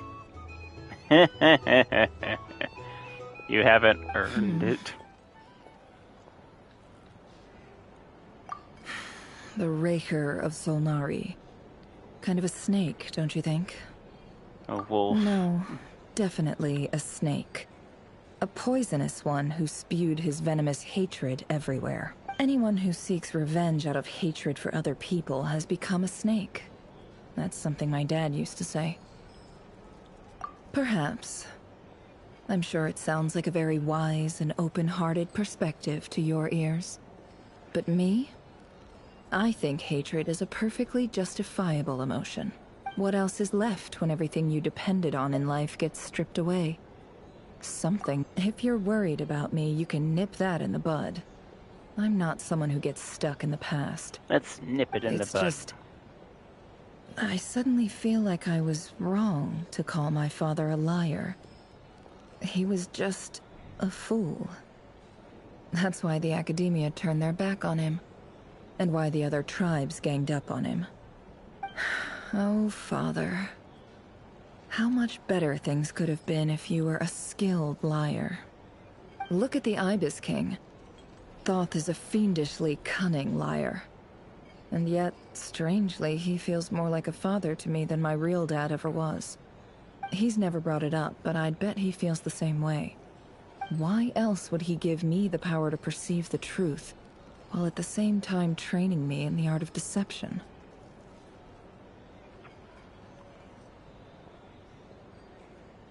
Well, King Deshret banished him to Aru, which is essentially a prison, and posed 3 questions to him. He promised that he'd have his freedom if he could find the answers. His response was to take on a physical form and approach me, hoping that I could become his envoy and search for one of the answers on his behalf. Did he really think I'd fall for that? He's stuck there. He can't make me return what he gave to me.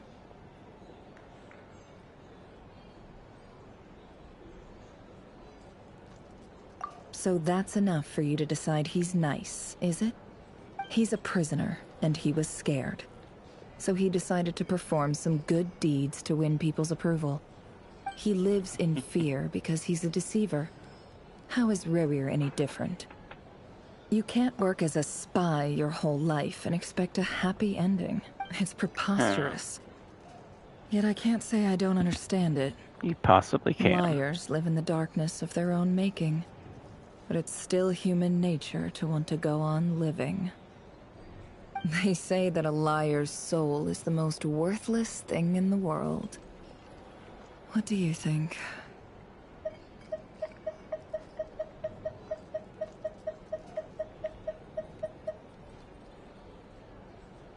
Oh gosh, that's a hard choice. Huh.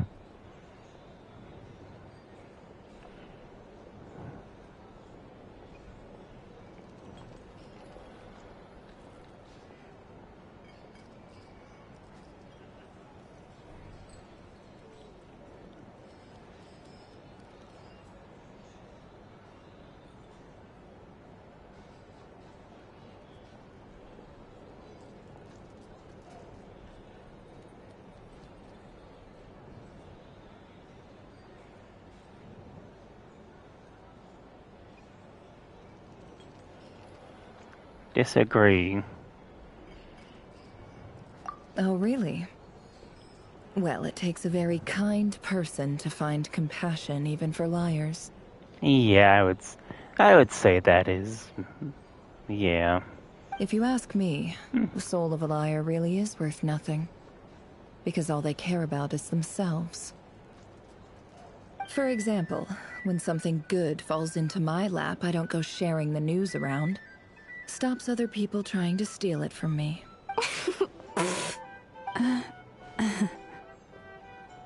So be it. They have sharp ears. I can't keep anything from them.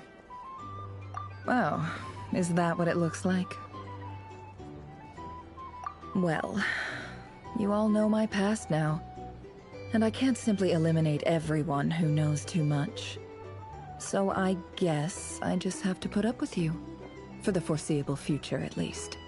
When you find yourself in a situation you can't control, the safest play is to keep calm and start monitoring everyone involved like a hawk. In the intelligence world, you need to have a sense of perspective and play your hand accordingly. If you understand what's at stake, please ensure my secret is safe with you. I trust you'll respect my wishes as a friend. But don't forget, I will also be watching you like a hawk. Oh! Very good. Oh, wait! Now that the panic's over and we've all calmed down, Paimon suddenly remembered something. After all that build-up, our mystery ally never showed up even once! Oh yeah, I forgot about that. Elegy for Fated Moonlight. Huh? Am I imagining things?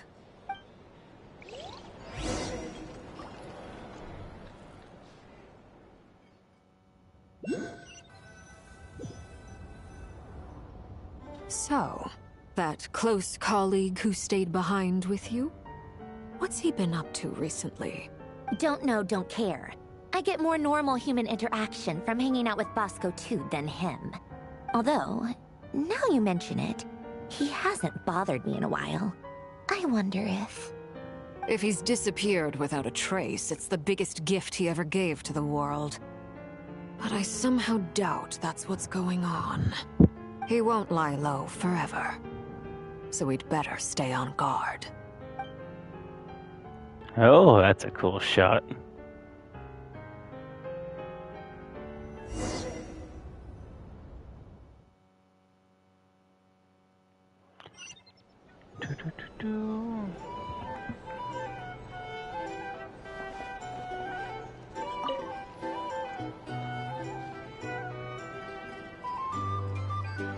Ah, Lord Sangama Bay. How lovely to see you. I must thank you for the device you provided. It was an enormous help. Would I be right in thinking that it was developed by the Academia? Why come and ask me when you clearly know already? I mostly came to thank you. That's more like it. A little gratitude goes a long way with Lord Sangama Bay. Play your cards right, and you might even stand a chance of becoming my long-term supplier. The chance to work with such a kind and charitable investor as yourself would be a great honor for the Curatorium. Huh? Charitable? Who said anything about charity? First time hearing about it. there's the Dory, we know. Let's see. The first plot of land you purchased in Nodcry, your desert interests, and... Stop! What do you think you're doing? Exposing my investment history! It's nothing to hide from. They're all perfectly legitimate investments. And some of the land you purchased was with the intent of building a sanctuary? Yes, I heard about that too. How did you... You're a curious case, Lord Sangama Bay. You don't like people finding out about your good deeds, do you? But I'm afraid no matter how hard you try to keep things under wraps, where there's a will, there's a way. Ah, she's gonna build another building. You did it for Sumeru, didn't you? It was empty land that was gonna go to waste otherwise. I figured if I built something there, it might at least get some use in an emergency. Oh, they're talking about the Palace of Alcazar. Disasters are capricious things. They strike without any warning. I've lost family to a disaster before, and I don't want to lose any friends or business partners if I can help it. My elder sister used to dream of finding a sanctuary. Somewhere with plenty of food, water, and medicine. Where everyone could live happy lives. It was something I looked into. But after discussing things with the Dendro Archon, I decided on a more effective strategy. The tech people handled the tech, and Moneybags provided the Mora. It just made the most sense. It's a pity that so few people know the truth about you. Everyone says that you view everything in terms of Mora, and all you care about is growing your own wealth. So, what's the problem with that? Everyone wants to be rich. It's human nature. So yes, I love Mora, and it's nothing to be ashamed of. But surely you have dreams of your own beyond just making Mora. You don't get it, do you? My dream is to invest in other people's dreams. And, you know, make a nice little slice for myself along the way. Just thinking about it makes me happy. That sweet, sweet sound of Mora. Thank you. For the device? And the pendant. Oh, that. I was just returning a favor. Don't worry about it. Seems like we've both been away from home for a very long time. Yeah. So long that I barely remember what my family even looked like. That would be your mother, father, and sister? Yeah, though it's been years since my sister passed away. It's not like I want to forget them, obviously, but memory can be even more ruthless than the most calculating business person. Beyond a certain point, if something isn't helping you, it just gets rid of it. My sister can't help me now. Slowly but surely, her face is fading from my mind's eye. It's become a vague impression. Not everything will fade. When loved ones pass away, the beautiful memories are the ones that last the longest. Yeah, that's true. If you ask me, that's the one silver lining in all of it. Well, that, plus, I'm sure that life is much better now than it was back then. Oh, absolutely. I have tons of Mora, a big beautiful house, business is booming, and I'm as happy as can be. You've got a lot going for you too. Boss of the Curatorium of Secrets? I'm sure there's plenty of Mora to be made in that line of work.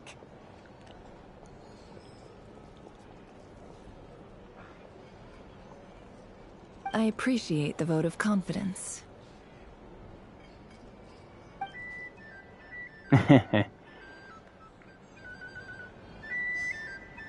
Okay, do not talk to her again.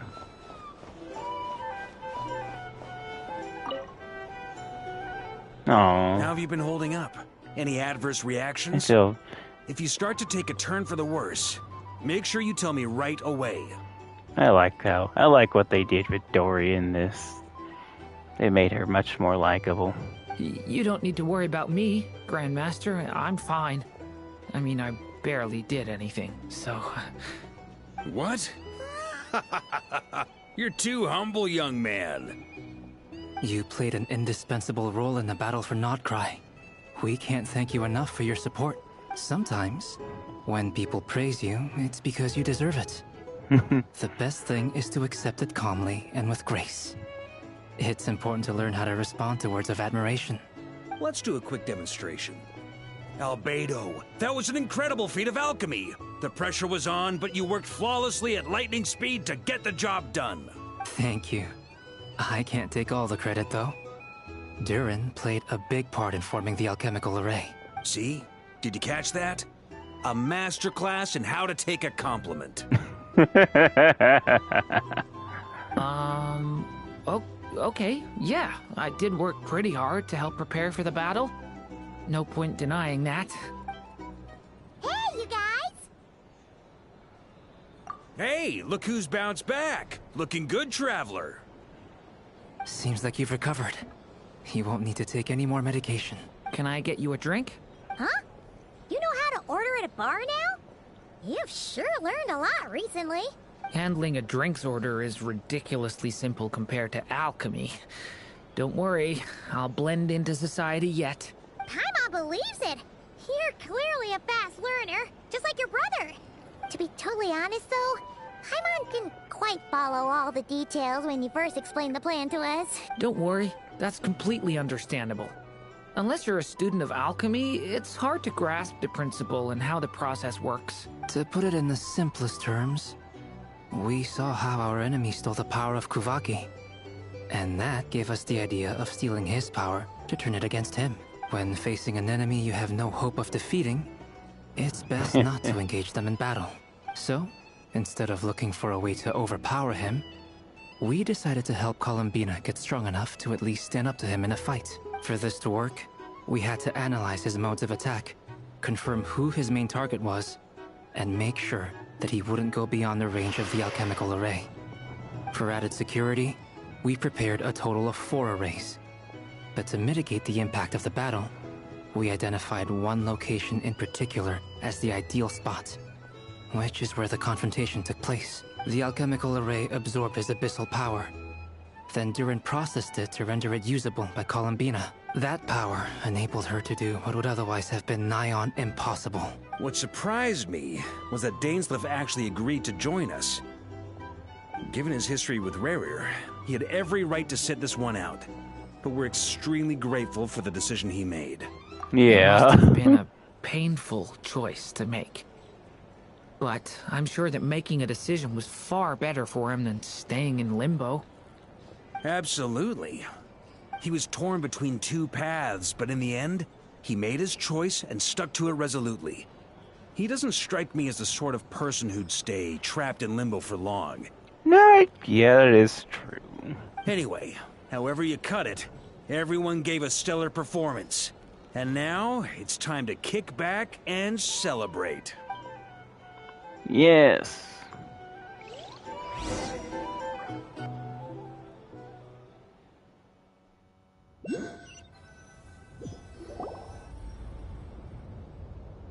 That's the only reason you're here. Yes. I've thought a lot about it. And I've realized that you, me, and Arlecchino should be friends. I think this is very important. So I felt I had to come and tell you. Well, this is a new one. I'm so moved. I can't even hold my teacup. If that's all, you can leave now. Do you not want to be friends with me? Or is it that you prefer being co-workers? What is this, Columbina? Are you deliberately testing my patience threshold? Right now, my politeness module is active. But if you say another word, I swear I'll shut it down. If your politeness module was active, wouldn't you say the word please at some point? Polonia, please see Lady Columbina to the door. Will you still invite me to your next tea party? What? Yes, I think you will. Bye-bye, dear Sandrone.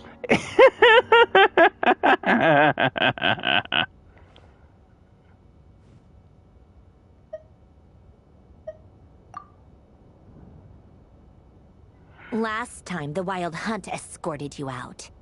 Would you rather I handled it myself this time? We just wanted to, see how you were doing now that it's all over. Why?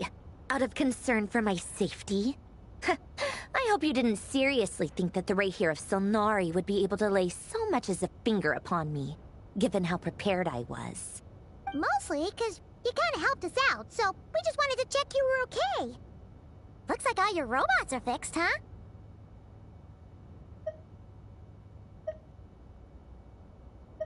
Oh, don't you worry about that. Tea time is already a write-off. Yeah. Visitor before you manage to kill my appetite. If you're in the mood for tea, go ahead and help yourself. Otherwise, it's going to waste. My coasters are still missing in action, though. Use this notebook instead. Oh. Whoa! Pretty hefty notebook. Look at all those calculations. You can ignore those. They're just dumb scribblings. I doodle and write in my free time. Sometimes I remember the distant, dreamlike past. Sometimes I imagine the far-flung future. And other times, I grit my teeth and note down all the crazy nonsense going on in the present. Some people do the crosswords in the newspaper. This is my equivalent of that. Trying to predict the future is like daydreaming. And writing about the present just makes me furious. the past is my favorite. If nothing else, it's already set in stone, so I don't have to rack my brains trying to figure it all out. Huh. Although, having said that, the only vaguely interesting memory in my past is probably that guy they call Lord Artificer. Alan Guillotine? Who else? Pretty much all the mecha in Fontaine are his personal handiwork. Wait, are you saying you know him? Like, personally? As a friend? I mean, I guess we were friendly enough. But he... Yep. In fact, I'm probably the only normal person left who knew him at all. Oh boy. We used to chat occasionally back when he was still around. Before he passed away, he asked me to destroy all his manuscripts. I honored his request, but I did read through everything first before destroying them. I mean, I couldn't let the genius of Lord Artificer Alain Guillotin disappear like that. Would have been such a waste. So, that's where the formula's in your notebook are from? I just told you. Those are my equivalent of crossword puzzles. They're just dumb formulas that I solve for fun when I'm bored. Alain's work was like epic poetry. The formulas in my notebook are just silly little riddles in comparison. Not that there's anything bad about them. I mean, at least, solving those riddles isn't going to hurt anyone. Except me, because I lose a few brain cells in the process. Oh, I love her. I cannot wait for more. Anyway, while we're on the topic, I might as well tell you about what happened to him and his friends. Alain Guillotin had two close buddies, Renee and Jacob. They spent their childhood years together in the Narzissenkreuz Institute. Oh boy. They were all quite competitive, so there was some rivalry between them. But it was a friendly rivalry. Oh, the girl in red has a familiar hairstyle. That oceanated. But beneath the friendship and the rivalry ran something deeper, a sense of nostalgia for the past. Unfortunately, childhood would end, the prophecy would come true, the apocalypse would arrive, and the future would never be. A mad dream that would normally only capture the minds of lunatics begin to take root in their hearts. A dream. And if Renee and Alain had been people of lesser wits, that dream would probably have ended up as something for them to joke about in their older years. But alas, they were some of the sharpest minds around. They nurtured that dream with the full power of their intellect, and it grew into something that ate away at their souls. The first of them to fall under its spell was Renee. Against Alain's wishes, he persisted in experimenting on a mutual friend of theirs to try and save their life. Alain did not approve and parted ways with Renee. It's complicated. Alain wanted to believe that Renee only did what he did for the sake of their friendship. But when he told me about what happened, I could tell he adorable. still had some suspicions about Renee's motives. Perhaps the seed that would grow into a nightmare had already sprouted in Renee's mind. Even then. The next time they met, Renee's soul had been completely engulfed by the dream of salvation. His futile attempt to change the tide of fate only resulted in a wave that swallowed up the world, even before the apocalypse came.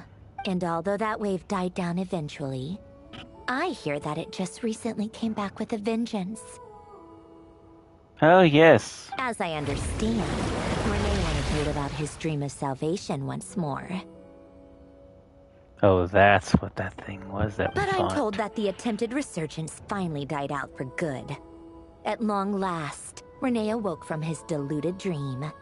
Though of course by then it was far too late. What do you think of Renee? Do you admire his transcendent genius? His view that any price was worth paying to achieve the lofty goal of Yeah, saving that the was world? that was a pain. Or do you despise him? Dismiss him as an evil madman who wrought havoc on the lives of everyone around him as he pursued his delusional dream. Same difference, really. Just a matter of perspective. Really? I I can't tell whether that's because you disapprove of his deeds or because he failed. Renee no longer exists in this world, and the dream he started went on to be realized by someone else. I don't like fanatics who give up their whole lives for their ideology, nor do I like fools who let their delusions take control. Maybe I could understand if Renee had just been an ordinary person, but he had a sage-like intellect, and still managed to get himself lost in a labyrinth of his own desires. Yeah. Anyway, that's enough about Renee. Now, moving on to Alain Guillotin, the Lord Artificer. He managed to put a stop to the first storm whipped up by Renee. But after that, Alain lost his friends and family. To his credit, I suppose, the loss of his family and friends was purely a tragic accident. It's not like Alain sacrificed them for his cause or anything. After that, the only thing supporting his work was the same dream that had dragged his closest friend down to the abyss. But although the desire to save Fontaine drove him to found the Fontaine Research Institute, Alain continued to reject any form of transcendental knowledge or power. He was suspicious and fearful of it, having seen the way it had affected his closest friend. I think that formulas and machines derived solely from human intellect were the only thing that gave him a sense of spiritual comfort. Yet Alain's intellect was simply too great. It barely left him space to breathe in his lifetime. Once he realized that the end of his life was approaching, he finally accepted the truth.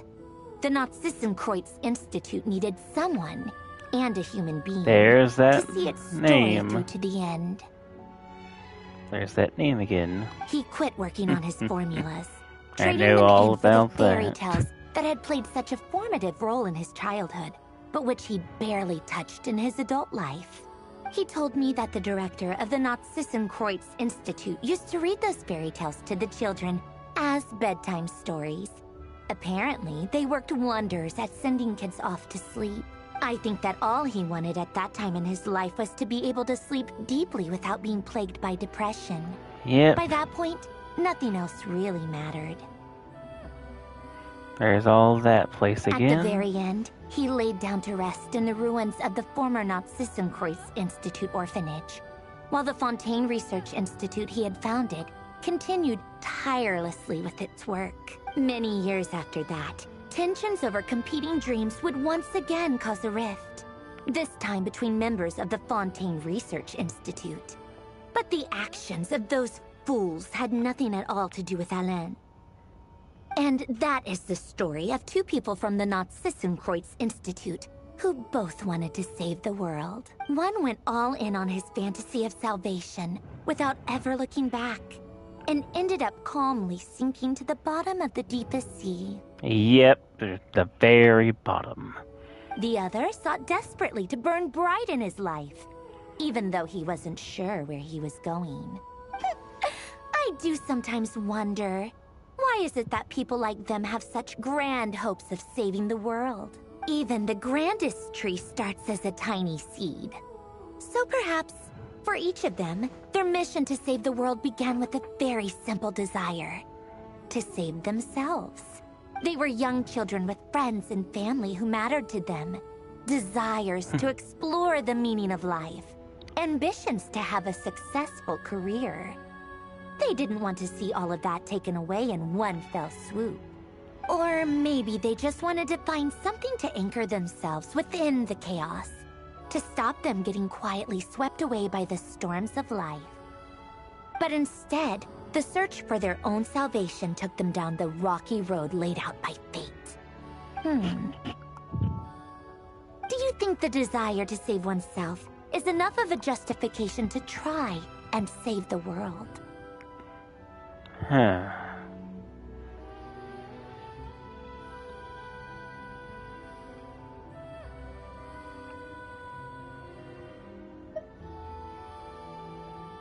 Another tough one.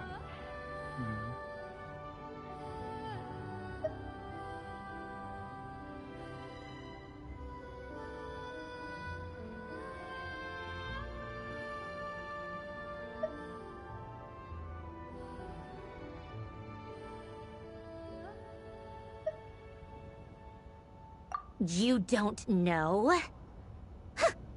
I guess that's a fair answer. At least you're not trying to hide your confusion. Alain was much more straightforward about it. I asked him the same question back when he was in his prime, putting all of his energy into his work. Yes, it's enough. That was all he said before getting right back to his work. He was always that way. All right, tea time's over. I owe Arlecchino a favor for telling me these stories. I'll have to bring a whole sack of gifts the next time I visit the House of the Hearth. I'm gonna go tinker with Polonia now.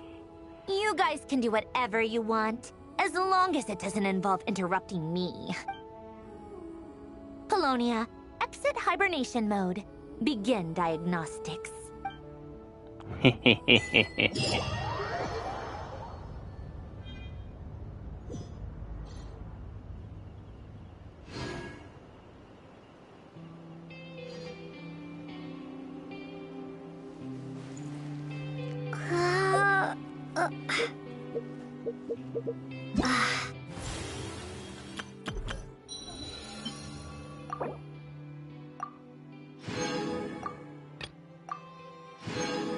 I'll take those.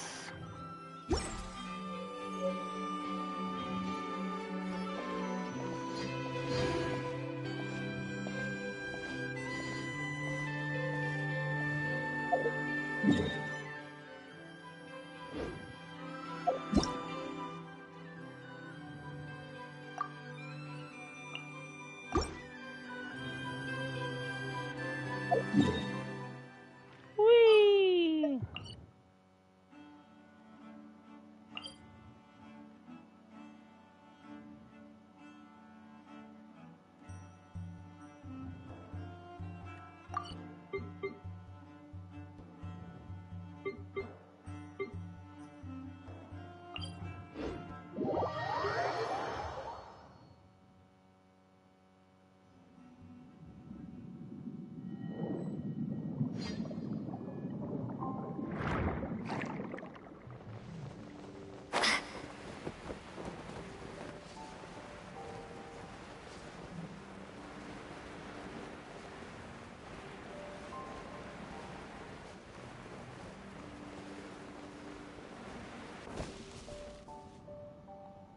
Yes.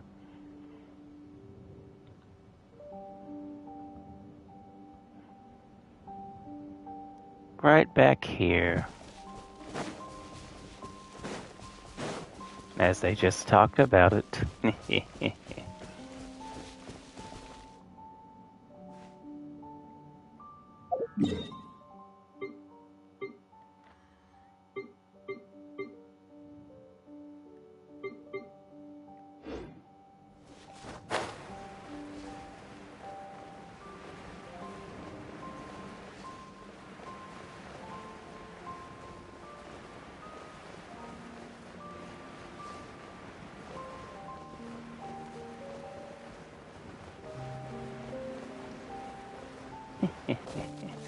Another really fun Archon quest.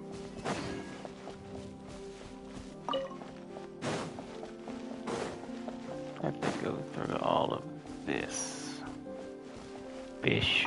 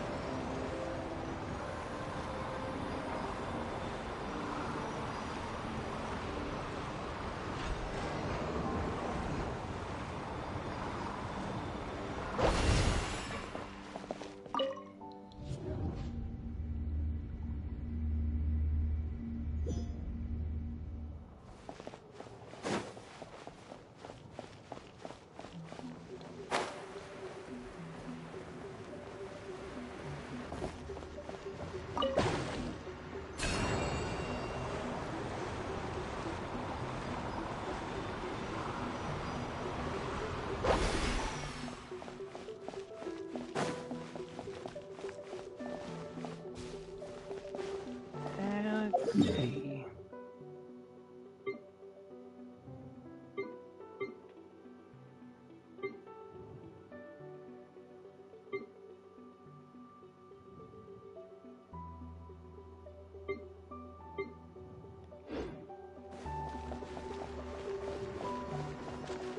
Crab. That'll do, crab. That'll do.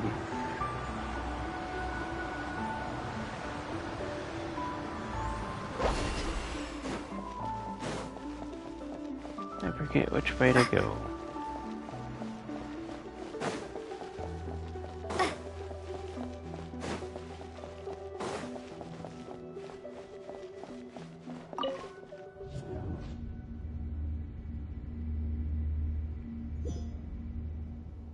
Oh. It just takes me back here.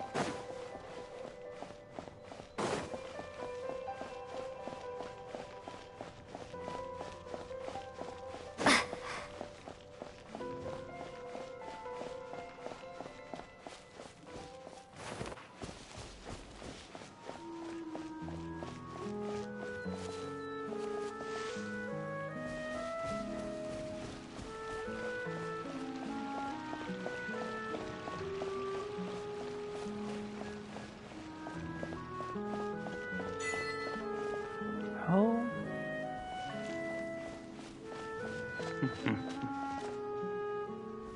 Alright, no one's home now.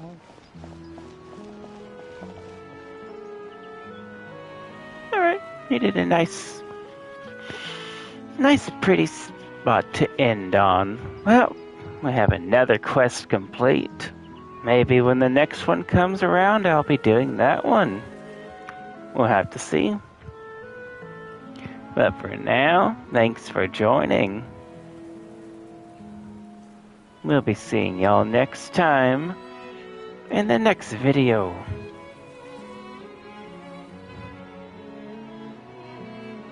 Thanks for watching. See what all those fancy buttons do.